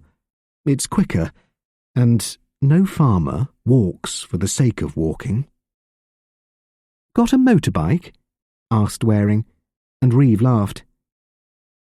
"You should know. You've had plenty of time to find out. I've never had a motorbike. If you've been boy scouting over the wheel tracks, they were made by McBain. He rode over here on Sunday and gave Betty Hoyle a lift back. She and her mother do a bit of cleaning and so forth for me." "OK," said Waring cheerfully. "I just wondered. The Hoyles are your nearest neighbours, aren't they?" He paused, and then added, "It's my business to pick up the odds and ends of gossip which float around. I gather that old caravan site had an unsavoury reputation at one time." "If you want to gossip, don't expect me to oblige," retorted Michael, and Waring looked at him coolly. "Aren't you being a bit of a damned fool?" he asked. "The man whose body was found in the road was first identified as your brother. You deny the fact, and with reason. The deceased is an older man than your brother Norman. But I've been told that a chap used to live on the old caravan site who favoured the Reeves, as they say hereabouts. According to Hoyle and Bob the Potman, He hasn't been seen in these parts for years." "All right. Get Hoyle and Bob the potman to identify him then," replied Reeve. "Seems he's their business. He's certainly not mine. I don't know him, never did know him, and he's no concern of mine." "Hoyle and Bob won't identify him," replied Waring. "That'd be bringing him too near home. If he once lived on the old caravan site, perhaps he took a fancy to revisit the place where he was born, and Hoyle and his potman were at home on Saturday night. It's not that far away," he added meditatively, "and a wheelbarrow would have helped, wouldn't it?" "It's no business of mine," said Reeve stolidly, "and you're not getting any suggestions from me." "In spite of the fact that it was almost certainly your car which ran over the man's body?" "Almost certainly doesn't get you far," retorted Michael. "And if it was my car, it was outside, ready for anybody who wanted to use it." Waring shot another question, suddenly at a tangent. "Does Mr. Main from the mill often use this path when he sets out to keep an eye on the Rose and Crown?" Michael Reeve flushed. The hot blood surged furiously up into his face, even suffusing his eyes, so that he looked suddenly, uncontrollably enraged, and Waring remembered what he had been told of the Reeve temper, the fierce, overpowering rage which could animate them all. But Michael had his voice under control. "Why not ask him?" he retorted. "I can't tell you. I've never seen Main on this path, never seen him at Hoyle's. Who says they have? Tell me that." "It's his nearest way, isn't it, if he didn't want to go there in a car, which everybody knows from the racket it makes," replied Waring. "And he must have gone there sometimes, because he's reported some of the rowdyism which goes on there." "Main's got a bee in his bonnet, but it's not the sort of bee you're interested in," retorted Michael. "He's all on the side of the angels. If you want to know how he went to Hoyle's, ask him, not me." And with that, he turned away and went back to his house.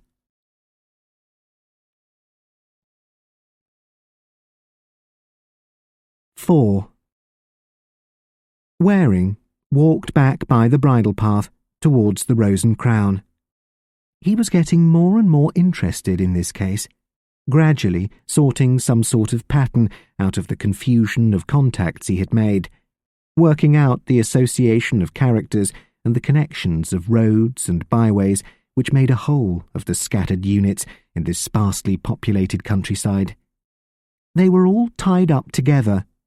Even visitors like McBain, distant neighbours like the Verities, and that one-time Marine commando, Nicholas Brent. It was surprising how much Waring had absorbed in a short time. Not the accurate timetable information of Turner and his fellows, but a far livelier variant, an awareness of human beings and the sort of society they make through all its various strata. Waring had seen Jennifer Verity and learnt from her that Michael Reeve had danced the final gallop at the Hunt Ball. He had seen Dilys Main and garrulous Alice. He had seen Betty Hoyle, though only across the bar, getting that quick first impression which Waring valued before the folks he interrogated had become aware of his own job and put up the inevitable defence mechanism which it always caused. Waring had gone into the pub for a drink yesterday, as any other man might call in at a roadside pub. Betty had smiled at him, and Waring had guessed at once that the stout, blousy young woman was a talker. Her father was close at hand, a big, hulking fellow, once sandy-haired, now grizzled, with a wide, rubicund face and many chins. He looked a cheerful, welcoming fellow, did Hoyle, but his blue eyes were too small and too close set, his mouth too pursed and lips too tight. Waring thought from his bulk he might once have been a prize-fighter, and his huge fists still looked formidable despite the creases of fat around their red bulk. Mrs. Hoyle had been there too, stouter than her daughter. "It'll be a poor lookout for Betty if she doesn't get off soon," thought the lively Waring. "Fat on both sides of the family. Betty'll be a mountain before she's 40. Mrs. Hoyle was affable enough, but she was worried. Waring knew well enough that the deep line between her eyes and her tendency to watch the door were signs of unease. He walked back along the bridle path in the greying afternoon light, crossed the road, the Greenham Road, parallel with the lower road, and went to the side door of the inn. He hoped that Betty might open it. He was on duty now, and his call had to be official, hedged around by police regulations about the taking of evidence. But he believed that Betty would talk anyway, and Waring judged her to be a natural talker, and he wasn't often wrong in his judgments of young women. 5. It was the licensee who opened the door, stout Jim Hoyle, and he favoured Waring with a good stare, for all that his manner was affable enough. "Well, sir, what can I do for you?" "Spare me the time for a chat on local politics, so to speak, Mr. Hoyle," replied Waring, who always found that a light-hearted approach served his purpose better than the official formula. "County CID, he added. "Inspector Waring. I've been told you know more about these parts than anybody else does." Hoyle stood back from the door. "Come in, and welcome," he said genially. "I've lived here all my life, and my dad before me, and had no trouble with no one, police included. Come in the parlour, sir. I've got a nice fire going in there. It's chilly, and no mistake." He led the way into a comfortable, fuggy little room, indicated an armchair for Waring, and took another himself, one on either side of a nice old-fashioned fireplace where a kettle sang on the hob. Hoyle didn't wait for Waring to speak, but plunged straight in himself, his voice full of confidence. "You'll have heard I went to the mortuary as requested, and took Bob with me, Inspector.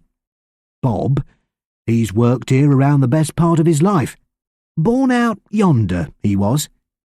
Hoyle hitched a wide, fleshy thumb in the direction of the old caravan site behind the inn. "No man's land, they call that bit," he added. "Old common land 'twas, right to the cliff's edge." "Well, if Bob was born out yonder, he's the chap to help us," put in Waring, and Hoyle picked up the allusion at once. "Yes, I've heard what they've been saying, Inspector, and some of 'em ought to know better," he went on. "But let's get this straight. That corpse you've got in the mortuary, he's no one I know.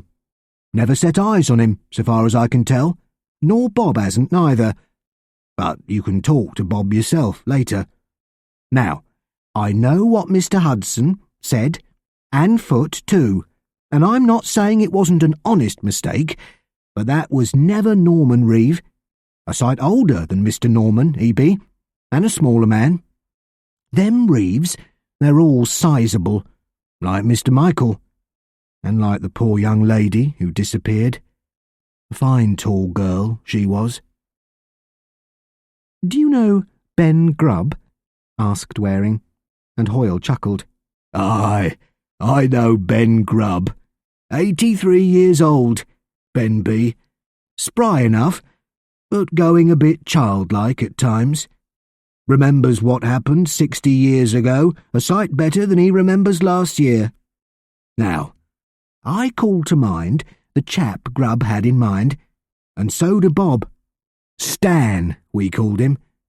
His mother was a Romany lass, went round telling fortunes, and his father, well, it'd be anybody's guess. Reeve, maybe. But Stan was my age, sir. 62, that be.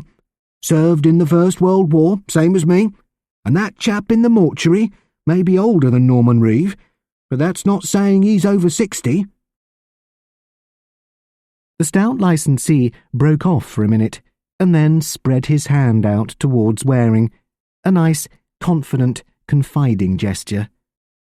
When things happen like this here, people all gets gossiping, airing of their ideas, as you might say. There's always been plenty for the gossips hereabouts, with a family like the Reeves as lords of the manor. See here, sir. And Hoyle leant forward, friendly and confident. You've heard tell of the Reeves, and a wild lot they was, some of them. My dad knew. Been here all through history, the Reeves has. Is it ought to be wondered that you get a few fellows that has Reeve written all over their faces? You think it out. Well, it's a point, said Waring. And Hoyle went on. And you think back a bit, Inspector. You're young, you've had education. You know that in country districts like this, 'twasn't always what's called a welfare state, with inspectors and registrations and welfare officers and fill-in forms from the cradle to the grave. No, by heck! There wasn't all them regulations in my dad's time, and if so be a Romany lass or a farm labourer's girl got into trouble, well, no questions asked was the rule them days. And if so be you're surprised to find a down-and-out with a face like Reeve, well, I reckon you're not using the wits the good Lord gave you. That's all right, Mr. Hoyle. I'm not disputing any of it, said Waring. But, you know, I've got to get a bit closer to the facts than what you might call generalisations.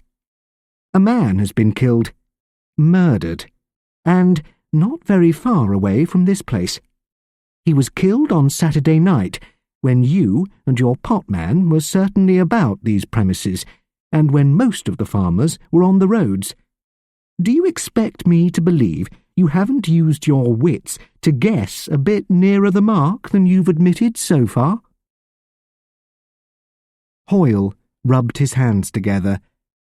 Well, sir, if it's guessing you're asking for, I don't mind obliging, he said, amiably. Chapter 11 1.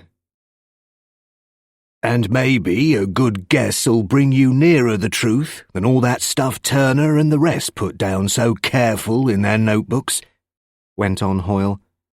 Not but what I've just been telling you hasn't got a bit of sense in it, he added. After all, that chap in the mortuary, he favours the Reeves all right, and his body was found nigh Michael Reeves' steading. Now, sir, what have you learnt about the Reeves, this generation of them? Robert, Norman, Rosemary and Michael, said Waring. As a family, given to hunting, racing, betting, horseflesh, dogs and gaming. Any sort of gaming, I imagine, from cards to cockfighting. Robert and Norman both went overseas, having quarrelled with their father, leaving a trail of debts behind them, so that no one's got a good word to say for them. That about right? Aye, that's right. Debts, you've said it. Debts to all the tradesfolk who were fools enough to trust 'em. Gambling debts, cards and that, and debts to the bookies. Welshers, both of them. Cut and run and left the bookies to snarl. And their dad cut 'em out of his will and left what there was to leave to Michael. Not that it was much when they tidied it all up, because Michael, he paid his father's debts like an honest man. Not his brothers, though. You mark that. Not his brothers. Then there was Rosemary, went on Waring.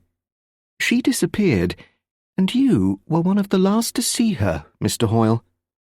Aye, one of the last. But my girl Betty, she saw Miss Reeve after I did. Out on no man's land there, making for the cliffs. Wild she looked, our Betty said.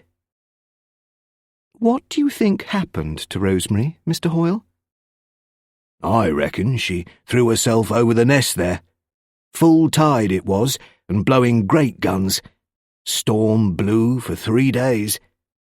I'll lay any money that was the way of it. She hadn't got her dogs, see? Always had her dogs with her, no matter where she went. Big, quarrelsome brutes they was, too. Mastiffs. I know I've cursed 'em often enough when the fancy took her to call in here for a drink. Drank like a man, she did. She left her dogs chained up at home because she knew what she was a-going to do and didn't want them to follow her. And for why? The same old story, old as humankind. She'd got landed, left in the cart, and she was too proud to face it. Who was it left her in the lurch? Why, any of a dozen or so. Likely she didn't know herself. But that story's naught to do with this here. Don't you believe it? And finally, there's Michael, said Waring. Aye, Michael, the only steady one of the whole bunch. He's got a temper, mark you. All the Reeves has that. He's done a bit of gaming and gambling in his time too, but he's steadied now. A worker, that's Michael. Put all his money into that pedigree herd he's building up. He's a name for being close, Michael has, and he's a rare hard bargainer. I reckon Michael means to build the family fortunes up and make his own place in the world, and that's not so far off this story you're worrying away at as you might think. Or maybe you're sharp enough to see what I'm getting at. Well, I could make a case of it, but it mightn't be along your lines, said Waring easily, careful not to let Hoyle realise how closely his every word was being weighed. You say that Michael paid his father's debts, but not his brother's? That's it. Not much you miss, said Hoyle approvingly. See here, sir. When it was known Michael inherited the Hollydown estate, I can tell you one thing of my own knowledge. Plenty of them that Norman and Robert owed money to hoped they'd see a bit of it. I've had bookies and touts in this bar cursing Michael, swearing they'd get even with the Reeve family some day. Last year, that was.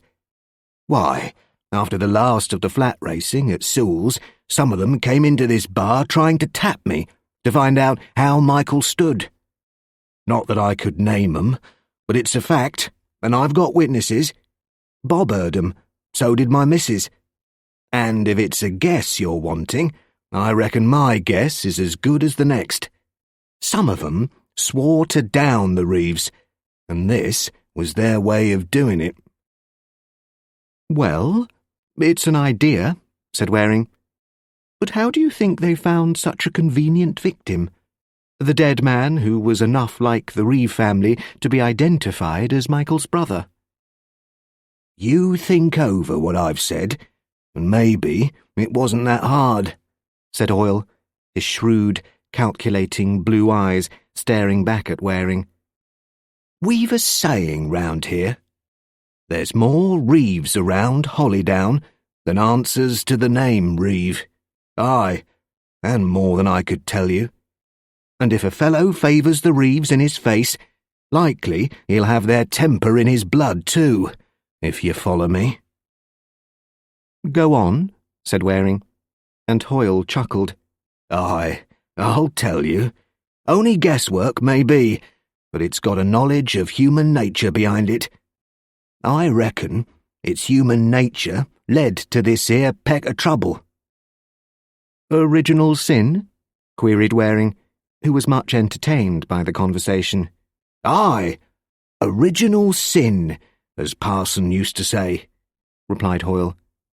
Passed on from father to son, with the looks and the temper and gambling in the blood. Isn't it plain common sense to reckon the sort of fellow I've got in mind would favour his forebears in that? Haven't they all gambled? All been mad on horseflesh and that? And half of 'em been cheats and welshers when it came to paying up? You're not slow, sir. You can see through a wall as far as most. Couldn't there be two reasons for that chap's body being where you found it? One, to pay him out for some trick he'd played. Two, to get back on the last reeve of all, being Michael. Bring off a double. That's how I see it. Well, you've done some logical thinking, Mr. Hoyle, but I've got to get closer to facts. You say some of the bookies from Sewell's came in here asking questions about the reeves. Aye. October, that was, after the Prince's handicap. Bob'll bear me out. A dirty-mouthed lot they were, too. I know I told my womenfolk to go out of the bar, thought there might be a bit of trouble before we were through, but I managed. Why did they come here, Mr. Hoyle? You're a tidy distance from Sewell's.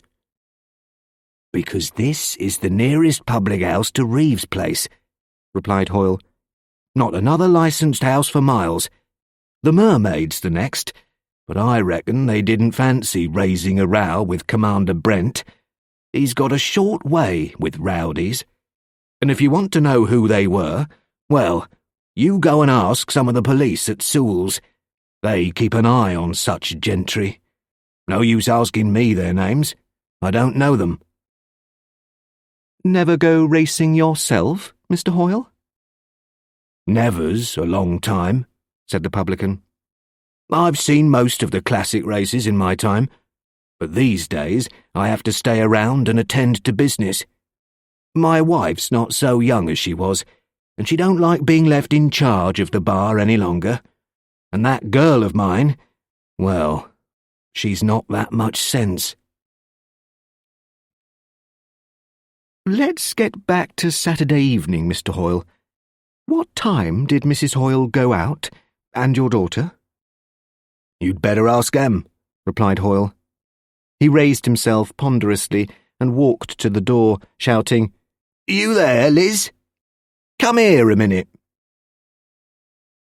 Mrs. Hoyle, stout, ponderous, curiously pallid of face, came into the room, and once again Waring got the impression that she was nervous. He stood up politely, and she sat down heavily in the chair her husband had just vacated, saying, What'd it be now? Can you tell me just what time it was you left here to go to Fording's on Saturday evening, Mrs. Hoyle? It'd have been soon after 7, she said. Mr. and Mrs. Williams, they was going to the ball, and they offered to drive me in, and we left early so as to pick up Miss Baker from Lower Dean. And did your daughter go with you? No, she left a bit later. Young Jim Pellant said he'd pick her up on his motorbike, the Williams car being only a small one, and none of us that slim. Betty's mad on riding pillion. I don't hold with it myself, and it was a tiring evening anyhow. We was neither of us back home till 3 o'clock. Too much for me. 'Twas late hours don't suit me these days. Did you notice any other cars on the road while you were driving? That I didn't. 'Twas misty like, and that old windscreen of Bert Williams's car was fogged up so you couldn't see a thing. Cars there may have been, and plenty of 'em, but I was sitting in the back, and I couldn't see a thing. Is your daughter in, Mrs. Hoyle? She might be able to help a bit. She's not in the house just now. I think she went out to pick up the bus at Broombarrow. There's none passes on this road. Waring was thinking hard, his quick mind playing with a theory which was only half formed. When you left here, in the Williamses' car, Mrs. Hoyle, was your daughter still in the house? Or was she looking out for young Pellant? Outside, that is. I know some of these young chaps on motorbikes are always in a hurry." Mrs. Hoyle looked at Waring with her large, lacklustre eyes, and she hesitated before she answered. "Well," she said slowly, "Betty came outside when Mr. Williams pulled up, just to have a word with him, but I don't reckon she stood out there in the cold for long." "Course she didn't," said Hoyle. "She come inside in the warm till she heard the motorbike. She can tell the sound of every motorbike around here, and that old rudge of young Pellants makes a row enough to wake the dead. There's another point I might mention while you're here, sir, just to clear up any misunderstandings. I gave Inspector Turner a list of all the chaps that looked in for a drink Saturday evening. Local chaps, all of them. Farm labourers, quarrymen, and one or two old codgers from Netherdown. No strangers at all there weren't. Not Saturday evening. I've no doubt he's checked up on some of them, him being careful like, but there's nothing to help you there." "It was quiet for a Saturday evening, I gather," said Waring. "Quiet? Of course it was quiet. All the farmers and the young fellows who'd got the money to posh themselves up, they was at Fordings," replied Hoyle. "Only the old chaps and the labourers left to come in for a pint." "Yes. Come to think of it, it was a good evening to choose for a crime," said Waring thoughtfully. "Everybody with a car heading for Fordings, getting there by 8:30 or so, then a few hours with the roads clear, then everybody driving home again." "Aye," said Hoyle. "You're right there. And whoever did it probably reckoned the body wouldn't be found till the small hours, especially on the lower road. There's not many uses it." "Oh, you do give me the proper horrors," complained Mrs. Hoyle. "I can't see why you're so sure it was murder. Seems to me the poor wretch might have been knocked down by accident. It's shocking how careless some drivers are, and on a misty night, with an old car whose headlights weren't that good, it's none too easy to see a man walking on the road in front of you. I wouldn't drive myself in some of these cars the farmers go out in, that I wouldn't." "Well, you may be right after all, Liz," agreed Hoyle. "It could have happened that way. But there's this story of Commander Brent being knocked over the head." "I don't believe it," she exclaimed. "I reckon he was more mixed than he thought he was. There he was, in a strange dark house, blundering round where he'd no business to be. Knocked things down as likely as not, and took a tumble. That makes more sense to me than all this crime stuff." She turned to Waring. "Sorry if I've been speaking too free, sir, but all this stuff they're talking, well, I can't see no sense in it. We've never had no trouble in these parts. It's not like towns, and I just don't believe it." Waring got up. "We've got to look at it always, Mrs. Hoyle." "Oh, I see that. It's what police is for," she said drearily. "But it don't make sense to me." 2. Outside, it was twilight, greying to dusk. Waring had very keen sight, and he could see without any difficulty. A colourless world, with the line of the downs dark against a shadowy sky, and the distant sound of the sea beating against the chalk cliffs of the Ness. Waring set out towards the cliffs, the old no-man's land that had been common ground for centuries, rough grazing, unenclosed, where the camp had been. Beyond the garden wall of the inn, there was an acre or two of rough land, fenced in. This was the caravan site, on which Hoyle let standing room to motor caravans during the holiday season. 2 of these homes from home stood there now, chilly-looking, pallid rectangles, unsubstantial in the fading light. Beyond the fencing, gorse land stretched to the cliffs. As Waring made his way towards the cliffs in the fading light, he thought of some of the points which had emerged when he talked to Hoyle. First, and most obvious, was the publican's determination to shift the responsibility for the crime away from the immediate district. Hoyle made no suggestion that any of his neighbours could be responsible.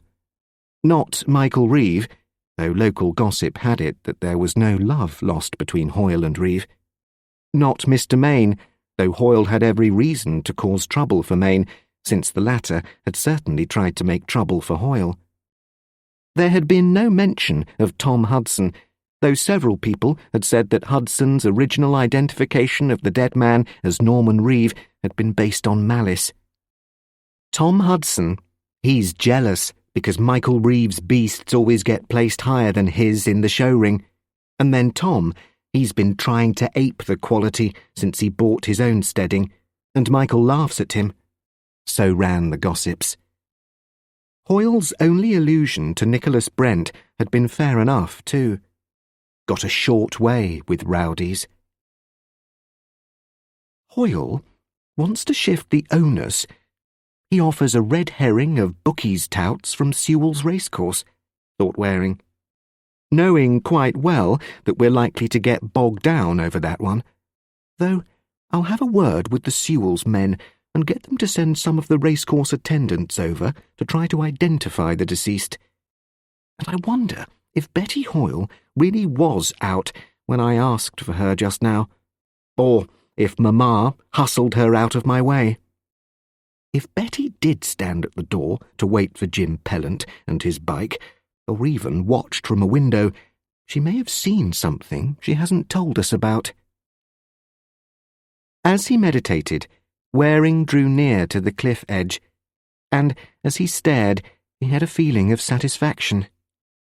In the half-light, clear against the dark, stunted gorse and withered grass, the chalk cutting showed surprisingly light.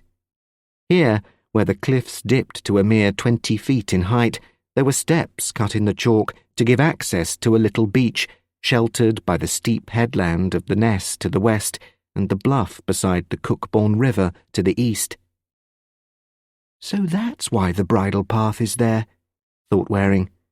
It leads to a sheltered beach where you could land a boat, or shove off in one. And if smugglers didn't take advantage of it in the long ago, I'll eat my hat. Or perhaps it wasn't so very long ago. Standing there, listening to the pounding of the waves, Waring thought again. A quiet Saturday night. Did Hoyle take advantage of it to do some business, with his womenfolk out of the way and precious little custom to keep him in the bar? Was that it? And some nosy Parker saw more than was good for him. Smuggling. The word was evocative of old-time stories, preventive men and desperados. But had smuggling ever been more profitable than today, with spirits and tobacco taxed as never before?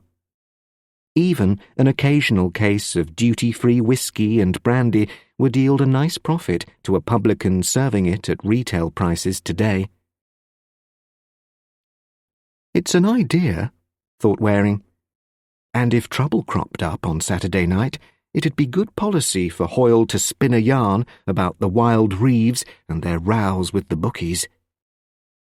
He turned back from the cliff edge and made a quick decision. I'll go and see Brent. He must know what the chances of smuggling are, and he ought to know a bit about Hoyle, too. 3. Hoyle?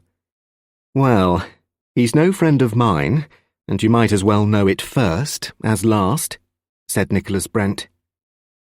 He and Waring were sitting in a small panelled room which had a fine open chimney where logs blazed with blue and green in their flames, sure sign of old ship's timbers. Better get it straight, went on Brent. The fact that I'm here at all makes Hoyle properly mad. He wanted this place for himself, Only he was too close-fisted to put in a decent bid for it. "Why did he want 2 pubs?" asked Waring. "He didn't. He wanted to shut this one down to give him a clear field. He tried to get the licence taken away on the ground of redundancy when I first bought the place. Then, when I'd laid him out over that one, he tried to make trouble with the brewers. All that's an old story, but you might as well know, because it explains why I'm not too fair to Jim Hoyle. Wicked old sinner he is, too." "Do you think he wanted to keep you out because he didn't want a naval chap around, keeping an eye on his private beach?" inquired Waring, and Brent hitched up one eyebrow.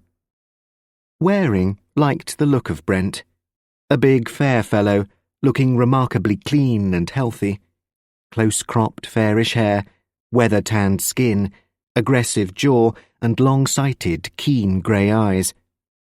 He gave an impression of abounding vitality and of a purposefulness that was the more impressive for his quiet voice and clipped speech.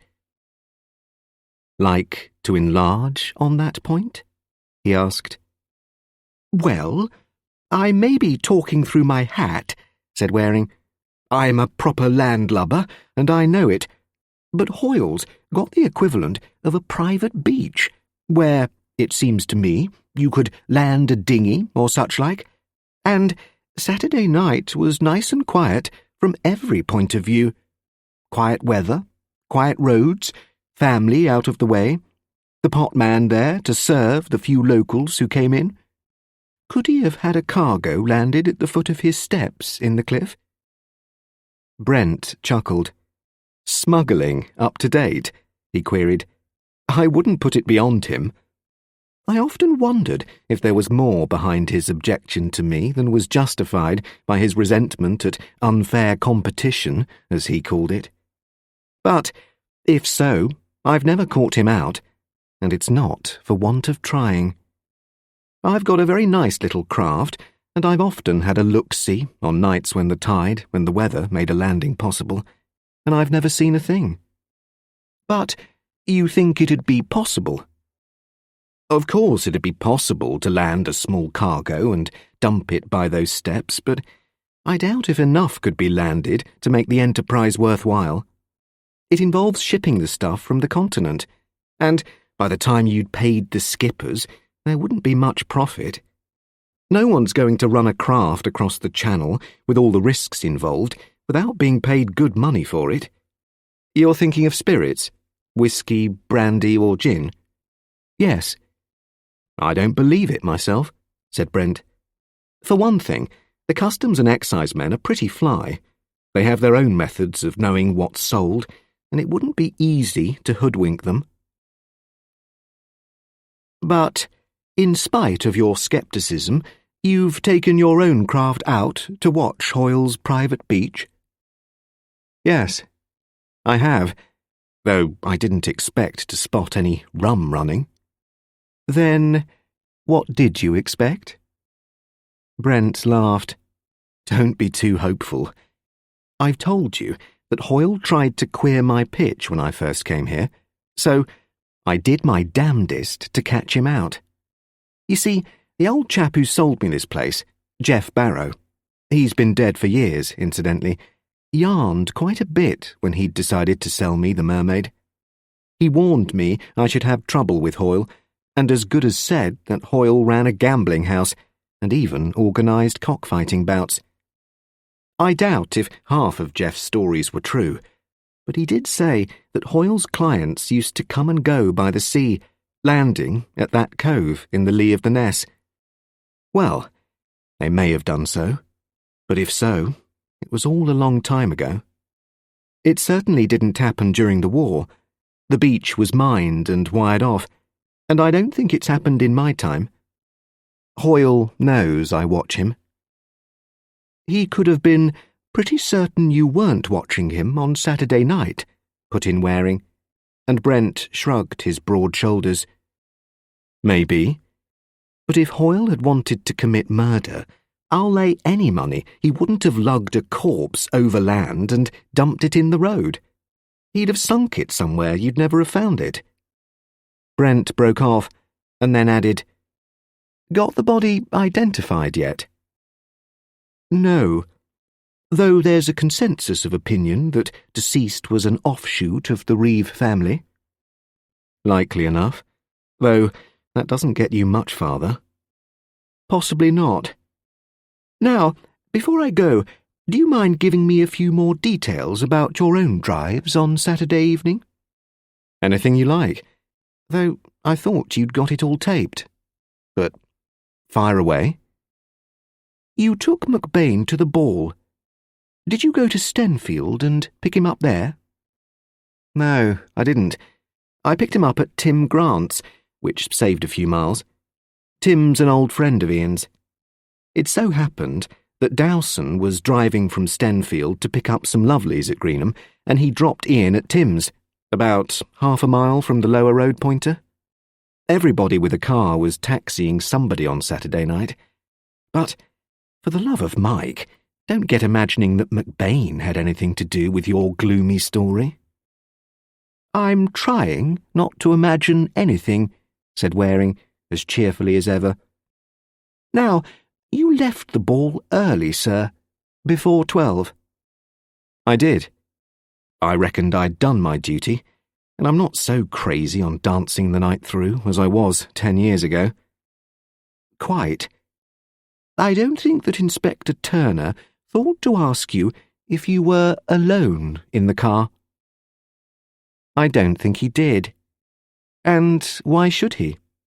I told him, and I'll repeat it on oath anywhere, that I was alone when I found the body.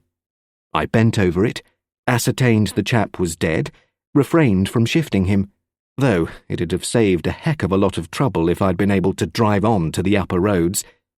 And the rest of the story, you know.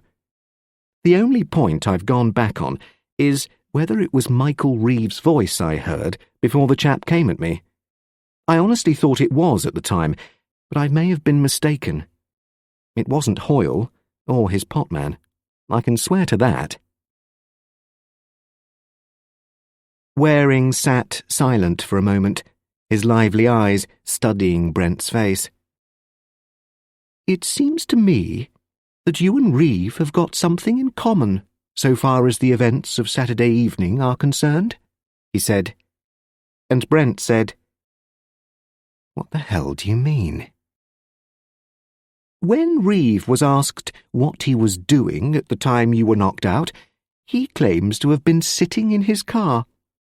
Sitting out, if you like to put it that way. He won't say whom he was sitting out with, though it might save him a lot of trouble if he did. Now, you have not claimed that anybody was with you in your car, though I think it'd save you trouble if you did. Brent stared back at him. I think I get you. Well, off the record, I'm not trying to save myself trouble, because I failed to see that I'm in trouble. I've told a straight story, and I abide by it, and I've nothing to add. Right, said Waring. He got to his feet, adding, Hoyle favoured me with his own version of events on Saturday night. Guesswork, as he admitted, but he's a lively guesser. Owing to the fact that Michael Reeve and yourself declined to answer all the questions put to you, I'm being driven to do quite a bit of guessing myself. That's all right by me, rejoined Brent. You guess away. I take it you know the laws covering the giving of evidence in a court of law and what contempt of court involves? I'll take that hurdle when I come to it, rejoined Brent, calmly.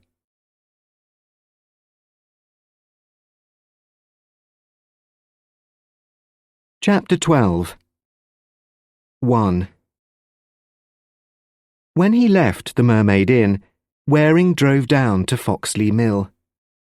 The road he drove on was the north-south road, connecting up the Greenham Road and the Low Road, both of which joined the north-south road about 2 miles above the hill. It was dark when Waring left the Mermaid, and he changed gear punctiliously when his headlights picked up the studded road sign, Steep Hill, Road Narrows. It was steep, too, he contemplated. A veritable tunnel of a hill, running between chalk banks and curving wickedly at the bottom. He took the awkward turn which led him into the drive of the mill house. There were no lights showing in front, but Waring went and knocked at the front door, though he would much rather have gone to the kitchen door and had a heart-to-heart with Alice Ridley.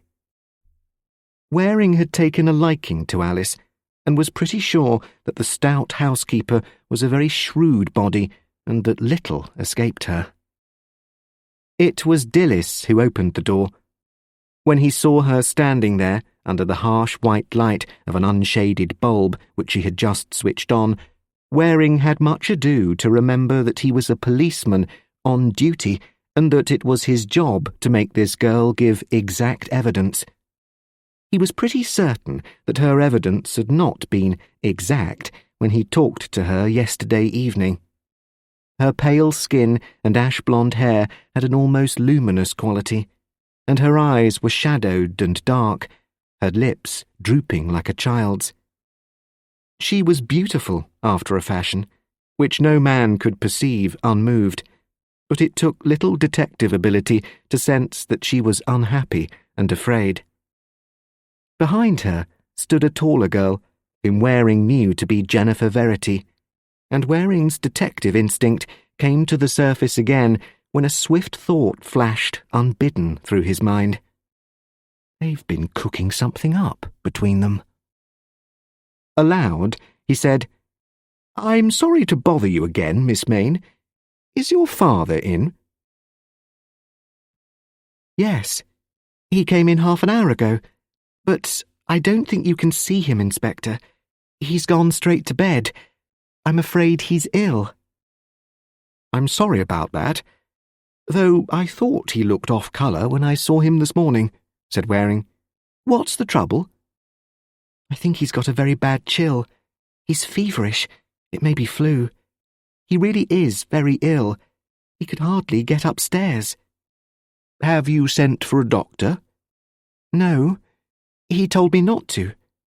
You see, he's always been difficult about doctors. He doesn't believe in them." Jennifer Verity came forward. "All the same, I think you ought to get a doctor, Dilys. If Mr. Mayne is as ill as you think, it's wrong not to have a doctor." "Oh, I know. I shall have to send for Dr. Wright, if he'll come," said Dilys, unhappily. "Anyway, Alice is with him. She's a very good nurse, and she'll know if it's really serious.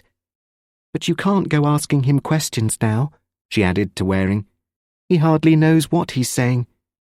I can't imagine how he drove home. He certainly wasn't fit to drive." "Look here, Dilys. I'll call in at Dr. Wright's on my way home," said Jennifer. "He'll understand, and then, if Mr. Mayne is difficult, you can say it wasn't you who sent for a doctor. I expect he caught a chill on Saturday night when he had all that bother over the car breaking down," she added. "All right," said Dilys. "I do think he's ill. Really ill." "I'll be off then," said Jennifer.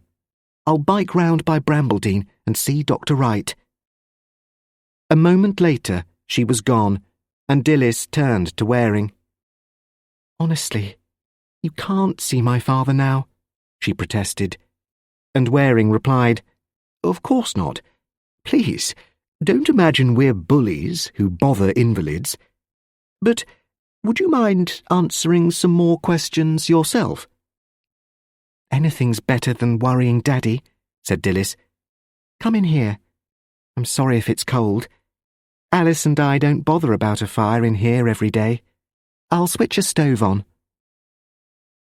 It seemed a grey vault of a room to Waring, that big, formal drawing room. Pale grey walls, dark grey carpet, sober upholstery, and black framed pictures. Looking at the slender loveliness of the fair girl in her demure dark frock, Waring wanted to exclaim, "But you don't belong here. It's incredible that this is your home." Dilys switched a stove on and then said, "Yes? What is it?" "You went to the Hunt Ball on Saturday evening?" "Yes," she replied after a long pause. "I did go. I didn't stay very long because I had to get back before Alice or my father came in. He didn't know I was going, and he wouldn't have approved. He's very strict." "How did you get back?" "A friend drove me back." There was a moment's silence. Dilys stood with her hands clasped loosely in front of her, very still, very white, and then Waring saw that she was shivering. She went on quickly before he could ask another question. "That's not quite right. I wasn't driven all the way home. I walked the last mile or so, over the fields." "By the old bridle path?" he asked, and she stared at him as though startled, and then nodded. "Was it Commander Brent who drove you back?" "I can't tell you," she replied. "Wouldn't it be much better to tell me and get it over?" he asked, gently. "Policemen aren't inhuman, you know. I don't want to distress you, but you must realise that the question has got to be answered." She stood there, silent, like a frightened child, and he went on.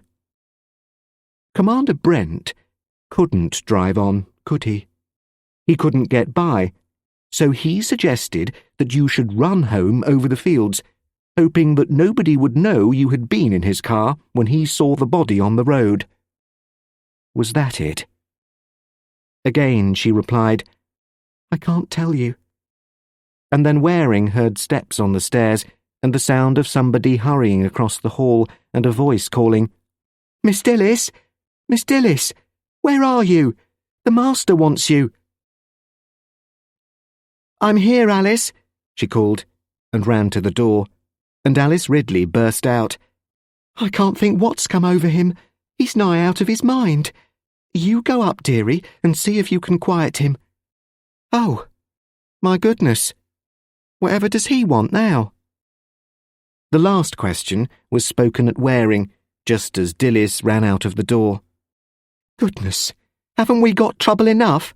burst out Alice, "without you worriting around? The master's that ill, and Miss Dilys worried out of her mind, and now you've got to come, making things worse." "I'm sorry," said Waring. "I've got my job to do, and you know it. If you'll only answer a few plain questions, Miss Ridley, I shan't keep you long." "What do you want to know?" "Miss Mayne was at the Hunt Ball on Saturday. Who drove her back?" "That's not for me to say. I wasn't at home, and you know it. You know I was with my friend, Miss Huggins." "I don't care where you were," said Waring.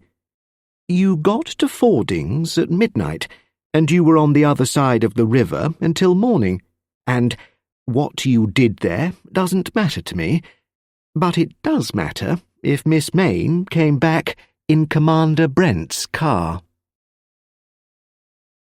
"It's not for me to say," replied Alice, obstinately.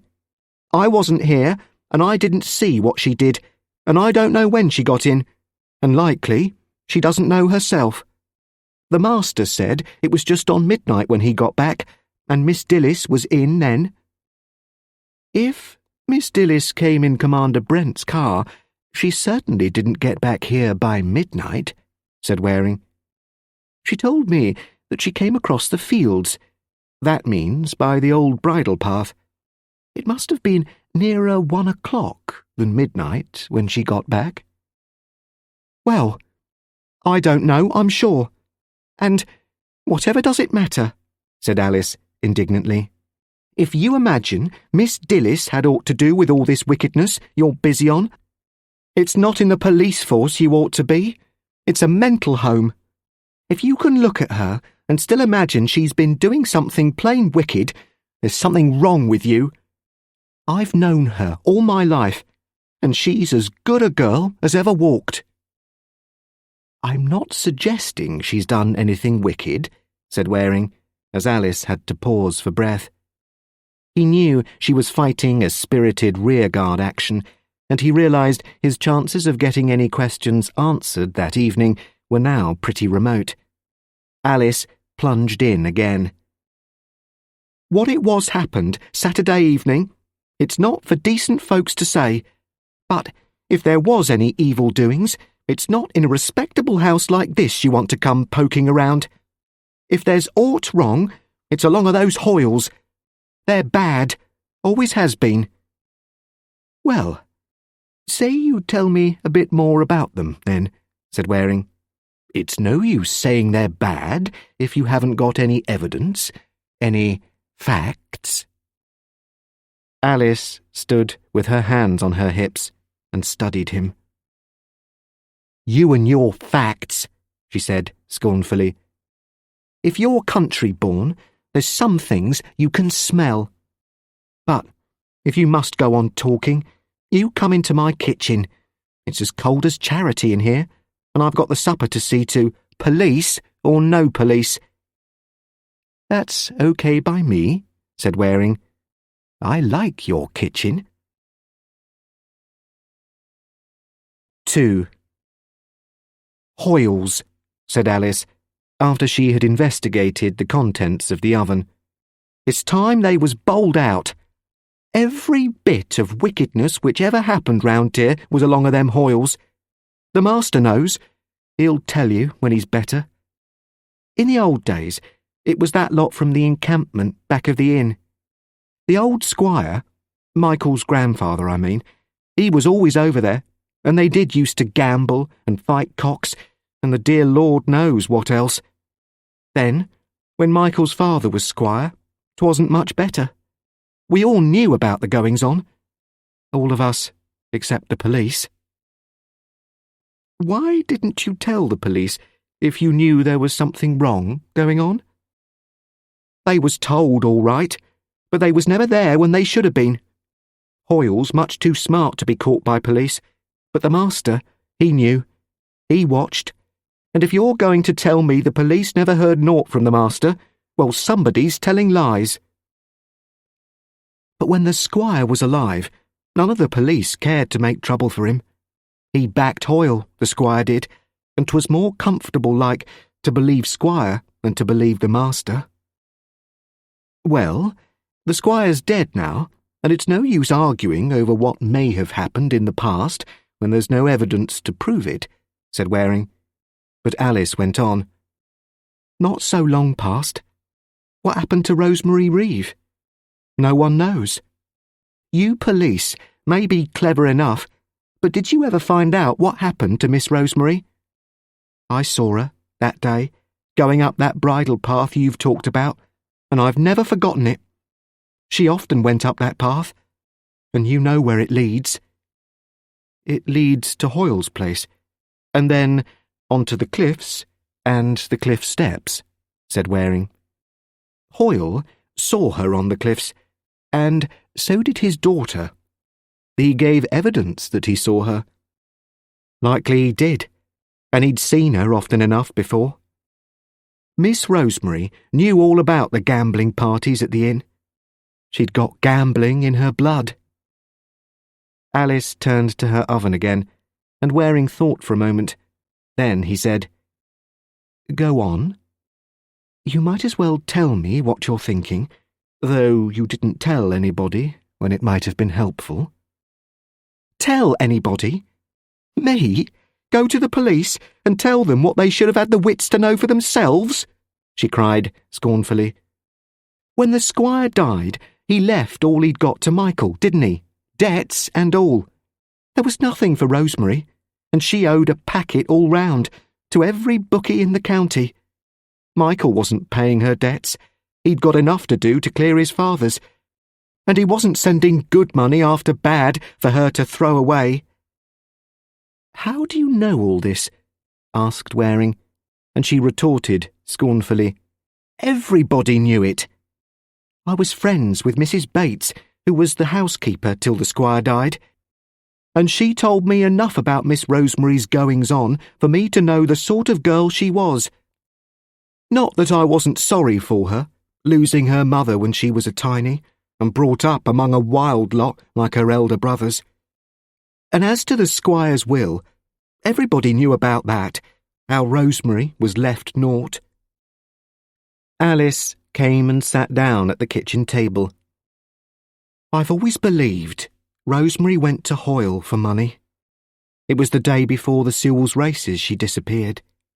She reckoned she could get money out of Hoyle by telling him she'd tell the police what she knew about his goings-on, and I've no doubt she knew plenty." Waring listened with the liveliest interest. With one side of his mind, he knew that Alice was sidetracking him, keeping him away from the main issue, but he was much too interested in her story to stop her. He put in a word here. "If Miss Reeve intended to get money out of Hoyle by threats, wouldn't she have taken her dogs with her? She must have known she was taking a risk, if there's anything in your idea." "That's just it," said Alice. "It's the one place she wouldn't have taken her dogs, not if she wanted to talk to Jim Hoyle. The dogs hated Hoyle. One of them went for him one day, and he hit it over the head with his cudgel. She knew Hoyle wouldn't let her in if she'd got those dratted brutes with her. Savage they were. Michael had them put down after she disappeared. No one could do nothing with them." "Well, Miss Ridley, I won't say that I'm not interested, because I am," said Waring. "But the job I'm investigating is the death of a man whose body was found on the Low Road last Saturday night." "Maybe you are," she said tartly, "and likely you'll go on investigating, as you call it, same as they did over Miss Rosemary. And a lot of good they did. And if you can't see the connection, you're not so bright as you look." "I could make up all sorts of connections," said Waring, "but the only connection that would be any good to me would be one that had evidence to support it. Facts, not guesses." "Then you'd better go looking where you can find some facts, and that's not here," she declared. "You make me tired. Ben Grubbs told you who the chap was, the dead man. Don't you tell me he hasn't. Ben's told everybody else. He was that chap who was born on the old caravan site and lived there until the police evicted the lot of them. But he came back. Always coming back he was, hanging around there." "Hoyle says that man was his own age, over 60, said Waring, and Alice retorted, "Hoyle? If you believe what he says, you'll believe anything. I may not have any of your blessed facts, but I've sense enough to see what happened. That chap tried the same game on Hoyle Miss Rosemary tried, getting money. Likely he knew what happened to Miss Rosemary, and Hoyle finished him and put his body in the road for somebody to run over, and he put it near Michael Reeves' place so that the police'd say, 'Those Reeves again. We've got him this time.' And that's just what they did say. That blockhead of an inspector, Turner, his name is, he just fell for it." "Don't be too hard on Turner," said Waring, who had his own reasons for keeping the conversation going. "He got off on the wrong foot because Mr. Hudson and Foote identified the body as that of Norman Reeve. Besides, there was the added complication of Commander Brent being attacked in Michael Reeves' house. I've no doubt you've heard all about that. You hear all about everything," he added. "What sort of folks do you think country folks are?" she burst out. "Do you think we're all dumb round here? Everybody for miles has been talking about nothing except the dead man on the Low Road. Mr. Tom Hudson, he got talking to his cowman, and the cowman talked to the milk lorry man, and the milk lorry man got gossiping with Commander Brent's man. They're all talking, Even Mrs. Weldon. She's housekeeper at the Mermaid, and not given to gossiping. She came along to see me to ask about poultry for the season. Poultry, indeed. I know what she wanted. Probably the same thing that I want, said Waring, and Alice Ridley sniffed. I don't know about that, but I do know this. I can't get on with my work with you in the kitchen. Haven't we got bother enough without you coming making more? I'm sorry, Miss Ridley, said Waring, and he spoke very soberly this time. I don't want to add to your worries, but I've got my job to do. You've been pretty clever, haven't you? You called Miss Dillis away so that I couldn't ask her any more questions. Oh, I know. I'm not really stupid. You've got Mr. Main upstairs in bed, and you tell me he's too ill to be talked to. That's true, said Alice. He's a sick man if ever I saw one. My goodness, she exclaimed. You're not going to tell me you don't believe he is ill upstairs? Oh, yes, I believe that, said Waring. I don't think Miss Dillis was telling me lies when she said her father was ill in bed. I'm quite sure she wasn't. But I want to know why he's so ill. And I'm going to stop here until I've seen the doctor Miss Verity is sending. Alice stared at him. Why he's so ill? She echoed, and Waring could hear the trouble in her voice. He's got a fever on him, and a cough I don't like the sound of. I said he should see a doctor this morning. I knew he was poorly, and he nearly snapped my head off. The bees that man's got in his bonnet, she cried. What with his temperance campaigns and his I won't have a doctor in the house, he's enough to drive a body crazy. And there he is, fair delirious, and if that's not enough, I've got to bother with you. Can't you let us be when we're in trouble? And with that, she put her apron over her head and wept. Waring sat still for a minute or two, while Alice sobbed into her apron. And then he said, Crying's not really going to help, Miss Ridley. It's not going to get rid of me, for one thing.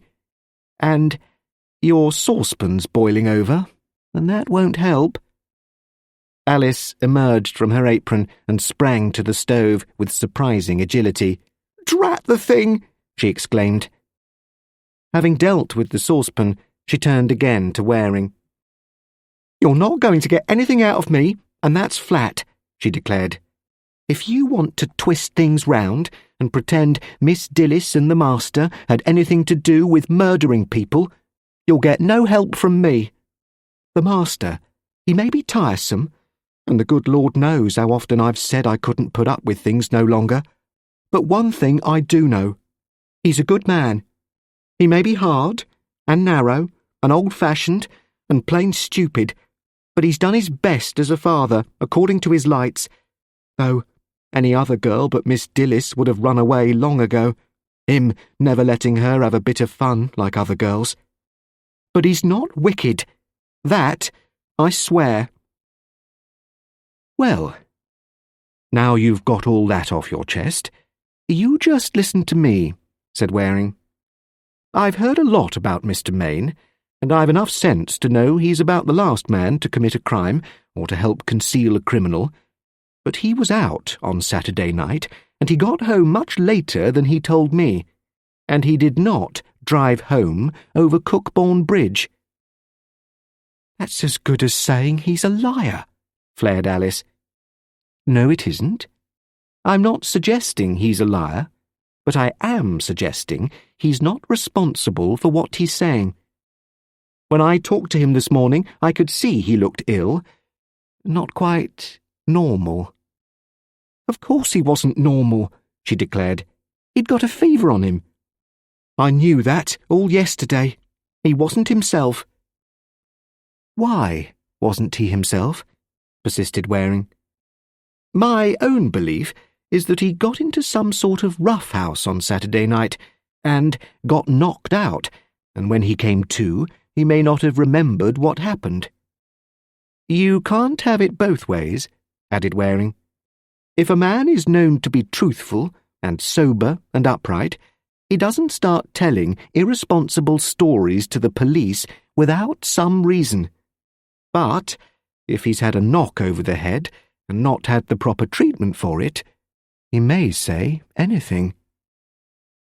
Alice gave a great sigh and subsided into her chair again. Maybe you've got more sense than I thought, she said slowly. It could have happened that way. But if he got into a rough house, as you call it, I know what house it was. It'd have been that Hoyle. You can say, you know. It's no use my saying I know unless I've got proof, said Waring, and the first thing I've got to have proof of is Mr. Maine's illness, and I'm staying here until the doctor's told me if there's any ground for my own idea about it.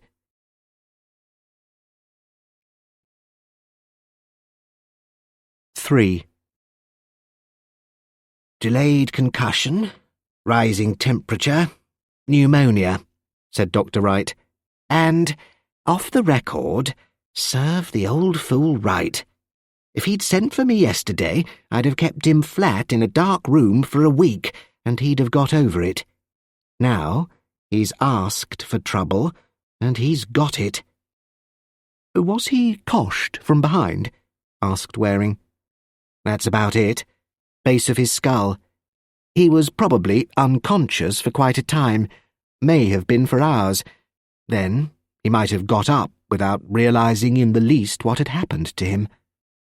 They say he drove home. I've heard some queer stories about head injuries, but this one beats the band. How he survived, I can't imagine. Wright turned and studied the young detective's face. Well, here's a ready-made solution for you.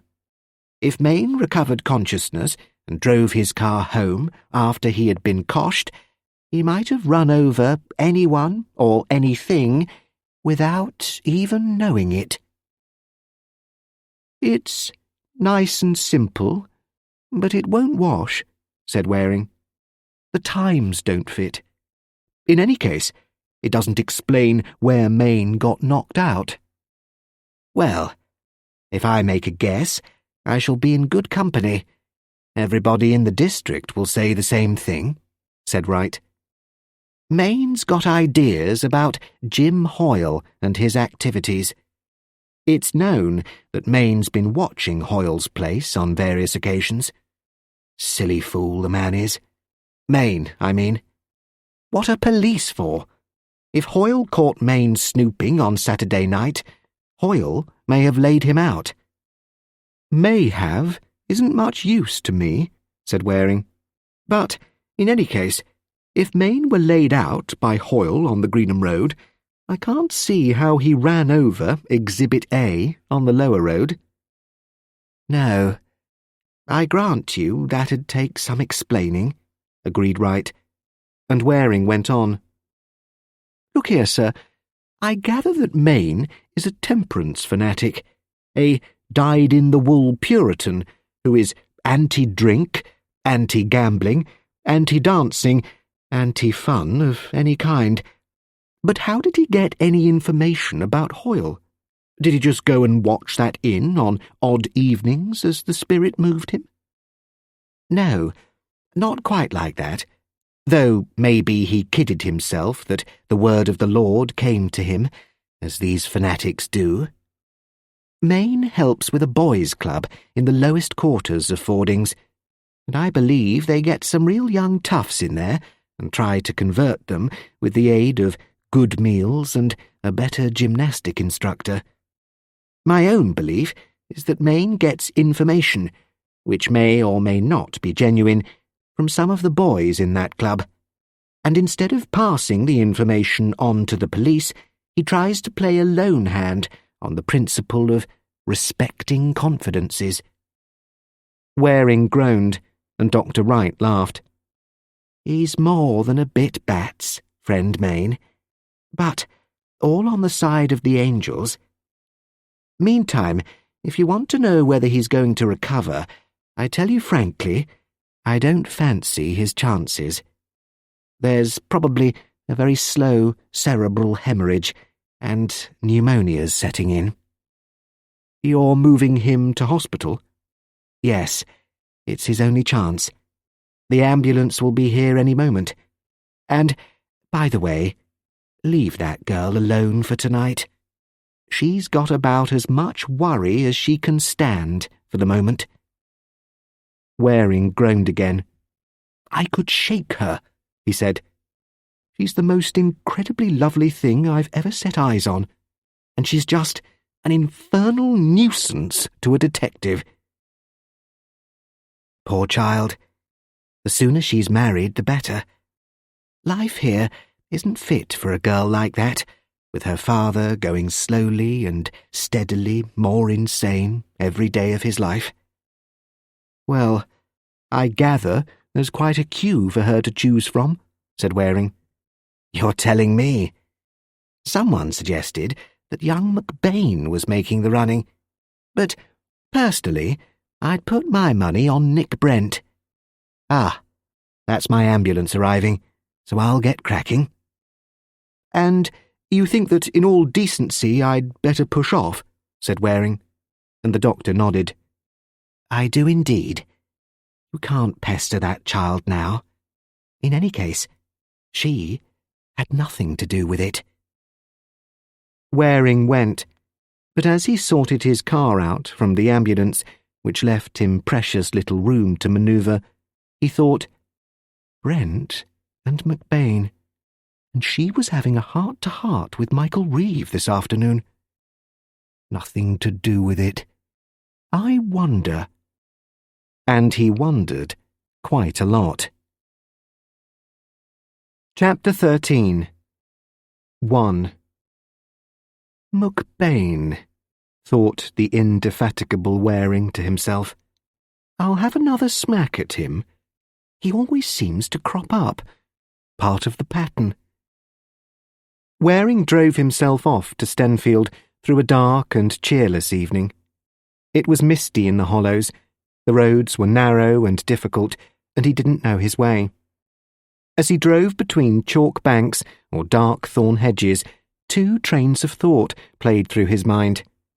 First, he concentrated on the actual driving, which was tricky, and then he gave rein to his own imagination and thought how easy it would be not to brake in time if he saw a dark body lying in the road after one of the bends and dips he was negotiating. He thought, too, of Dilys Mayne, sitting beside Nicholas Brent in the Big Heron. Dilys Mayne. She recurred in this story like a theme tune, and he didn't seem able to get to grips with her. When he arrived at Stenfield and found the McBain's house, the front door opened just as Waring was about to ring the bell.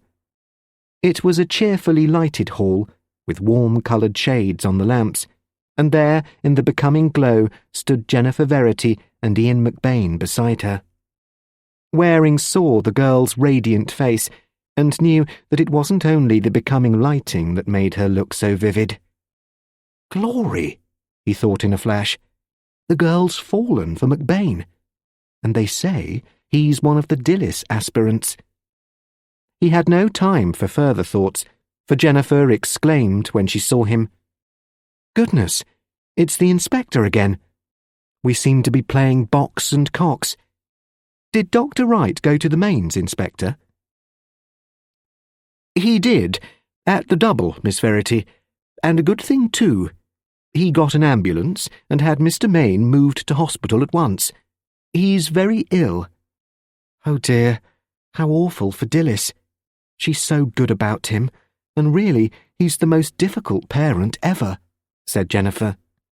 "This business about refusing to see a doctor is enough to drive anyone mad." "Well, I think it was past the stage of being difficult by the time Dr. Wright got there, so you can count it as your good deed for the day, Miss Verity, getting a doctor quickly when one was needed." "Oh, I'd do anything for Dilys," she said quickly, and then added, "I came on here to tell Mr. and Mrs. McBain about it all. Aunt Caro, as we all call her, is so helpful when anyone is ill." "I'm certain she'll do anything she can," put in Ian. Jennifer looked at Waring in a puzzled way, and then asked, "How did you know I was coming on here, Inspector?" "I didn't," answered Waring, truthfully. "I came here to consult Mr. Ian McBain." "Oh, then I'll leave you to it," said Jennifer hastily.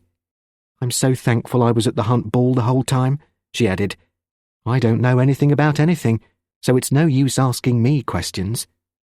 "Well, if any questions arise which you could answer, I know where to find you," said Waring. She gave him a quick glance and then turned to McBain. "Good night, Ian. I'll ring Dilys later and find out if she wants anything. Let me know if there's anything we can do, Jennifer. And, for goodness sake, be careful on that bike. It's a filthy evening, just like Saturday night." "Heavens, aren't you cheering?" she flashed back. "I'm the world's safest on a bike. I always biked to school. Goodbye for now." "Come in," said Ian to Waring. "We can use the study if you want to talk. In here. What is it now?" "It's a very simple question, which no one has the common sense to answer simply," said Waring. "I'm hoping I can rely on your common sense to answer it, if you happen to know." "Well, I'm not fool enough to hold out against the police when they want evidence in a criminal case," said McBain. "What is it?" "Do you know if Commander Brent drove Miss Mayne home from the Hunt Ball on Saturday evening?" "He drove her, but not right home," said McBain, adding, "for obvious reasons," and then looked at Waring. "Didn't Dilys Mayne tell you when you asked her?" he inquired. "She promised me she would tell the exact truth if the police asked her." "She refused to answer, and so did Brent," replied Waring. "Silly fool," said Ian. "I know he was trying to keep Dilys out of it, because she'd have had to give evidence, but he might have had the common sense to know there's no future in holding out against the police in a criminal case." "Then why didn't you tell me?" asked Waring, wrathfully. "Because I wasn't asked, and because my evidence on the matter would only have been hearsay," retorted Ian promptly. "It still is, for that matter. I didn't see Dilys Mayne in Brent's car, but I repeat firmly that, to the best of my knowledge and belief, Brent did drive Dilys Mayne home, as far as the gate onto the bridle path. She walked the rest. And if Brent tries to brain me because I've told you the truth, I shall still tell him he was a fool for not telling you in the first place. For one thing, it lets him out. Poor Dilys saw the body lying in the road when Brent pulled up, and I can't make out why she didn't tell you at once when you asked. She was perfectly sensible about it when I warned her to tell the exact truth if the police asked her." "There's nothing perfectly sensible about the Maynes now," said Waring.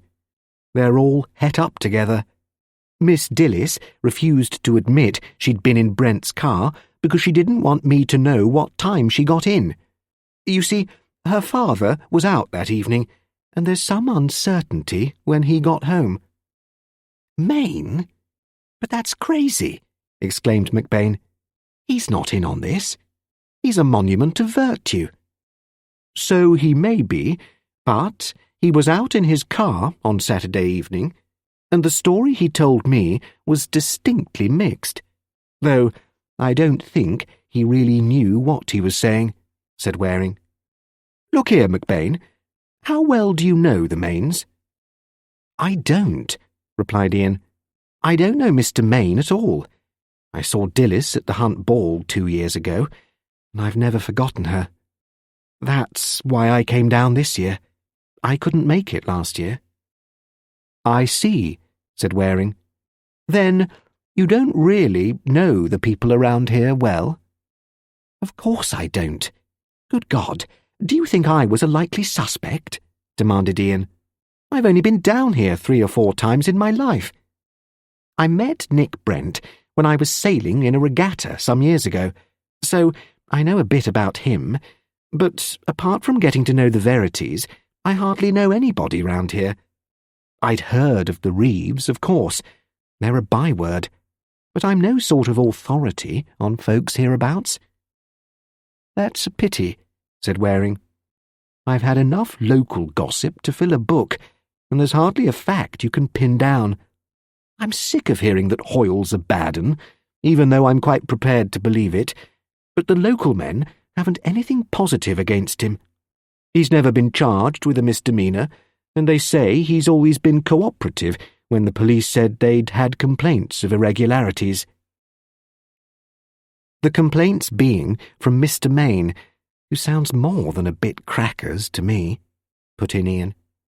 Possibly, but that's not much use to me, said Waring.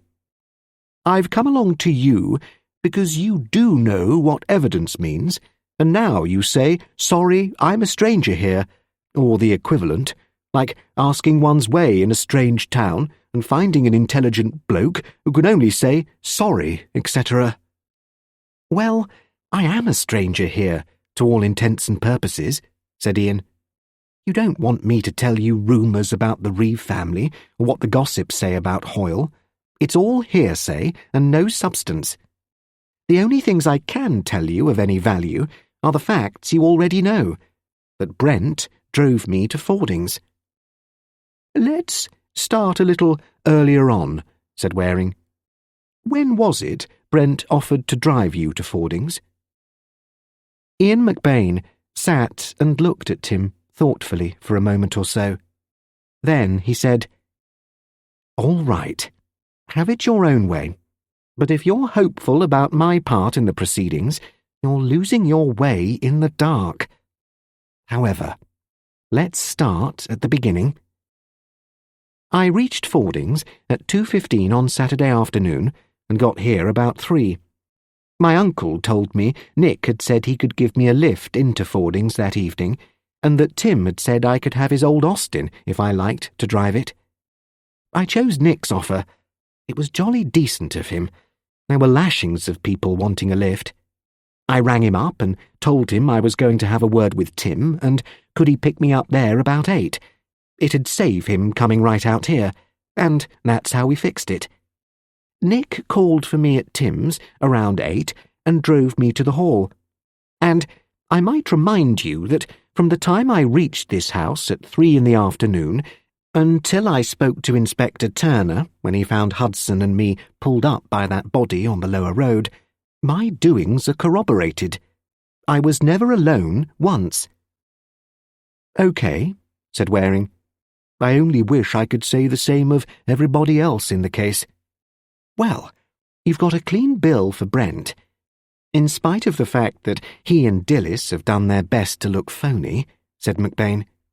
Reeves in the red, I gather, having only a calving cow as an alibi. Hoyle's got his potman and various locals to swear he was never out of sight of somebody for more than 5 minutes, and 5 minutes wasn't enough in his case. Waring put in a word here. You gave Betty Hoyle a lift along the bridle path on Sunday afternoon. Ian laughed. I did, and I don't propose to do it again. I was riding Nick's bike, by the way, greatly to Miss Hoyle's satisfaction. I couldn't make out if her devotion to Nick's bike was as great as her devotion to Nick. What's that? Put in Waring, and McBain laughed. Betty Hoyle is crazy on pillion riding, and her great ambition is to get a lift from Nick. I suppose she's got a thing about him because he had a reputation for being a woman-hater. He lived alone in that inn of his for years while he was getting it in order. His hermit crab stage, I called it. So Miss Hoyle sighed in vain. If you want a non-stop gossip, Waring, try Miss Hoyle. I'd like to. She looks a talker, said Waring. Did she tell you any items about Saturday night? Ian chuckled. I tried to lead her on, but As she set out for the ball on somebody's motorbike about 7:30, her evidence wasn't admissible. However, she told me all about Dad being in the bar all the evening, and if you're hoping Hoyle put paid to the deceased, you've got to admit it would have taken him more than 5 minutes to get the job done. Waring sat and pondered. He'd have had to cosh the bloke, shift the body along the bridle path to the low road, fetch Reeves' car, return it, and get back to the inn. He couldn't have done it in less than half an hour, probably more. McBain nodded. All of 45 minutes. I've tried it, and I've no doubt you have.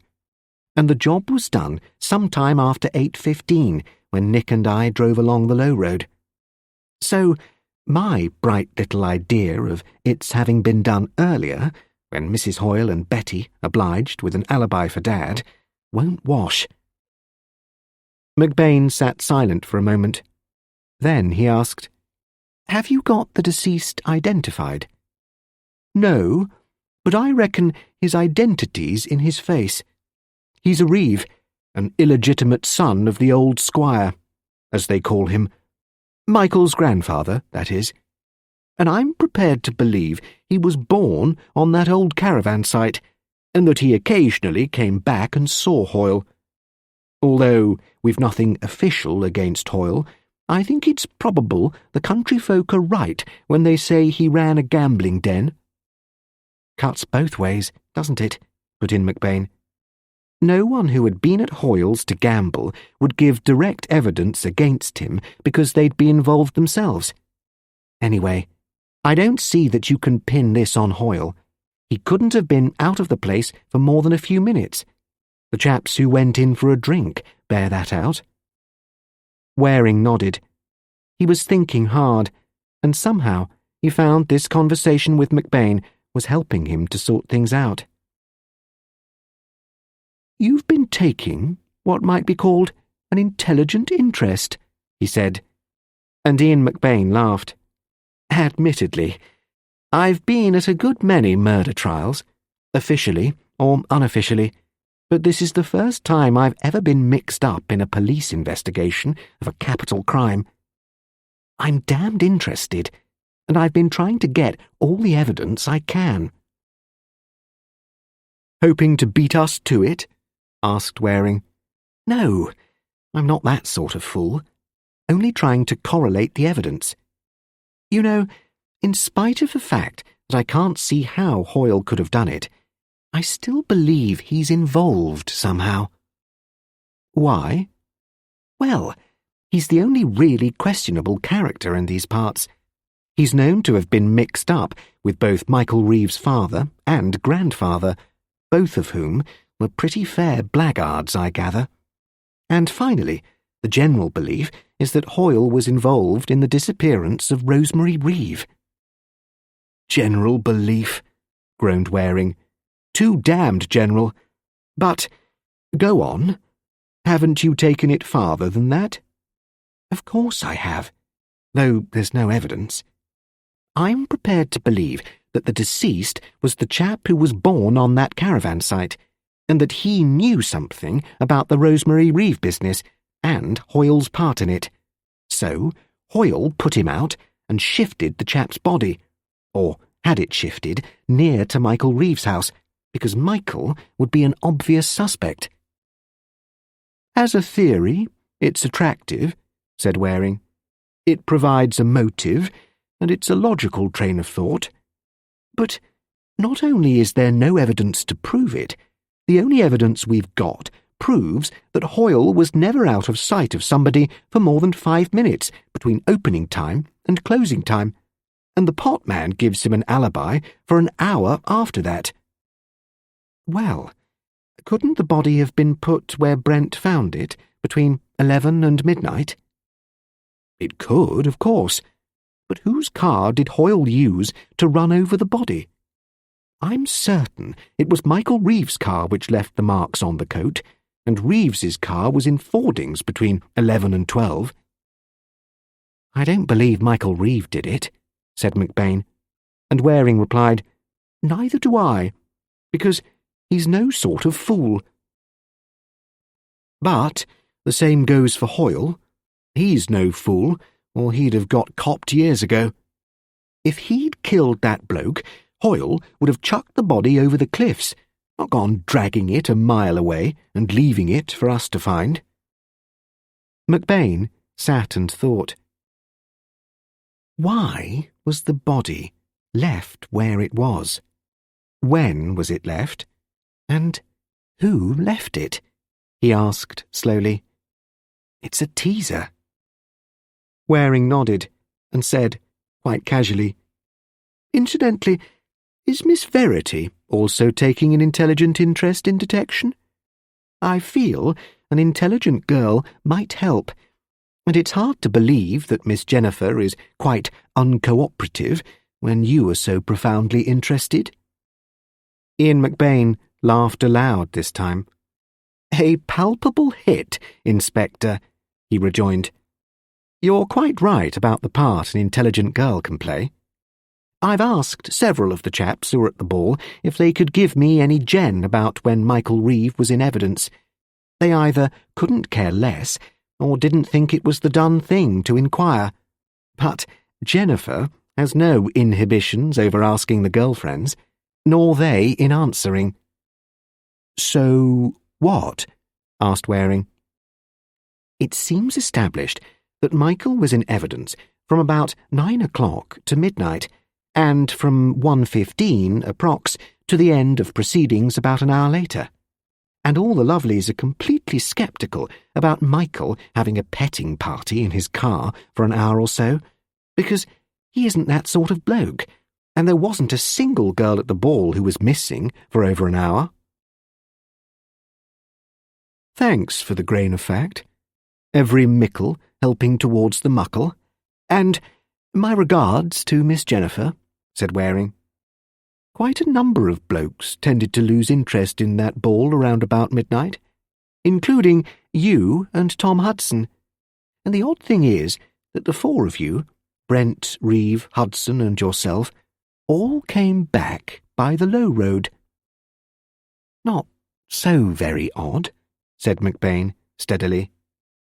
Nick Brent told me he chose it because it was often clear of mist when the Greenham and the main roads were thick on top. I told Hudson what Nick had said, so he drove back that way, and Reeve's place is on the low road anyway. Yes. How clear was that road when Brent drove you to Fordings? Asked Waring. As clear as when Hudson drove you back? No, definitely not, said McBain. There was very little mist coming back. It had cleared a lot. Going to Fordings, it was pretty thick in places, and the windscreen misted up my side.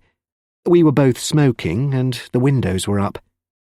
He broke off, and then added, But don't, for the love of Mike, go cherishing a theory that the corpse was on the road and we never noticed it.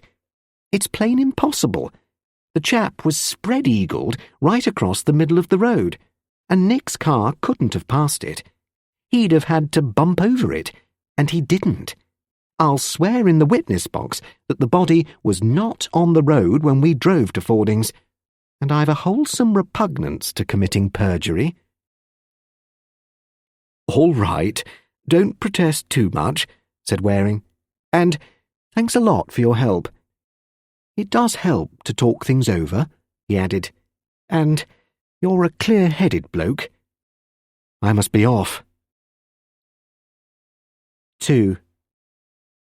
It was only about 10 minutes after Waring had left that Jennifer Verity telephoned, and Ian answered the call. Ian, it's Jenny. Is the inspector still with you? No. He's been gone some time. Why? I thought he might like to know something. Bert, the man who brings our papers, says that Betty Hoyle was found on the Greenham Road, badly hurt. She'd either been knocked down by a car or come a spill off a motorbike. They don't seem to know which. Cripes!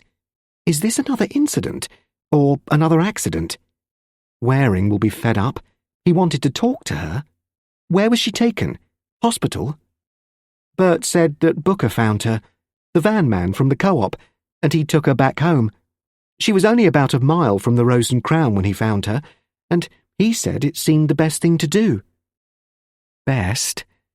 I wonder. If she's badly hurt, he may have killed her. Did your chap say how bad she was?" "I don't suppose he knew, but since he said she was lying almost in the ditch, she must have been unconscious. Of course, we haven't the least idea if this was just a road accident, but I thought that if Waring was still with you, he'd probably want to rush over to see. I'm quite sure he would have, but I haven't the vaguest notion where he's gone. Still, they'll have telephoned the local police about the accident. That's obligatory." "I know, but that van man's a moron, and somehow I can't see the Hoyles telephoning the police immediately. It ought to be done at once, oughtn't it?" "Of course. Look here, Jenny, why don't you do it? You can put it through as an inquiry, saying the paperman told you, and you wondered if it were true, because there have been rather a lot of accidents lately." "All right, if you think I should, Ian. But they'd have to get a doctor, and he'd inform the police, wouldn't he?" "Yes, after he'd got there and examined his patient and all the rest. And that inn's quite a way from any doctor." "Yes, I see. I'll ring the police and just ask." "Thank heaven you've got back safely, anyway, Jenny. For heaven's sake, don't go out again tonight." "Of course I won't. It's a beastly night anyway. I'll let you know what the cops say, so listen for the phone, won't you?" "I'll be here, waiting," said Ian.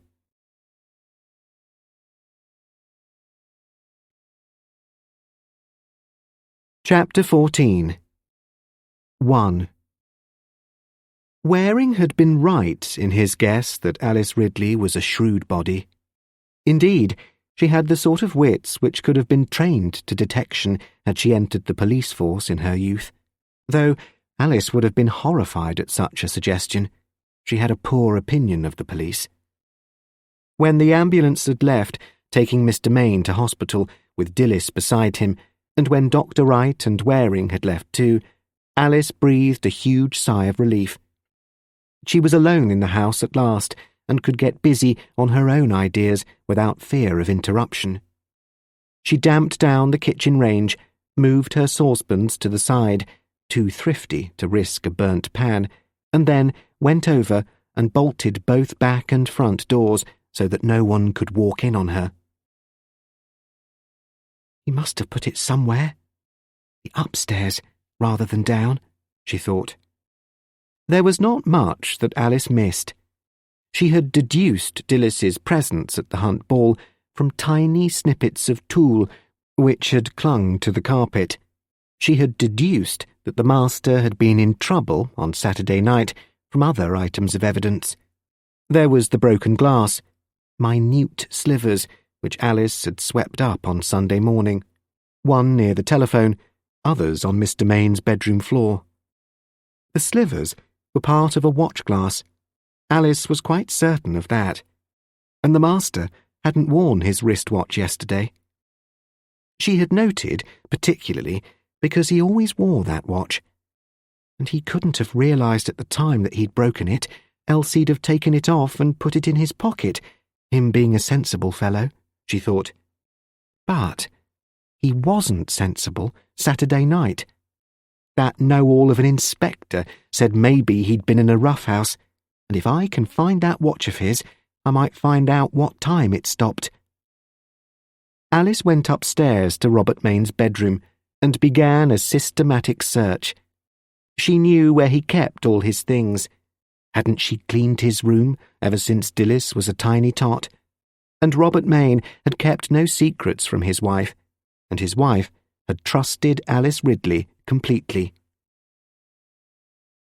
His keys were on the bedside table where he had put them when he staggered up to bed with Alice's sturdy arm round him only 2 hours ago. It took her a very short time to realise that the watch she sought wasn't in any usual or obvious place, and she had already looked for it when she cleaned the room that morning and failed to find it. "He's hidden it," said Alice to herself. Muddled or not, he'd got the time on his mind, as though it mattered a lot. She took up the bunch of keys. She knew what they all were, as his wife had known, and unlocked an old-fashioned brass-bound box which opened out to make a writing desk. Lifting a flap, the first thing she found was a photograph. A picture of a lovely, laughing, fair-haired girl. Not Dilys, but Dilys's mother, Eleanor. It was Eleanor who had chosen that queer, newfangled name for her beautiful baby. Dilys. Queer, they'd all thought it. As she looked at the photograph, Alice felt a tear trickle down her nose. Eleanor Mayne had been very good to Alice in the long ago, when Alice had been sorely in need of help. Now, Eleanor was dead, and it looked as though her daughter might be in need of help. Quite simply, Alice was prepared to do almost anything to help, to suppress evidence or to invent it. It was all one to her. If the police were prepared to suspect Robert Mayne of evil-doing, then the police were fools, and Alice was quite ready to throw a spanner in the workings of the law, if she could. Not that he's not a fool himself, she muttered angrily, thinking of her master. If he'd only trusted me, we'd never have been in this muddle. Ah, there it is. The watch was tucked away under some papers, and Alice stared at it. Some of the glass was still there, wedged under the hands, and the time it showed was 9:30. Saturday evening, that have been, she thought to herself. There's grit in it, too, as though he'd fallen on the ground, and where he was when he did it, I can guess as well as that know-all. After a moment's thought, she wrapped the watch in her handkerchief and put it in her pocket, relocked the writing desk, and chose another key.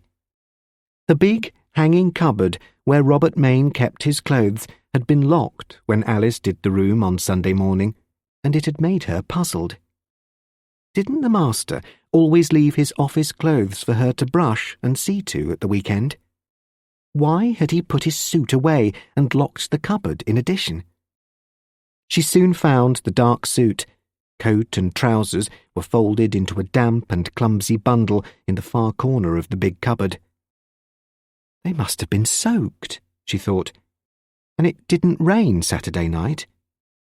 Reckon he must have been tumbled into a ditch to get in that state. She hurried downstairs, plugged in her electric iron, got the ironing board out, and a pile of rough, dried laundry as camouflage in case anybody caught her at it, spread the coat on the board, and examined it carefully.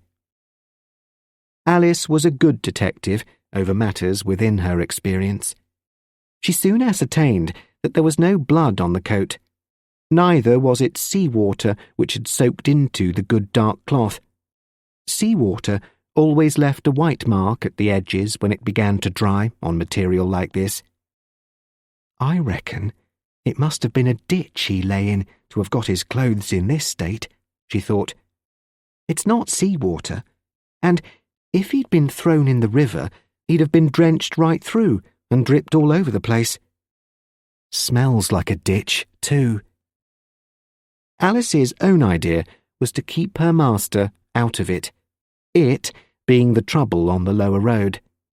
Dry his clothes, hide his watch, make everything seem normal, so that if Waring came along and insisted on searching, there shouldn't be anything unusual for him to find. Once they prove he's been in a mix-up, they'll go suggesting all manner of things, she thought, as the steam rose and the iron sizzled while she pressed the suit under a cloth. It was the back of the clothes which had got wettest. A ditch. That's what it was. That ditch near the Rose and Crown. Maybe he hid in the ditch, watching out for goodness knows what. Why couldn't he have let things be? If that Hoyle's a rogue, and everybody with a ha'porth of sense knows that, better have let the police onto him instead of giving us all this trouble. If he hadn't got me to look after him, they might arrest him on suspicion, and it's 2 to 1 he doesn't even remember what happened. Alice was not acquainted with the phrase delayed concussion, but she knew all about the symptoms attendant on that state.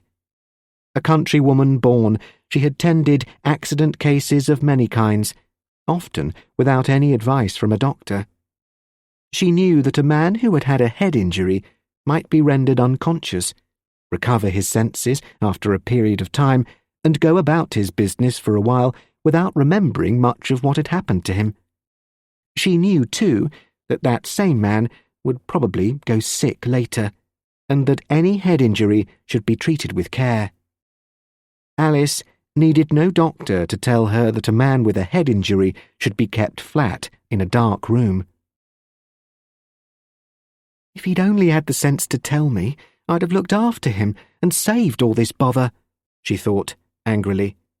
As things are, Dilys'll go saying something stupid to try to help her dad out of the muddle. She banged the hot iron down on her sizzling cloth and thought out the likeliest explanation, for the doctors would know all about the head injury. His car broke down and he tried to push it and slipped, she hazarded to herself. The roads were slippy, and he went backwards and hit his head down in the dip there. There's always frost in that hollow. Her ironing completed, she put the suit on a hanger and left it to air by the hot tank. Then, as an afterthought, she went upstairs and collected Robert Maine's underwear from the linen basket in the bathroom and put it to soak with the other washing in the wash-house. And if that know-all comes in and notices I'm a day late with the washing, I'll tell him he ought to have noticed it was no sort of a drying day today, and I use my common sense about when I do the laundry, she thought. I reckon he can't make head or tail or that there now. She gave a large sigh when she had tidied up from her ironing activities, glanced round the kitchen to see that everything was in order, and then went to the telephone. 2. Robert Maine had known Alice for so long that he thought, quite mistakenly, that he knew all there was to know about her. Alice Ridley had both acquaintances and relations with whom she kept in touch, quite unbeknown to her employers. Alice's cousin Joe had had a variety of jobs in his time. Horseman on a farm, vanman to the railway, driving the horse vans, drayman to a brewer's, and finally, his present job, odd job man to the railway hotel in Fordings, where his still considerable strength and experience with barrels, bungs, and taps made him a valued employee in the cellars. Alice Ridley was very careful never to mention Joe to anybody, but she never forgot that she and Joe had been playmates on her father's farm in the long ago, and she often asked Joe for advice or for news of old friends, or even to do errands for her on occasion. She rang through to the railway hotel without any hesitation and asked if it would be convenient for Joe Benson to come to the telephone for a moment. "OK, ducks," replied a woman's cheerful voice. "I'll get him. Hold on." "That you, Joe?" "It's Alice here," she said a moment later. "Any news about you-know-what?" I found out. Jack noticed. He's always hanging around at the back where the cars are parked. You know, along by the goods line. That car you mentioned was moved between 7 and 7:30. Can't get it nearer than that. And see here, there's been some other inquiries, like you said there might be. But Jack didn't know nothing, and he won't know nothing. You know how 'tis. "I know," said Alice. "Anything about the other little matter?" Well, it's a spot hard to say for certain, but I'm told there's a firm date for a party that night. Things being as they are, and your old man might have picked up the news. Been going on for years, that date has, or so they says as ought to know. "What's that?" Alice had been muttering to herself. No fool like an old fool, but she spoke up quickly. "Nothing. Only me grumbling to myself, Joe." "Aye, likely. 'Tis a proper mess all round," replied the other. "But see here, if it'd help, I know one or two chaps who was on the roads that night might remember summat if it'd be a convenience. I don't like to think of you worrying so, Alice." "That's all right. Thanking you all the same, Joe. Somebody's got to use their heads, things being as they are, and there's only me to do the thinking. Now, don't you do aught unless I give you the word. But I'll say this.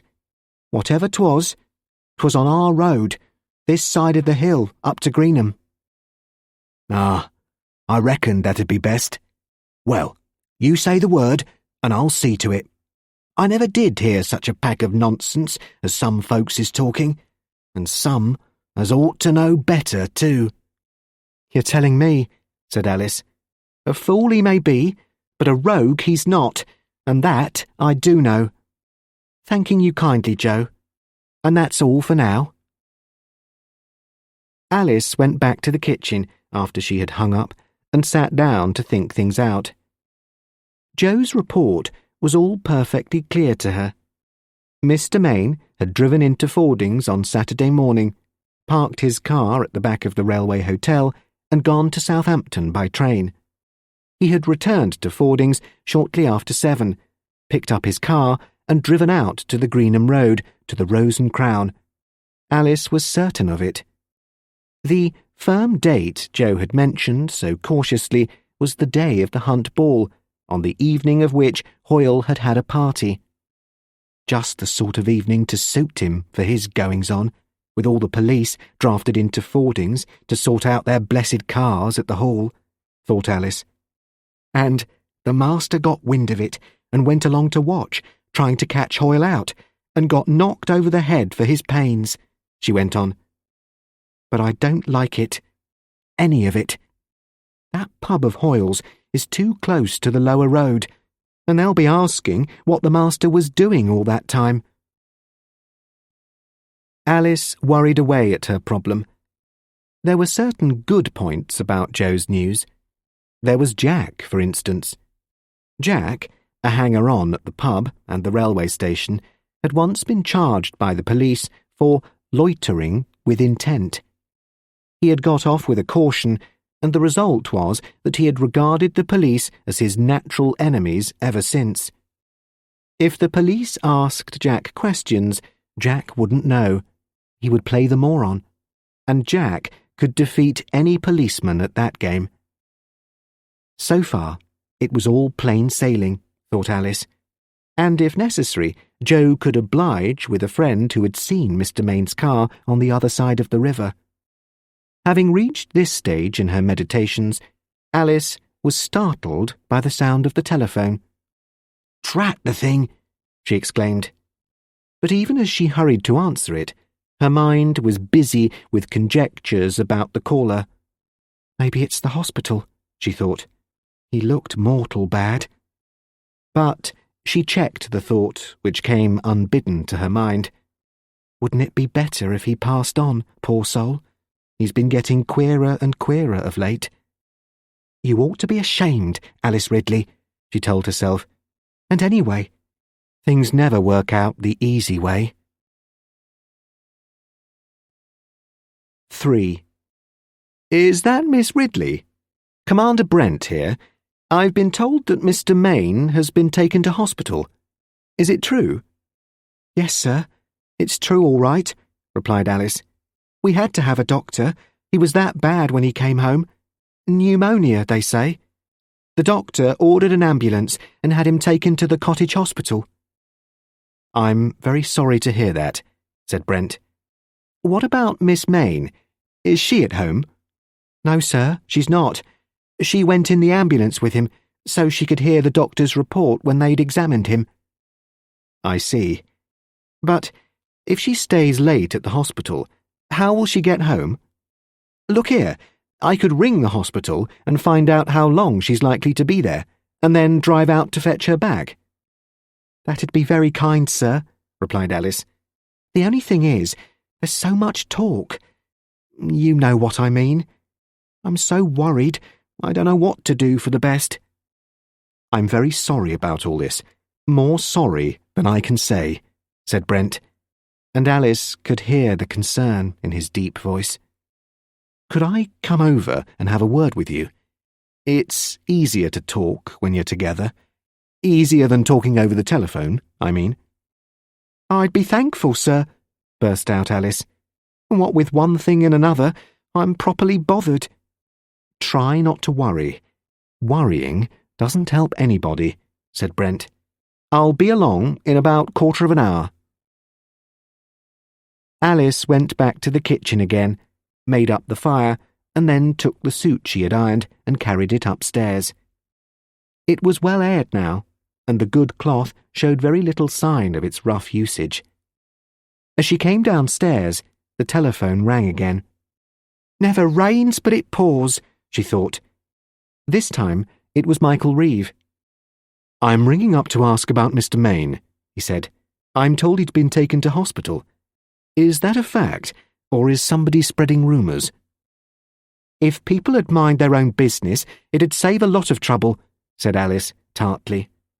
Mr. Main was taken ill and he's in hospital, and I've got enough to worry about without answering the telephone.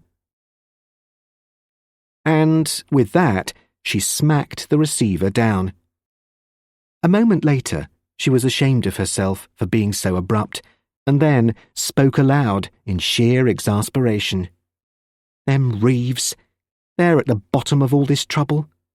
If Michael Reeve hadn't taken that farm, this would never have happened. It was because Michael was there. Oh, drat the thing. If that's him again, I'll give him a proper piece of my mind. But it wasn't Michael Reeve. The slow, husky voice which spoke was Joe Benson's. That you, Alice? I've just heard a queer bit of news. They say Betty Hoyle's had an accident. Run down and left for dead on the Greenham Road. I thought I'd let you know. Things is still happening, it seems, and no one can say it was you-know-who this time. What time did it happen? Asked Alice, a new fear leaping at her. Reckon nobody knows. After dusk it was. 6 o'clock they found her. Oh, my goodness me, Joe. It's all enough to drive a body crazy, groaned Alice. Don't you go ringing up no more. I'm in the sort of state when I can't help imagining things. Not that I'm not grateful to you, but you know how 'tis when you start worrying. Again, Alice went back to the kitchen and sat down heavily to think. She had a very clear mind, and she went through every piece of evidence with a deliberation which Waring would have appreciated.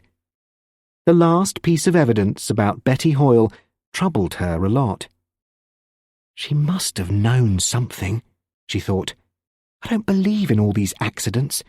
We don't never have no accidents hereabouts. And that Hoyle may be a bad 'un, but he'd never have done that to Betty. Thinks the world of Betty, Hoyle does. At the back of Alice's mind was Joe's vague statement. After dusk it happened. 6 o'clock they found her. It was shortly before 6 o'clock that Mr. Main had come in. And how he ever drove home in the state he was in, Alice couldn't imagine. It's enough to drive a woman mad, she said to herself.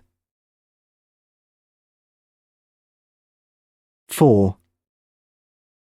Considering the state of perturbation she was in, it wasn't surprising that Alice Ridley was thankful to pour out her troubles to Brent. He was a good listener, and his kindly encouragement elicited all Alice's woes.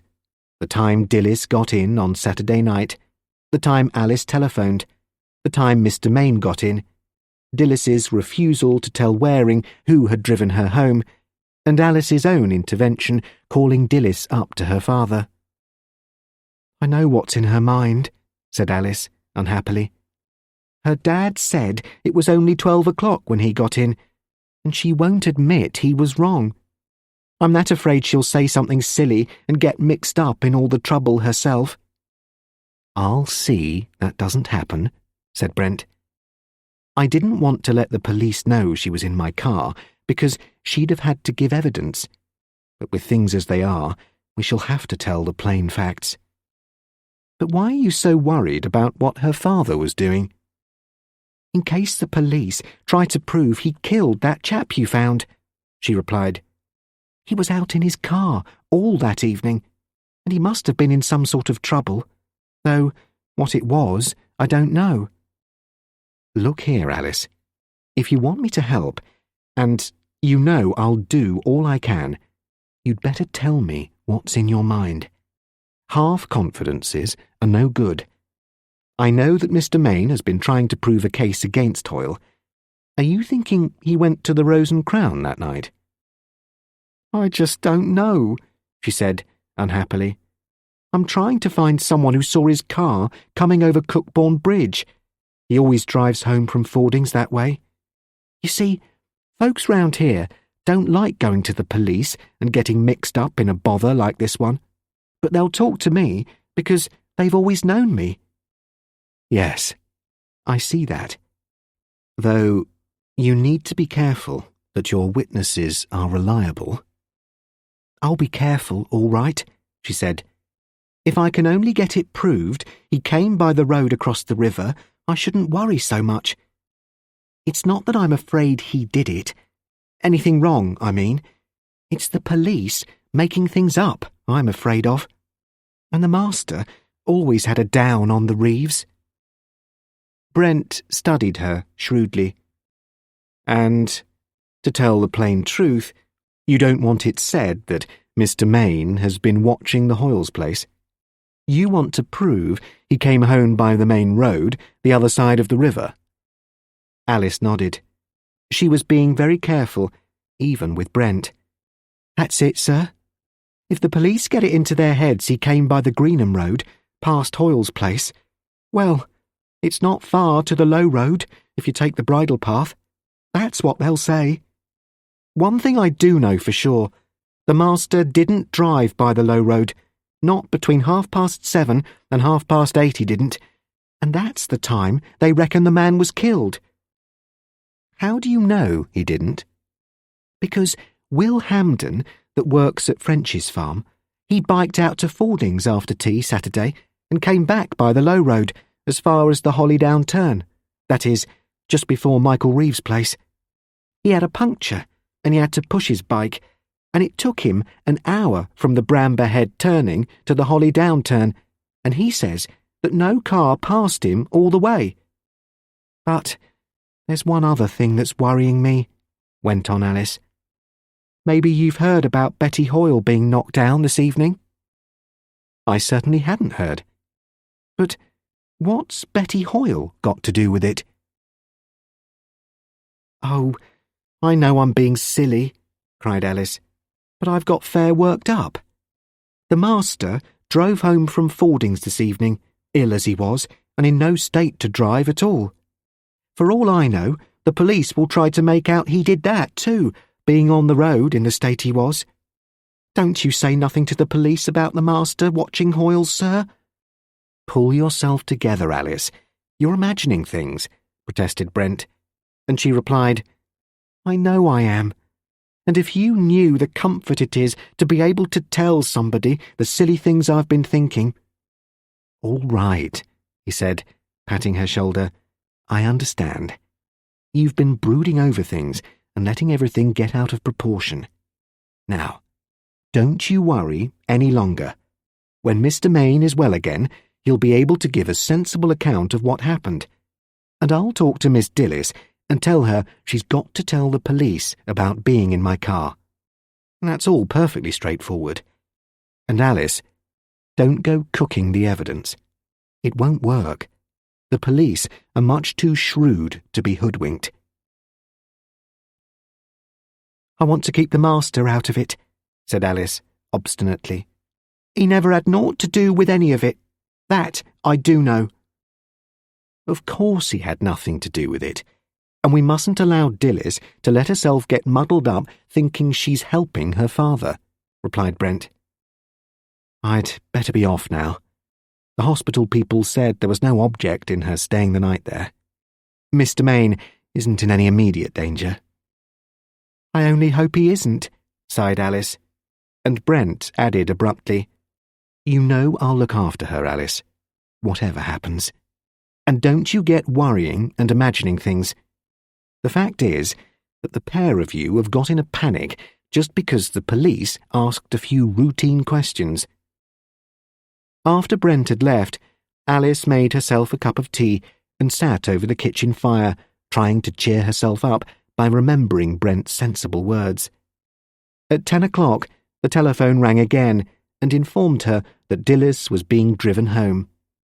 It wasn't until she replaced the receiver that an odd idea shot suddenly across Alice's mind. Well, I never did, she said to herself. I must be going crazy. And she went back to the fire and started worrying all over again. Chapter 15. 1. When Waring left Ian McBain, his intention was to return to Fordings, hand in his report, and knock off. Hours of work and overtime are disregarded by the detective who is hot on the trail. But, in a case like this one, it seemed to Waring that a good long think might be a more profitable way of spending the evening than further attempts to sort out objective fact from local gossip. It wasn't until he had halted at the main road and was about to turn cautiously in the direction of Fordings by way of Cookbourne Bridge that two sentences echoed in his mind, both uttered by Ian McBain. It's a filthy evening, just like Saturday night, he had said, and then, I'm a stranger here. I wonder, thought Waring. It's worth trying out. Very carefully, with due regard for the highway code, he manoeuvred his car so that he could return the way he had come. He determined to drive back past Foxley Mill, then up the hill, turn left down the low road, reverse at the road junction by Bramber Hill, return along the low road, and then follow the transverse road, which would take him to the Greenham Road, then turn left past the Rose and Crown, and so on to Fordings again. In this manner, he would drive along all the roads followed by his witnesses and suspects on Saturday evening, and drive, moreover, in the same weather conditions which had prevailed on Saturday. Thus it came about that when Jennifer Verity rang up Ian McBain and told him about Betty Hoyle's accident, and later, when the local police tried to find him to report the same happening, Waring was not to be found. He was driving slowly and carefully through the dank mist by a succession of narrow, difficult country roads, all of which were characterized by switchback hills and mist, which varied according to the elevation. It was, as McBain had said, a filthy evening, and apparently the rural population thought so too, for Waring saw neither vehicle nor pedestrian for miles. Indeed, he saw very little beyond the verge of the road in his fog lamp's beam and the occasional swirl of white vapour on the hilltops. It was one of those evenings when a driver was fully occupied in keeping his vehicle on the road and had no attention to spare for anything else. It was when Waring had driven 4 of the 7 miles described by local custom as the low road that he saw the headlights of a car facing him, pulled up on the verge, with a man signalling to him in the beam of light. Waring pulled up, called out, "What's your trouble?" and recognised Tom Hudson, the young farmer who had driven McBain back from the Hunt Ball.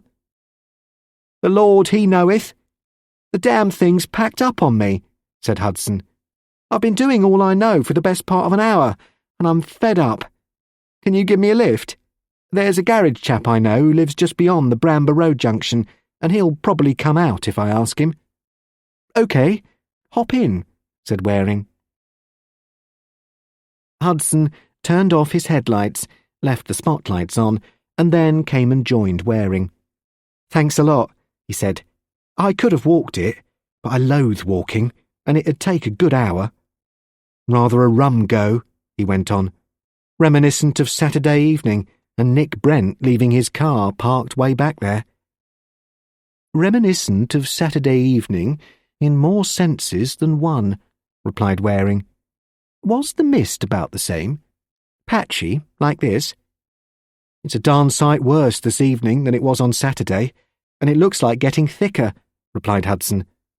It was fairly thick on the road across the river on Saturday. I went that way, but I came back by this road, because Brent told McBain it was often clearer on the low road. He was right, too. There was very little mist coming back. Sounds as though you don't often use this road, commented Waring. Quite true. I hardly ever come this way. But there used to be a shocking bad bit of surface near the culvert. They've relaid it at last, and it's quite passable now. The fact is, you get into habits about roads, and my habit is to take the main road over Cookbourne Bridge. Why this diversion from habit tonight? Hudson laughed, a little shamefacedly. Well, there are really two answers. First, I wanted to test Brent's theory that this road's always clearer than the main road in conditions like this. Second, I wanted to drive this way to see how things look if you rush that hill where we found the body. You know how it is. If there's a steepish bit coming, you tread on it as you approach it. I bet that's what happened. You know, somebody with inefficient lights went roaring up from the dip and killed the bloke. It's happened time and again when visibility's bad, and the driver said to himself, must have been a sheep or what have you, and didn't stop to see. Well, I won't say that I agree, but it's the most comfortable explanation for a lot of people, said Waring. There's another point in favour of that argument, went on Hudson. No one in these parts would ever expect to see a pedestrian on this road. It's one of the most unfrequented bits of road in the county. 7 miles of it, and the only places you pass are Mike Reeves and those 2 empty cottages, ruins, both of them. There are only 2 turnings, the Hollydown one, which nobody uses since the county made a nice new road for the loony bin, and the turning to French's farm. This road was used by the manor people in the old days, but nobody uses it now. There's no bus along it. The buses, about 2 a day, go by the Greenham Road. Yes, I noticed how little used this road is. You're telling me? I was the best part of an hour trying to get my outfit going, and devil a soul passed me till you happened along. Here's the road junction. My chap lives along this lane. You going into Fordings? I'm just cruising around, getting the feel of things, said Waring, with a grin. Cripes! Rather you than me. Well, thanks a lot. Hudson jumped out as Waring pulled up, and the latter drove on until he found a turning where he could reverse, and then drove back the way he had come. Half a mile on, he saw a white blur in the mist which told of approaching headlights. The road was very narrow at this point, and Waring pulled in as close as he dared. He knew there was a ditch, dipped his own lights, and waited. He reckoned there was just about room for the other driver to pass, if he were careful. A moment later, a very old car came cautiously out of the mist towards him, slowed down to a crawl, while the driver put his head out of the window to judge his distance, and Waring found himself looking at Michael Reeve. The latter pulled up, his car only a matter of inches from Waring's, and called, I say, there's a car pulled up on the verge some way back, and no driver in evidence. Since it happens to be you, I might as well say I haven't run over anybody, just in case you have any more ideas. The voice was cool enough, and Waring noted that Reeve wasn't frightened of the police. Far from it. It's okay, he called back. It's Mr. Hudson's car. It's broken down, and I gave him a lift to the corner. Right. Thought I'd mention it. Thanks for pulling in. This is the narrowest bit of the whole bloody road. Good night. Reeve moved on, creaking in bottom gear as noisily as an old locomotive, and Waring laughed a little. That empty car gave him a turn. Once again, I wonder. This is a damned funny mist, thick and thin by turns. Despite the mist, Waring recognised the spot where the body had been found, and he admitted, in all honesty, that Hudson's theory had something to be said for it on a misty night. Any driver knowing the road would tend to accelerate as he ran down the slope to the culvert in order to get up the hill on the other side without changing down. And, come to think of it, that was a ready-made explanation for us, meditated Waring, carefully refraining from accelerating and changing right down as he mounted the hill to the pointer. Again, he saw the glare of headlights approaching from his left, pulled up at the T-junction and waited for the other car to pass. It was going in the direction of Foxley Mill, and Waring just had time to recognise the number plate. Commander Brent's car. They're all out this evening, driving round in circles, thought Waring. Hell! Here it is again, thicker than ever. The mist swirled round him as he got going again, noticing the steep gradient at the road junction, turned left, kept on for half a mile, and then turned left again, onto the Greenham Road this time. This was at a higher level than the parallel low road, and the mist was more uniform, a tiresome white blur which shut out everything save for road verges and occasional fences and hedges. Waring kept an eye open for the Rose and Crown. It was on the right-hand side of the road, standing behind hedges like a well-kept cottage. He saw the hedge in his own headlights, but the mist was so thick he couldn't even see lights in the windows or door, if there were any lights. I should think trade's about minus this evening, he thought as he drove on, trying to see what there was to see, occasional glimpses of dark hedges, gaunt trees, and the rough grass of the verge, yellow under his spotlight. 2. It was after 9 o'clock that the McBains' telephone rang again, and Aunt Caroline said, "Dear, oh dear, I sometimes wish we hadn't got a telephone." Ian rushed to answer it, expecting he knew not what. "Waring here? Sorry to bother you again." "Waring?" exclaimed Ian. "Where the deuce are you? They've been trying to get hold of you all over the place." "Why? What's happened now?" "Betty Hoyle was run down, or came a cropper or something. They found her on the road about 6 o'clock, somewhere near the bus stop. Some fool picked her up and carted her home in a van, and they never thought of reporting it, or said they didn't." "Where is she now? At home?" "No, they've taken her to hospital." "Then there's damn all I can do about it at the moment," said Waring.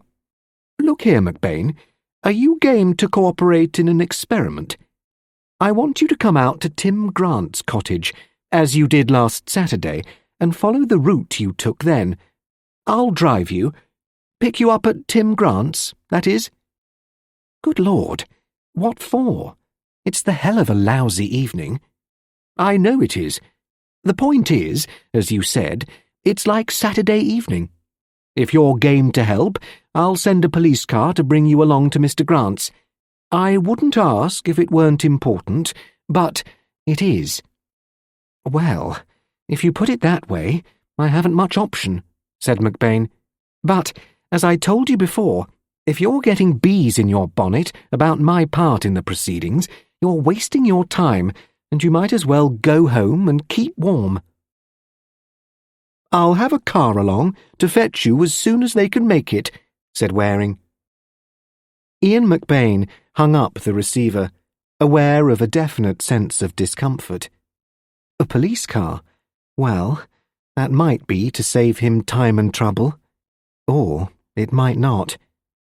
Then his legal acumen reasserted itself, and he said to himself, "If Waring tries any funny stuff on me, he'll soon find where he gets off." He went back to the sitting room and told his aunt and uncle about Waring's request. "I haven't the foggiest what it's all about," he added, "but since he asked for my cooperation, I couldn't very well refuse." "I do think it's too bad," protested Aunt Caroline. "Ian's the very last person to know anything about all this wretched story." Uncle John hitched an eyebrow up in a quizzical way. "Are you quite sure you haven't the, foggiest, Ian?" His nephew grinned. "Foggiest? Not an inapposite word," said Ian. "It occurs to me that Waring might have a theory that when Nick drove me on Saturday evening, the body was in the road and we didn't even see it. Of course, the mist was much thicker going than it was coming back. But I've already told Waring his idea's a washout.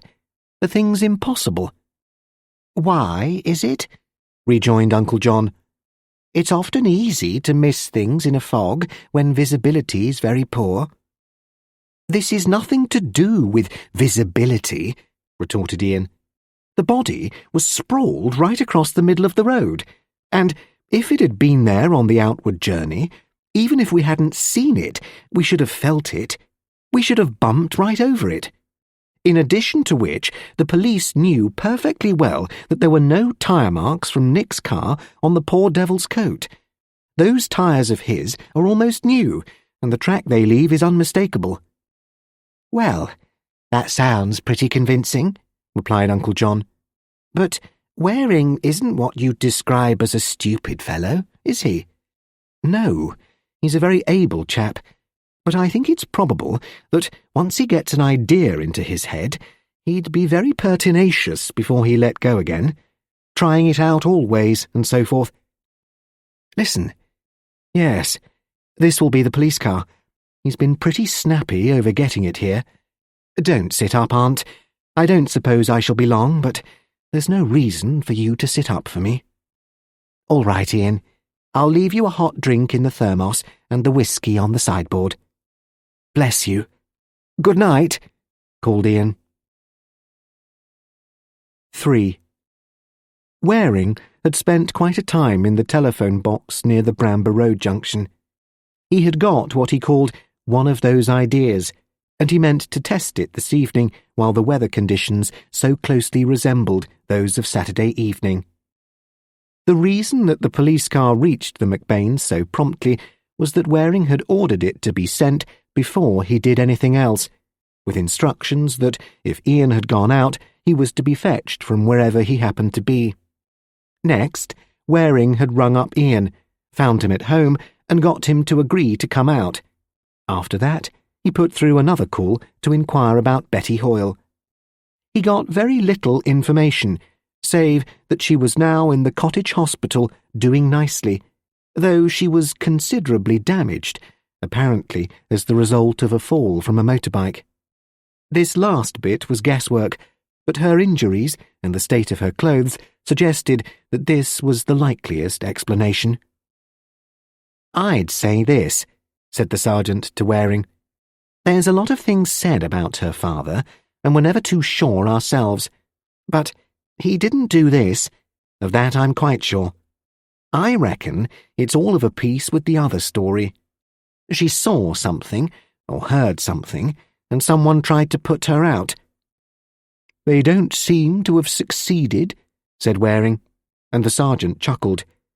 "No, but if she hadn't been an uncommon tough one, she'd have gone west. The surgeons say it's a bloody marvel she lived." "Let's hope she'll feel chatty when they give her a chance to chat," said Waring. "Got a man by her?" "A woman. Inspector Jane Ross. She won't miss much," replied the sergeant. "Well, I'll be seeing you later, Sarge," said Waring. "At the moment, I'm driving round in circles, but if I have any luck, there'll be some explaining to be done."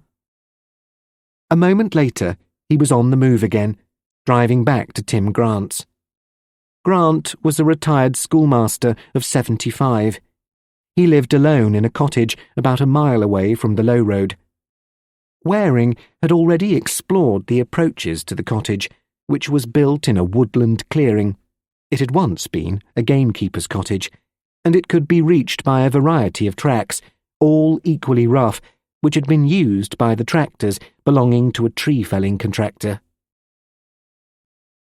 When Waring parked his car outside the cottage, he said to himself, "I suppose it's rather a good spot in the summer."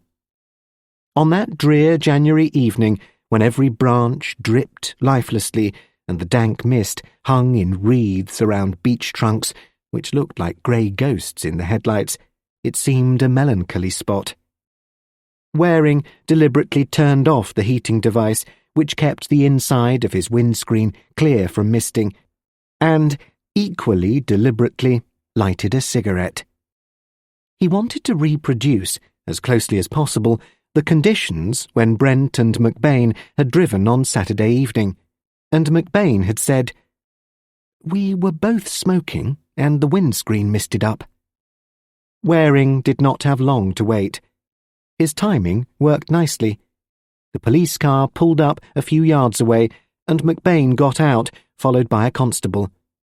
Waring got out to meet them, saying, in his cheerful, normal way, "Sorry to bring you out. I know it's a foul evening, just like Saturday, as everybody keeps on telling me." "Well, I hope you've got a valid reason for your goings-on," said McBain. "I think the rumour's going round that I've been arrested. Hello, here's Tim. He must think we're all crackers." The cottage door opened, and a white-haired man looked out, his head shining in the light behind him. "Hello? It's you, Ian, isn't it? What's the excitement? Come along in." "No such luck, Tim. This is Inspector Waring. He's got a bee in a bonnet, or I think he has, and nothing'll satisfy him but taking me for a drive into Fordings. My own belief is that he's got a bogus corpse on the road and hopes to drive over it without me noticing it." "Just a matter of timing," put in Waring cheerfully. "When chaps like this one get fresh about the police, they always forget it's no more fun for us than it is for them. I've been driving round in circles for hours, and you've only got to do it once. Come along, and let's get it over. There's a bed for you at the end of it, and a large question mark for me." "Well, let me know if you get home safely," called Grant. When they were in the car, Ian asked tartly, "Will you tell me exactly what all this is about?" "I'm going to drive you as far as Bramber Head, by the route which, I understand, you followed on Saturday," said Waring. "All that I'm asking is that you should tell me if you notice anything which you didn't notice on Saturday, including bumps, or lack of them, corpses, or absence of the same, approaching or overtaking vehicles, pedestrians, or anything else." "We saw neither vehicles nor pedestrians, and you know it," retorted McBain. "All right, get on with it. I said I'd cooperate, and I will." "Good. Here goes." What a road! They bumped through the coppice to the lane, along the lane's tortuous half-mile, turned left, and then left again, the steep turn which took them in the Fordings direction. Ian McBain said, "OK, this is the low road. The corpse was at the bottom of this dip when we came back. It wasn't there when we drove to Fordings." He leant forward, wiped the misted windscreen, and kept his eyes on the road. Waring drove slowly and carefully, and after a moment or two, McBain said, "OK, we've passed the fatal spot. No booby traps, fakes, or illusions." "I never suggested there would be," said Waring. "Did Brent drive at this speed, or faster?" "Faster. He knows the road, of course, and his headlamps and spotlight are A1. That's the culvert, isn't it? And Reeves' place a bit beyond. Lord, it seems pretty deadly tonight, and I enjoyed it on Saturday. Mist conditions about the same? Very much. It was thick on the hills, but quite clear down in Fordings. Was that turn the Hollydown one? That's right. They say nobody ever uses this road now, except Michael Reeve. The mist's a bit thicker than it was on Saturday. At least, I think it is. Again, he leant forward and wiped the windscreen. The wipers were going back, forth, but the chill air outside caused the inside of the window to mist up. Just as it did on Saturday, muttered Ian McBain. This is a mug's game, he went on. I can see the road and see the hedges occasionally, and that's all. But if there had been anything lying in the road, I should have seen it, and if we'd bumped over anything, I should have felt it. That's all right, said Waring, imperturbably. All I asked you to testify was whether you noticed any difference in the drive this evening compared with the drive on Saturday. No, not really, said McBain slowly. The mist's a bit thicker on the hilltops, but otherwise it's the same. In a physical sense, I mean. Otherwise, it's all different. How so? Oh, don't be such a great oaf. On Saturday, I was looking forward to the ball and I was yattering away to Brent. I don't suppose I bothered to look at the road. Why should I? This evening, I've been trying to stare through the mist, trying to make out what the hell you're driving at, and feeling pretty fed up because I think you've gone all astray, trying to tie me up in knots for reasons of your own. This is the last hill, isn't it? The rise over Bramber, and we shall see the Fordings lights as soon as we run down out of the mist, just as we did on Saturday. That's it, said Waring. Over the top, and down we go. There'll be a car to take you home, if that's any consolation. Thanks a lot. Could they take me by the main road, across the river? I'm fed up with this route. As you wish, said Waring. They were over the ridge and began to run down smoothly. Far below them, they saw the first lights twinkling.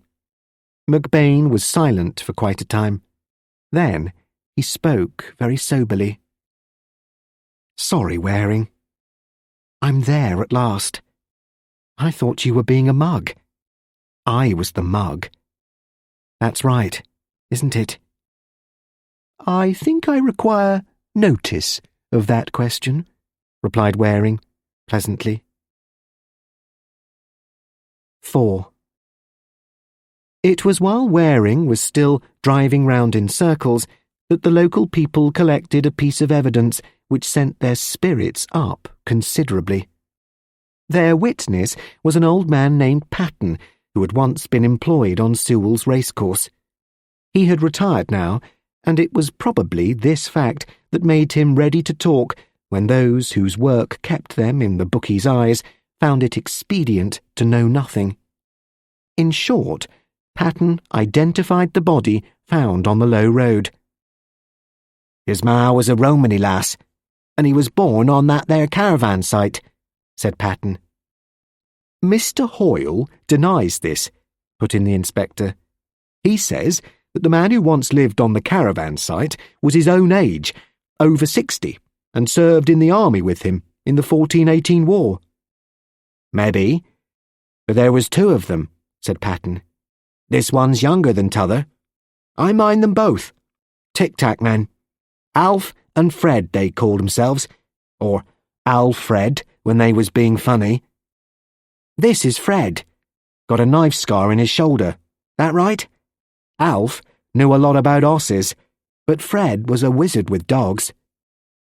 Dogs, eh? Put in the inspector. Greyhounds? Any dogs. He was a dirty dog himself. If so be he wasn't a goner, I'd not have been that keen on talking about him.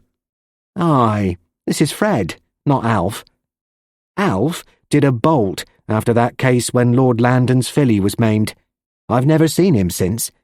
but Fred's been around at Sewell's once or twice last season." Patten stopped and ruminated. He was a very old man and couldn't be hurried. Then he said slowly, "Them Reeves. Got it in his face, hasn't he? Not that he was a killer, too fond of his own skin. There's some'll pull a knife among those racecourse rowdies. You know that. Some won't. But barring that, there's no sort of dirty work he wouldn't try on." "What are you getting at?" asked the inspector, encouragingly. "That girl who disappeared. Not that Fred would have touched her. He wasn't like that. But he was around these parts then. Reckon he knew something. That'd be like Fred. Tried to raise the needful." "Look here, say if we sort this out a bit," said the inspector. "If there were two brothers, as you say, how was it that Ben Grubb didn't know them both?" "This one, Fred, he was only a nipper when he ran away. Joined a circus," said Patten. "The other, he stayed on, living behind that pub. But Fred, he often came back to where he was born. I'll tell you who knew Fred. Old Solly Baines. He's still alive. Kept kennels outside Southampton, Solly did. You find him. Lives off the Lyndhurst Road.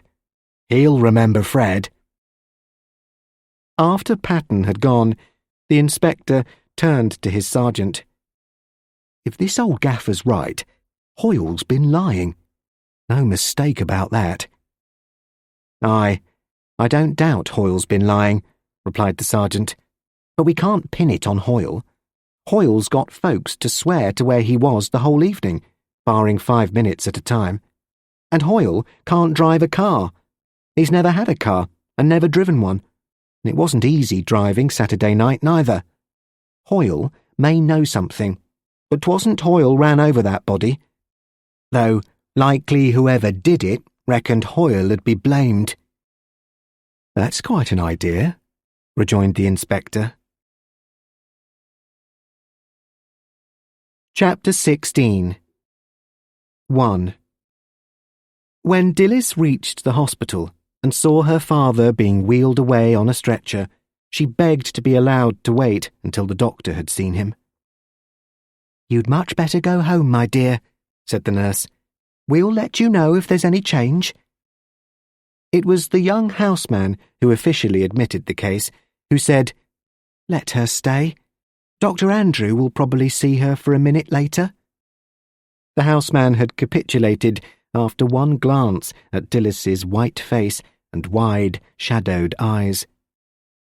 Dr. Andrew was an older man, but he also was moved by the girl's strange, appealing beauty, and aware also of the strained look in her eyes. He knew at once that it was fear which looked out of them.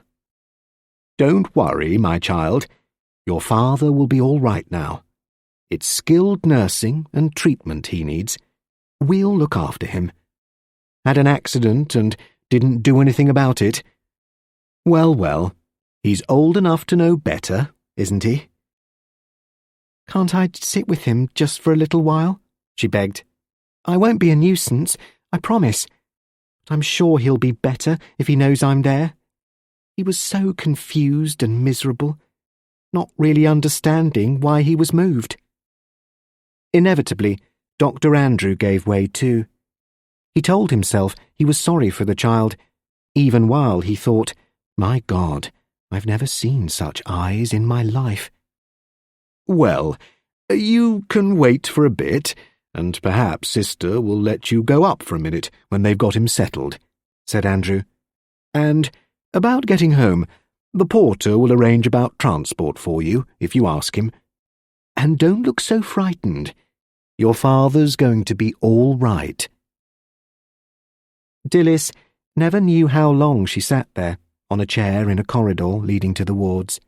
She hadn't got a watch on, and the mere thought of a watch set her heart pounding, rousing again that sense of horror with the question, why did he try to make me believe it was earlier than it was when he came home? For she was past being reasonable now. The shock of her father's collapse and semi-delirium had induced a conviction from what had begun as a nightmare. She connected her father's state with that body spread-eagled across the road. Dilys had never seen the aftermath of a road accident before, and it had been a much greater shock to her than she had realised. One moment she had been driving in a happy dream, musing on the delights of her stolen evening, on the many charming things which had been said to her, on the success of her careful plans, aware, in a rosy haze of anticipation, of a future in which happiness and security were blended with dancing, pretty frocks, and perhaps a car like the one she was being driven in. All this had been abruptly cut short by the sight of the body in the road, a sight which had haunted her, waking and sleeping, ever since. And it wasn't only the grim sight which had cut across her happiness. There was her father and his strange, unaccountable behaviour. Then the visit of the police and Dilys's first efforts to help her father in a situation which she didn't understand, but which filled her with horror and revulsion. The word accident was fading out, to be replaced by a more horrible word: murder. As though all this weren't enough, there was the fact that Michael Reeve might be involved. Michael, whom she had wandered with so light-heartedly, picking primroses in springtime, meadow daisy in haytime, blackberries after harvest, holly at Christmas time. And her father hated Michael, hated the whole Reeve family with all the bitterness of his harsh, unyielding Puritanism. It was this ever-increasing shadow of fear which obsessed Dilys's mind, so that she was unable to think reasonably or coherently.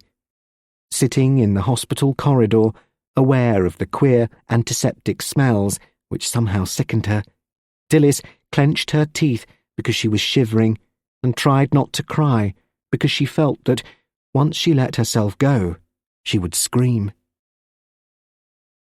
It was just as the tall sister came to speak to her that the night porter came up too. "Miss Dilys Mayne? That you, miss? A gent rang up to say he'd be bringing a car to take you home, and he'd wait outside until you was ready. Name of Brent, he said."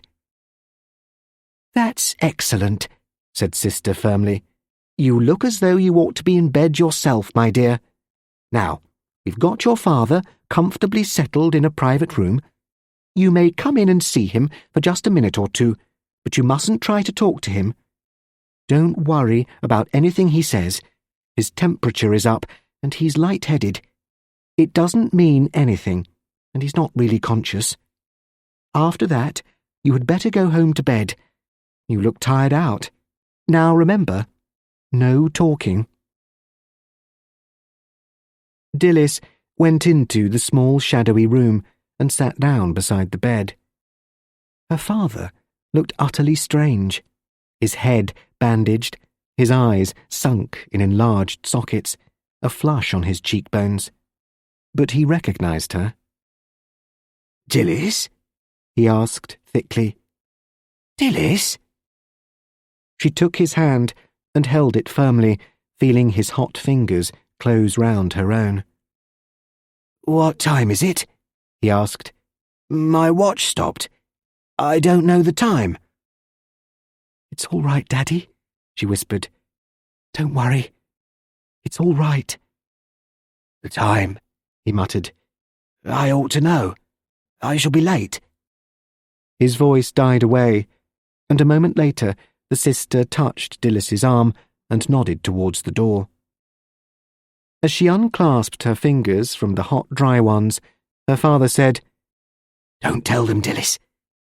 Don't tell them anything." "I won't tell them, Daddy," she replied, and Sister looked at her reproachfully. A moment later, in the corridor, Sister said, "Now don't get worrying. He's doing nicely, and nothing he says means anything. He's just wandering. Now go home and have a good night's sleep. You can ring up in the morning and they'll tell you how he is. 2.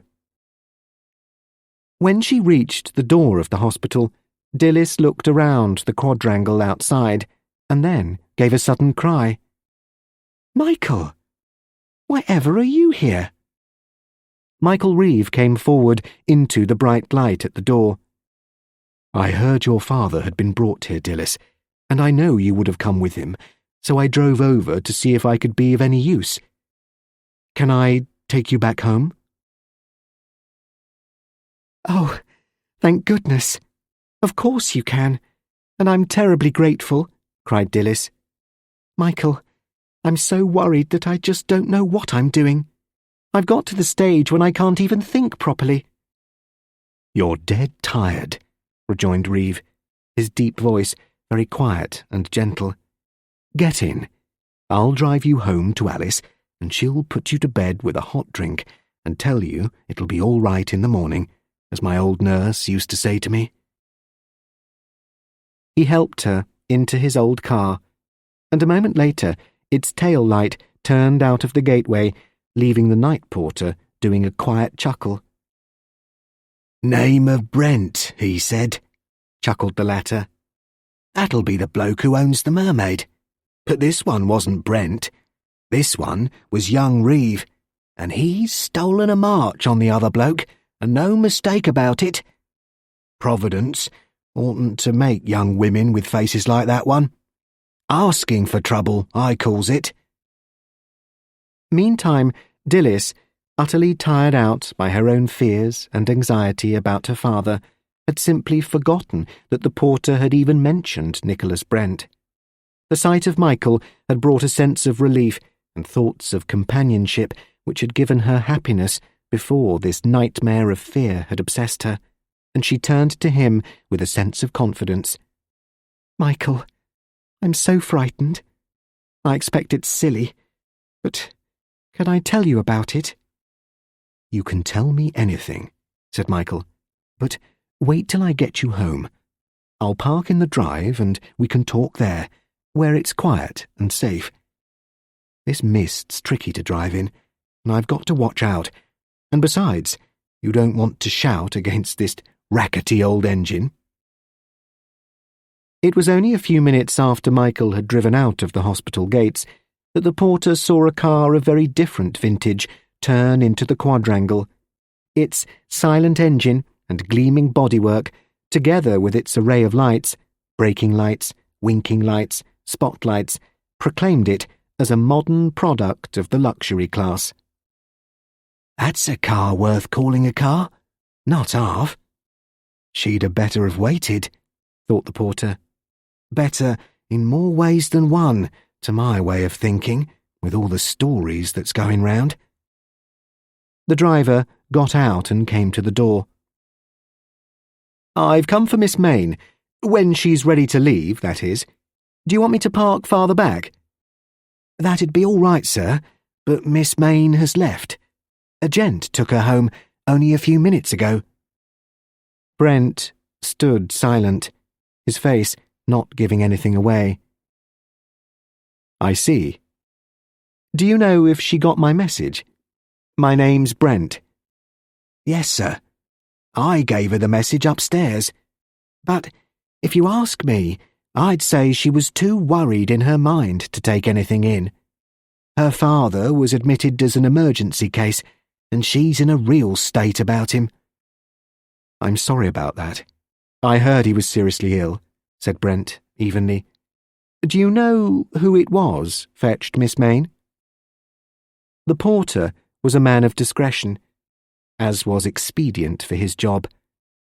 I couldn't say, sir. He wasn't here above a minute. Drove in just before the young lady came down. Was it an old car? Pretty noisy? Asked Brent. Well, not in the same class as that one of yours, sir, replied the porter. Brent's hands were in his pockets, and the porter looked him straight in the face.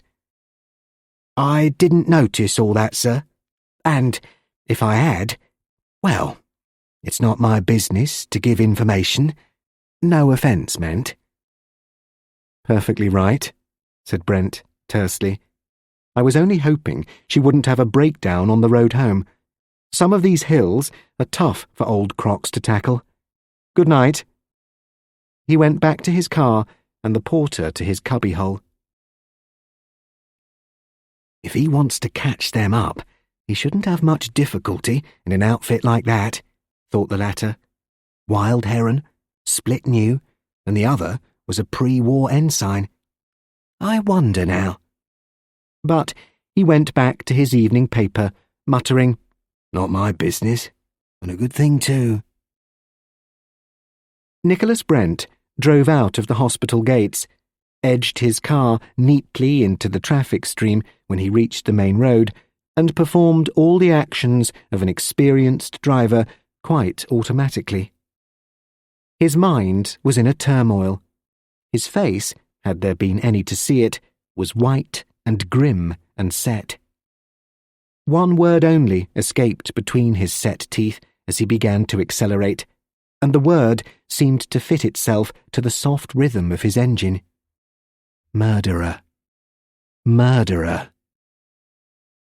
It was when he had just crossed Cookbourne Bridge and was turning towards Foxley that he braked unwillingly in response to a car approaching him, which hooted several times in warning, and Brent had to draw right into the bank. The van driver, reducing his speed to a crawl, called out apologies. "Sorry, sir, I've got a car in tow, and I thought you might be turning in behind me. It's a nasty night. I'll wait till you've passed." As Brent got moving again, he saw that it was Tom Hudson who was at the wheel of the car on the tow rope. He stopped abruptly and called, "Have you passed anybody on the road to the mill, Tom?" "Yes. Reeve. Just going up the ridge towards the quarry. I think he'd got Miss Mayne beside him."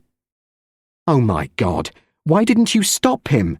cried Brent, and his voice was no longer cool and controlled. As the big heron shot forwards, Hudson thought he heard Brent call back to him, "The man's a murderer! It's got to stop!" "Well, I'm damned. What does A do now?" asked Hudson. But the van driver in front of him was shouting back, "I'm getting going again! Easy does it over the bridges!" And Tom Hudson was towed forward, willy-nilly, towards the traffic of the main road. 3. Michael Reeve's car might have been an old one, but it was still capable of putting up a fast performance, if you didn't mind noise. As soon as he accelerated, Dilys realised what he meant when he had told her not to talk until he slowed down or parked. It wasn't so much engine noise as body rattle. Every plate and part in the hard-worked, ill-treated coachwork rattling like castanets over worn-out springs and worn tyres. Dilys only said one thing before they reached the bridge. "Oh, Michael, how awful of me. Commander Brent rang up the hospital and said he'd drive over to take me home, and I just forgot all about him and never even left a message." "Never mind," said Michael. "I expect the porter will explain. He was a decent chap. And last time Brent drove you, it wasn't too good, was it?" Dilys hardly caught the last words, and then they turned over the bridge, roared on for a couple of breathtaking miles on the level, and then began the pull up the ridge which was between them and the Foxley Valley.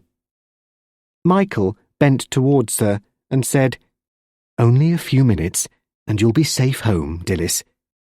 That's what I've been thinking about all this time, to get you back safely.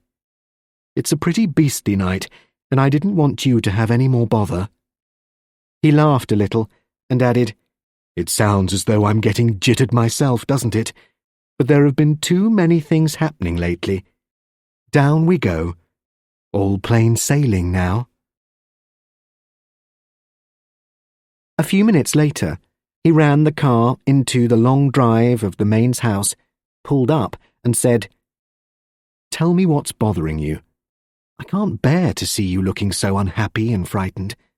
You look like a startled ghost."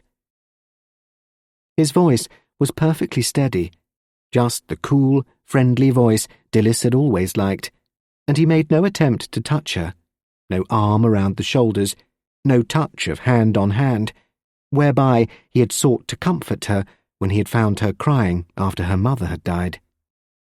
He leant back against the window of the car, sitting sideways, well away from her, and said again, "Tell me, what's the trouble? Or are you imagining things? Is it just that your father's so ill? Or something else?"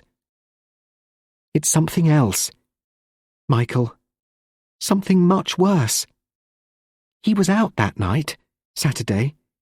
We don't know what he was doing, but when he came in, he tried to make me believe it was much earlier than it was. And he'd been fighting, or something like that. He was so ill because he'd had a knock over the head, and we didn't know. He ought to have been in bed, but he tried to hide everything. And it may be silly, but I can't help believing it was something to do with the dead man. And the police believe it was. They keep on coming." "Dilys, I don't know what your father was doing, though I can guess, but I'm certain it wasn't anything to do with the body on the low road. That's nothing to do with him, nor he with it. It's to do with me. Somebody's trying to saddle me with murder, but your father's not involved. I swear he isn't. He may dislike me and distrust me because I'm a Reeve, and he believes we're all bad, but he'd never have tried to down me by killing a man who was like my brother and then running my car over the body. That's what someone did, you know. Do you believe for one moment that your father would do a thing like that? You know he's incapable of it." "Yes, I do know," she said, "because I know him. But the police don't, and they suspect him. I know they do." "Give them a chance," said Michael. "They haven't had long to get things sorted out, have they? It's only 2 days since this thing happened, and they had to find out who was on the road that night. Cheer up, Dilys. It's not what you think. Your father wasn't on the low road at all. I'm certain he went scouting round Hoyle's place, and more fool he. Hoyle isn't as bad as folks make out. I know that. And if the police get tough about your father, I'll make Jim Hoyle come across with the truth. So don't go getting in a panic over your father, or telling fibs to the police. That won't help." "They asked how I got back from the Hunt Ball. I wouldn't tell them, because the time I got back is all muddled up with the time Daddy got back." "He probably didn't know what time it was when he got back," said Michael. "If he'd had a knock on the head, he was probably hopelessly confused about the time, and everything else too. And the police will know they can't do anything about his evidence because he wasn't in a fit state to give evidence. So cheer up, Dilys, and don't go imagining horrors. Now, you'd better go in. Alice will look after you." "Michael, you've been awfully patient with me. I'm terribly grateful. I wanted to tell you, the only reason I've been avoiding you lately is that Daddy was so difficult about things." "All right. You haven't got to explain. I know," he said. His voice was abrupt and terse, but suddenly he bent forward and kissed Dilys's hand as it rested on the steering wheel. She had stretched it towards him in a vague, appealing gesture, which he had disregarded. But then, seeing the slender fingers in the faint light from the dashboard panel, he pressed his lips to her wrist, almost involuntarily, and then drew back quickly. "Oh, my dear, why must things be as they are?" he cried. "Just when I thought I was clear of the tangle, out of the mess, I get caught up again in all this foul coil." "Michael, what do you mean?" He recovered himself by an effort. "Never mind now, Dilys. I'll tell you one day, but I've got to earn the right to tell you. Go indoors now. Alice will look after you. And don't go dreaming any more horrors about your father. It will be all right. I swear it will. 4. After Dilys had let herself into the dark house, Michael Reeves started his engine again. He was shaking, his vision blurred, his mind refusing to function after that moment when he had nearly told Dilys how passionately he loved her. And he did a thing which he would never have done when he was in a normal state of mind. Instead of patiently reversing his car in the awkward drive, he backed out through the gates onto the road, hardly knowing what he was doing, his foot on the accelerator. Too late, he became aware of headlights coming up the narrow road. There was a clang of metal as he struck the approaching car, and he jerked forward over the steering wheel as the lights behind him were extinguished when the rear of the old ensign rammed the front of the other car. His head bemused, his senses spinning, Michael thought, "It's Brent. Damn him to hell." Almost at the moment that the two cars locked in the impact of bumper and wing, Tom Hudson was at the telephone, ringing the police station at Fordings. Worried to death by what he thought he had heard Brent say, Tom felt he couldn't keep quiet about it. "Look here," he shouted over the line at Inspector Turner. "I may be making a fuss over nothing, but I've got to do something. Michael Reeve passed me on Foxley Hill with Dilys Mayne in his car. 5 minutes later, Brent pulled up beside me and asked me if I'd seen anybody pass. I told him. Brent said, 'Why the hell didn't you stop him?' and then went blazing on. I think he shouted, 'The man's a murderer.' Anyway, if Brent catches Reeve up, there'll be murder, or I'm a Dutchman. And that girl's there. Do, for the Lord's sake, do something about it." And with that, he slammed down the receiver before Turner could ask any questions. Turner only said dourly, "This is Waring's job. Better tell him, and he can sort it out." Chapter 17. 1. For a moment after the collision, Michael Reeve sat slumped over the wheel, the blood singing in his ears, his eyes still blurred. Then, suddenly, he recovered his senses, and his head cleared. He jumped out of the car and felt his way towards the rear. It was very dark. The impact had sent his own headlights out, as well as those of the car he had hit, but he was in no doubt whatever as to who the driver was. Suddenly, a flashlight blazed into his face, and Brent's furious voice said, "You tried it before, and you've tried it again, and that's going to be the last time. You thought you could finish me this time." "Don't rant," snapped Michael. "You're talking nonsense, and you know it. This time it was an accident, and you know it. You shouldn't come speeding round blind turns on a night like this, or if you do, don't bleat when something hits you." "Hits me? By God, you hit me before. I know that, you dirty murderer." Brent's voice was shaking, and the hand which held the torch was shaking. Suddenly, he swung his arm up. The torch hit the car beside him, and the light went out, leaving the two men in darkness. Michael Reeve stood dead still. He was not 3 paces from Brent, but he couldn't see him in the murk. "You call me a murderer, Brent? Murderer yourself? If you want a showdown, you can have it, here and now. You can't get away.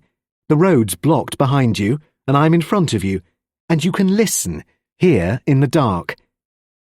You thought I didn't know about you and Rosemary. I held my tongue. There were plenty of rumours, weren't there? And I wasn't going to pin it on the poor lass that you'd fooled her. You, who pretended to be a woman-hater. She might have thrown herself over the cliffs, for all I know." "Don't think you can get away with it, telling lies about the past," said Brent, furiously. And Reeve knew, from the shrillness of the other's voice, that he was nearly out of his mind with rage. "It isn't lies, and you know it," retorted Michael. "That poor swine you killed told me about Rosemary going over to your place. I knew, and I kept quiet about it. I didn't want the papers to print a smear story about my sister and you. Enough had been said against her already, poor wild thing that she was. But when I saw that poor devil in the mortuary, I knew who had downed him, and why. He'd come back to cash in on his dirty knowledge, and you'd finished him and left me to pay." "You're mad," said Brent thickly. "You're making up a tale which has no evidence to support it." "So you think. There's evidence, all right. There's Betty Hoyle. She's not dead, you know. She'll have plenty to say when they've got her better, and Hoyle won't stand for this. He knew about you and Rosemary, but he kept mum, didn't he? You could have ruined him if you told all you knew, snooping around, watching his silly games, and taking a hand when the coast was clear. What did Betty see on Saturday night, Brent? She knew your car, didn't she? So, you gave her a lift this evening and chucked her off, and thought you could get away with it." In the darkness, Michael Reeve could hear Brent panting. He was certain now. Brent wanted to hear just how much he, Michael, knew, and then he'd finish him somehow, break his neck, and leave him in the crumpled mess of the two cars. As he listened to the heavy breathing, Michael was certain he could hear another sound. Somebody was moving in the darkness not very far away. God, it's the police, thought Michael. They're listening. If I can only madden him into admitting it, they'll hear, and they've guessed most of it already. Then he realized that Brent was moving towards him in the murk. He couldn't see a thing, but he sensed the other's presence only a yard away. "Listen," said Brent. "Listen to me a minute. You're fighting for your own life by trying to pin this time on me." He's trying to get close up, getting me off my guard, thought Michael. "Don't think I wasn't sorry for you," went on Brent. "You've had a thin deal with that mad family of yours, and then this bye-blow came rootling in, threatening to tell some more dirty stories just when you wanted a clean sheet. Oh, I knew, and I played fair. I didn't utter a word to help the police get on your trail. If you'd only left Dilys alone." "You can leave Dilys out of this," said Michael furiously. "You were responsible for my sister's death. You wanted to get clean of her and her vixen's tongue. Oh, I know. But somebody knew what you'd done, and you had to get rid of them. And get rid of me, too, because I was in your way. Do you think I don't know how you did it?" "No? You fool. I'm the one person who couldn't have done it. There's proof of that." He won't shoot, thought Michael. That wouldn't help him. He'll break my neck with one of his commando tricks. He sidestepped in the darkness. If only I can make him mad enough to own it. He's half out of his mind already, or he wouldn't stand yattering here. Unless he thinks I've left written proof, and he's trying to find out. So swiftly thoughts ran through his mind as he stood poised in the murky darkness. "Proof," went on Michael. "There's proof enough. No one knows where you were after 7 on Saturday evening, do they? You sent the servants out. They know that in Fordings. And Betty Hoyle saw your car behind a hedge on the Greenham Road while she was there with her boyfriend. And you picked McBain up at 8:15. Plenty of time, wasn't there? Don't think I'm guessing. I know." "Betty Hoyle's a born liar, and she'd say anything to get you out of a mess," said Brent. He was standing still now, and was talking more easily, as though his wits were beginning to work again. How can you be fool enough to say I left that body in the low road? I drove McBain over that road when we went to Fordings, and the body wasn't there. Who put it there?" "You did," said Michael. "You met the poor devil on no man's land and killed him there and drove his body to the low road and ran my car over it. You had plenty of time between 7 and 8:15 when you picked up McBain. And you didn't drive McBain by the low road at all. You drove him by the Greenham road. It was misty, and he knows no more about our roads than I do about Timbuktu. You told him it was the low road he was on, and he took it as fact. They're parallel roads, with the same dips and rises. How would he have known on such a night?" There was dead silence, and Reeve went on. "And when you came to my house to telephone to the police, you dropped some evidence for them to find, to make certain of hanging me. Only I found it, after I'd bashed your head for you." "God!" shouted Brent, and Michael knew that he was startled out of all caution now. "It was you who came at me." "Yes, I came at you. I'd every reason to bash your face in. And then I realised you were up to something that spelt a noose for me.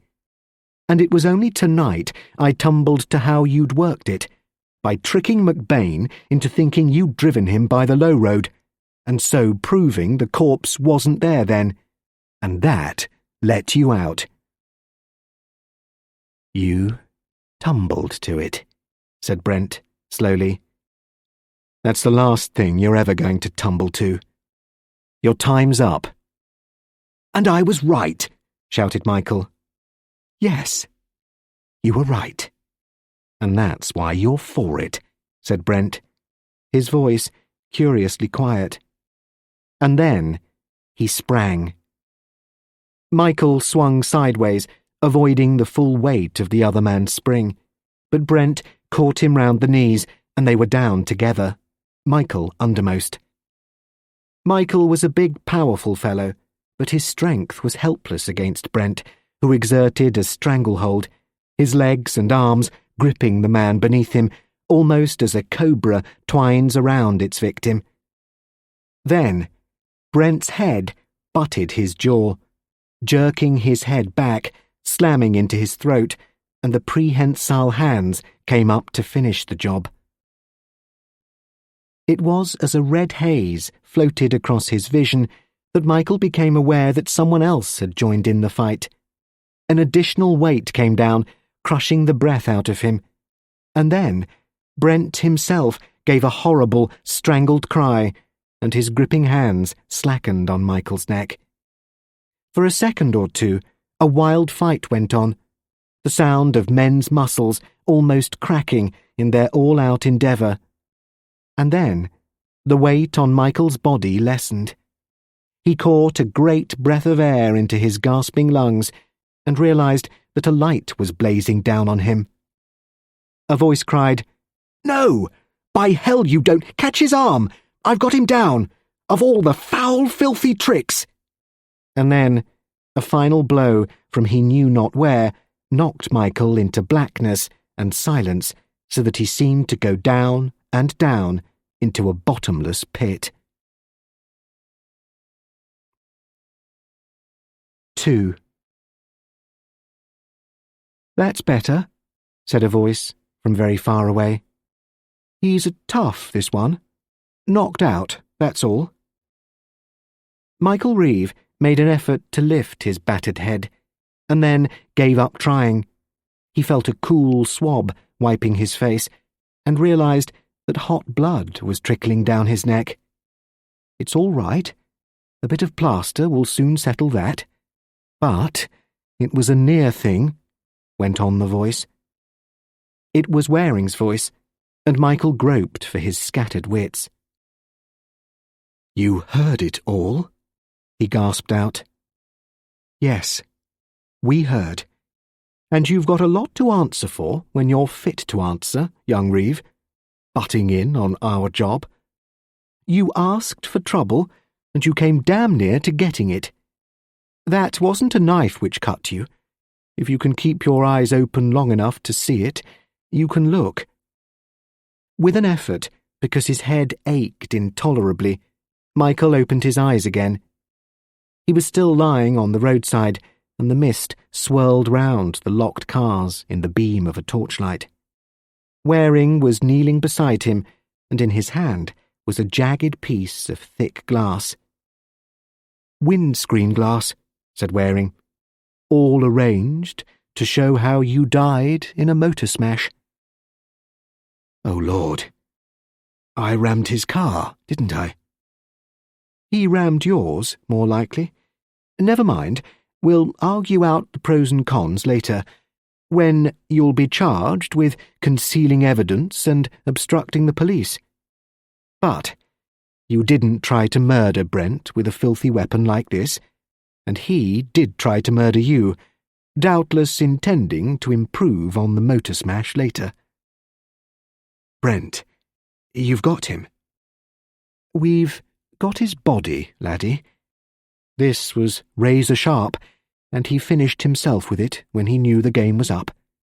That's enough for now. We're taking you to the surgery to be strapped up, under police escort." "OK," said Michael, vaguely. Then he suddenly cried out, "Dilys, is she all right?" "Dilys is in bed, being bullied by Alice, I hope," said Waring. "The nuisance those two were to us. All right, I don't expect you to agree, but Dilys is perdition to detection. Keep still. We'll lift you. You've had a packet." It was when he finally went to bed that Waring said to himself, with a colossal yawn, "I said, here's trouble, when I first saw her. She may be as good as an angel, but she was the storm centre, all right. All the same, he's a lucky dog, that Michael Reeve, and a damn good guesser. He nearly beat me to it." 3. "Well, Michael Reeve just about guessed his way through, which was more than you did. You were properly had," said Waring, his eyes dancing as he looked at McBain. "It's true, Michael had some private data, which I guessed at in my turn, but he recognised the essential point." "Let's get it straight," said McBain. "The main fact is that this wretched chap, who was born on the caravan site, was killed by Brent, presumably because he tried to blackmail him about his association with Rosemary Reeve. That's about it, though there's always going to be a lot of presumption behind this case," said Waring. "Two things are not presumption. They're fact, and they suffice. First, Brent diddled you by making you believe he drove you along the low road when he actually drove you along the Greenham road. It gave him an alibi. Proved he could not have left that body in the road because it wasn't there when you drove to Fordings. Once I tumbled to that fact, I knew just where I was with Brent. And secondly, if the authorities want first-hand evidence, Brent tried to murder Michael Reeve with a jagged bit of glass. That's enough to satisfy any policeman about Brent's potentialities as a murderer. And the background can be left, thank God. I've no doubt in my own mind that Brent killed Rosemary Reeve and sunk her body out at sea, but we shall never prove it, and it's not going to be raked up." "Thank the Lord for that," said Ian soberly. "But I'm sure you're right. They said she was a vixen, and she probably gave him hell. No man would wed her, but no man could pass her by," quoted Waring. "That made me think a lot. Brent was a hot-blooded man, although he hid it well enough in his hermit crab phase, as you called it. But Brent didn't want a vixen of a wife to nag at him.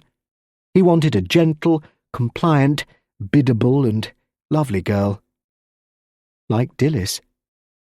McBain sighed, and Waring retorted, "You've nothing to sigh about.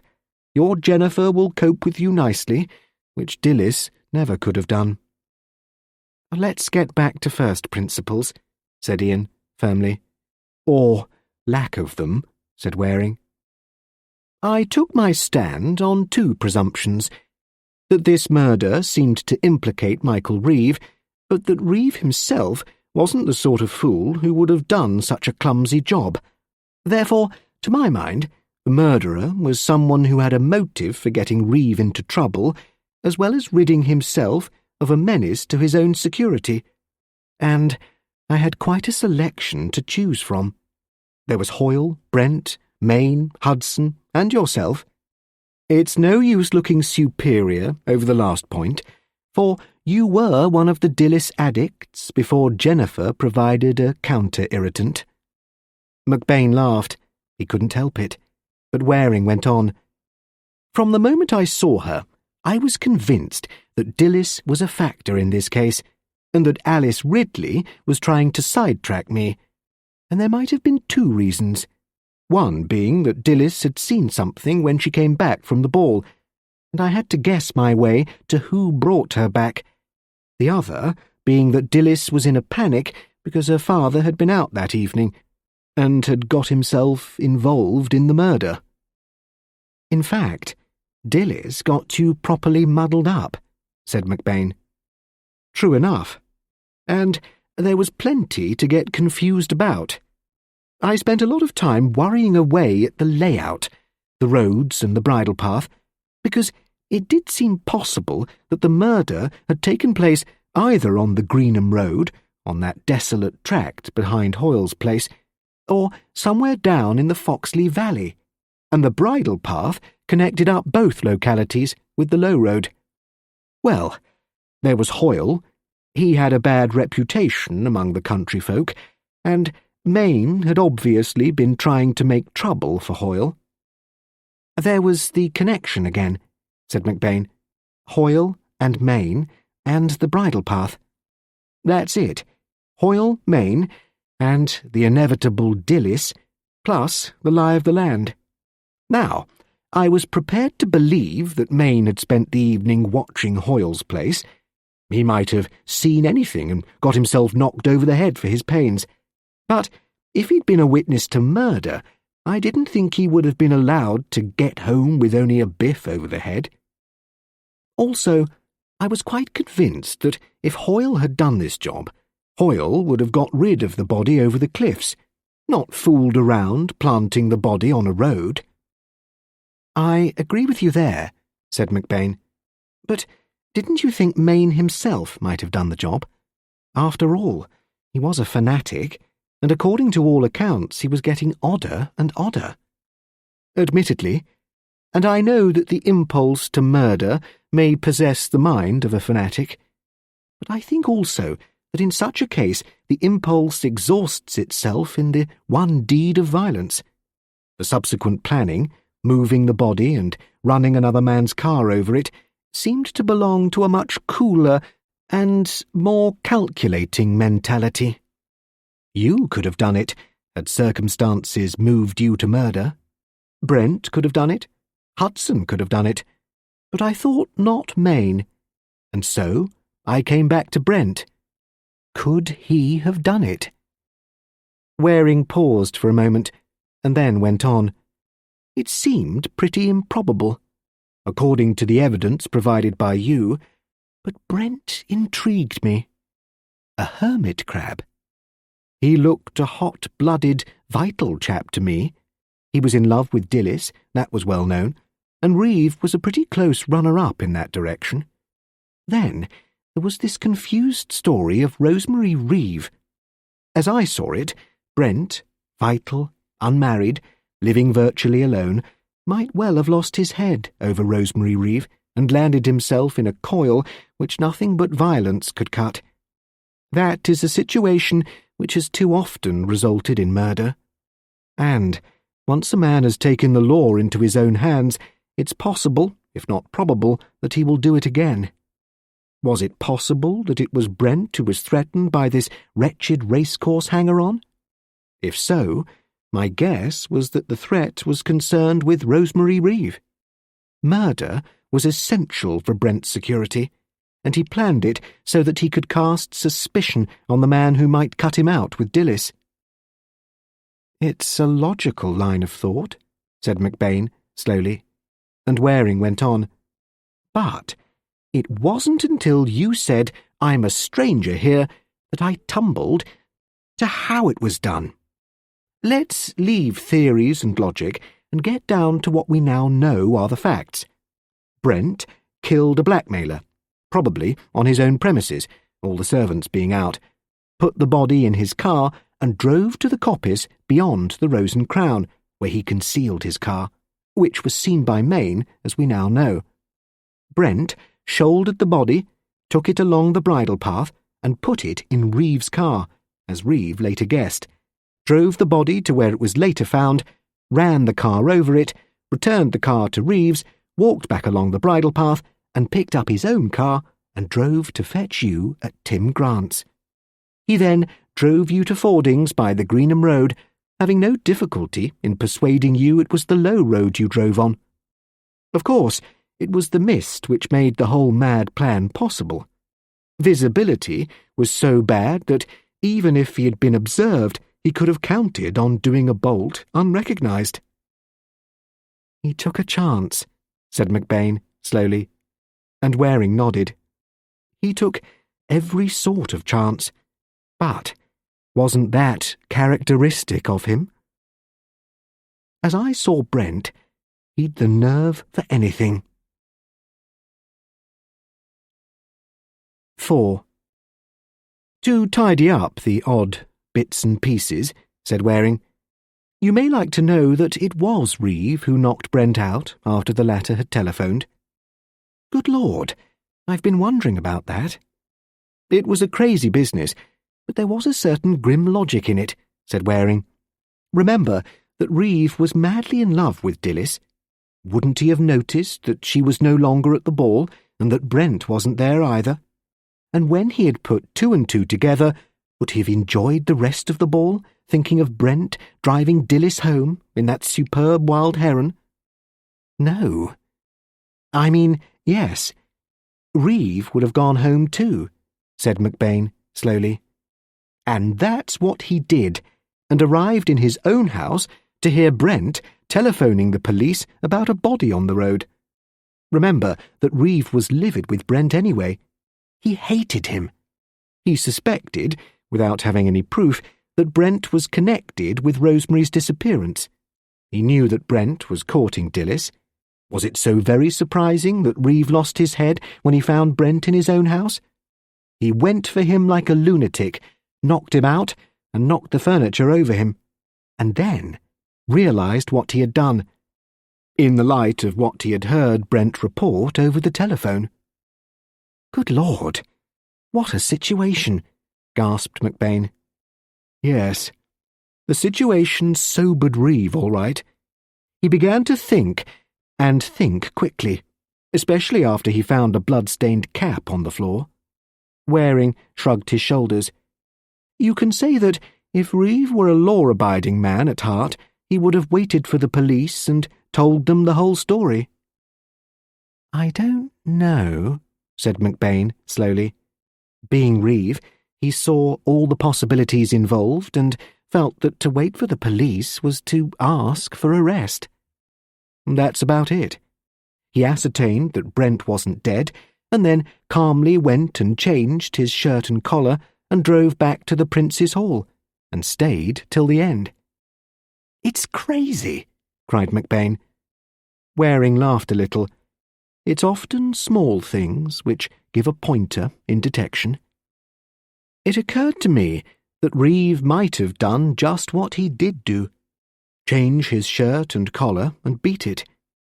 Reeve, born at Hollydown Manor, would have had more than one boiled shirt in his wardrobe, and would have been used to changing quickly, unlike the farmers, who mostly possess only one shirt and make heavy weather of changing.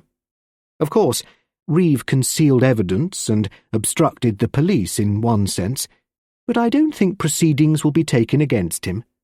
For one thing, he knew he was suspected, and he believed, rightly or wrongly, that he could get at the truth, clear himself, and confound a murderer. He did, too. He saw his way through it eventually, and challenged a showdown. "And Maine?" asked Ian. "Oh, Maine. He's a very chastened man. He'd heard this story through his boys' club, that Hoyle ran a party of his own on the night of the hunt ball, a gambling party. In the bad old days of Michael's unregenerate grandfather, it was true. Michael knows that. These days, it's only a matter of a few old codgers tossing dice, but Maine went and crawled around like a storybook detective and got a bash on the head from one of Hoyle's party, who knew that Maine was out to make trouble. That'll be argued out in court, and Hoyle will probably lose his license over it. He told us lies anyway, saying he couldn't identify the dead man. But Maine came in useful when he recovered his wits, because he attested that he actually saw Brent backing his car off the road soon after 7 o'clock that evening. Maine was probably unconscious in a ditch for some time, and when he came to, he was completely fuddled. Later, when he heard the story of the dead man, he was too confused to think clearly, and developed a terrified belief that he must have been involved in the murder. Considering he was suffering from delayed concussion, it's not surprising his mental powers went haywire. And Dilys and Alice panicked accordingly. And Betty Hoyle? Betty Hoyle, confound her, could have put the whole thing straight in 10 words.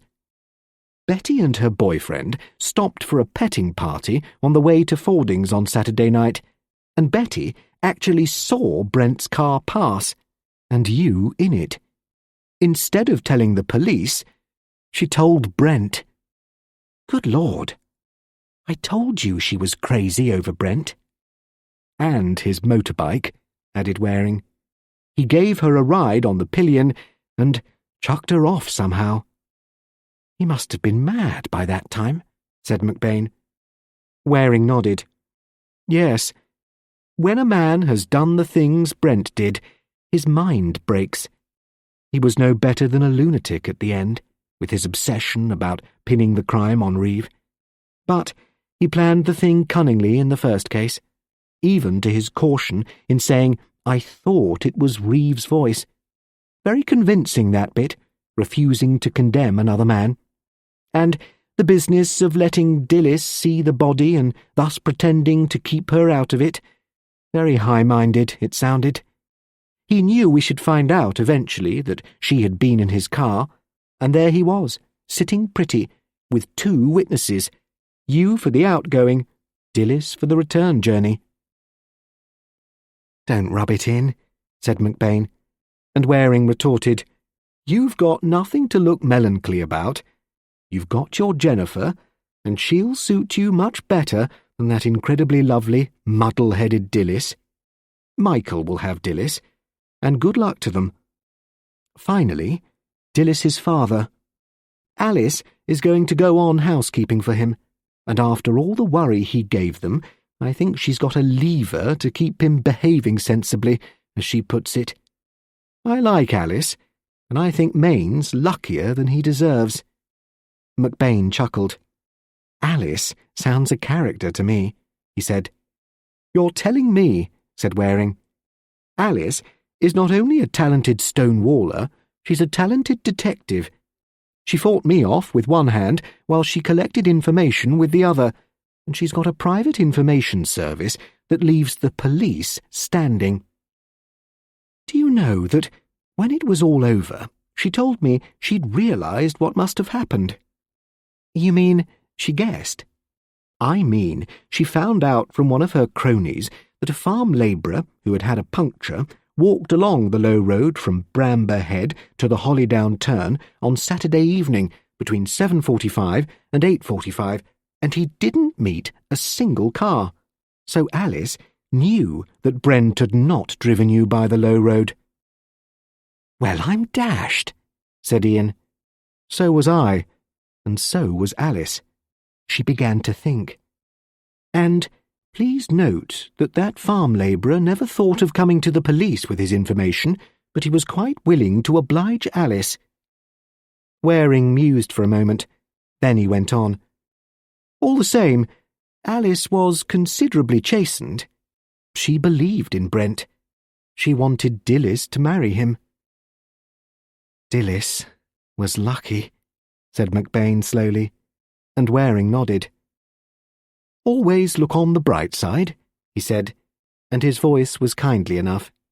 2 rogues dead.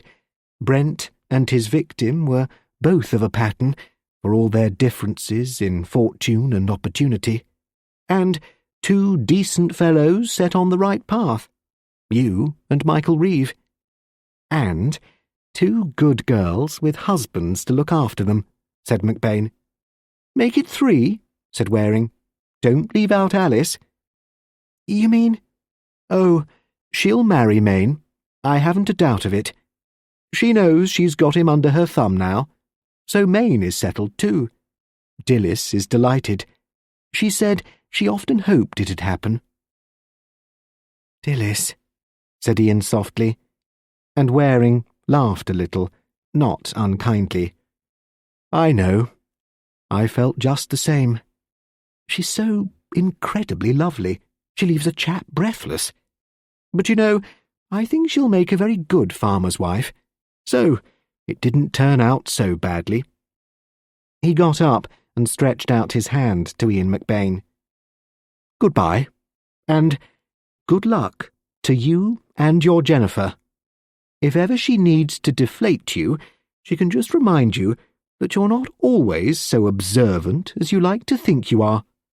It's good for all young wives to be able to say, even Homer nodded, to their husbands occasionally. I deserved that, replied Ian.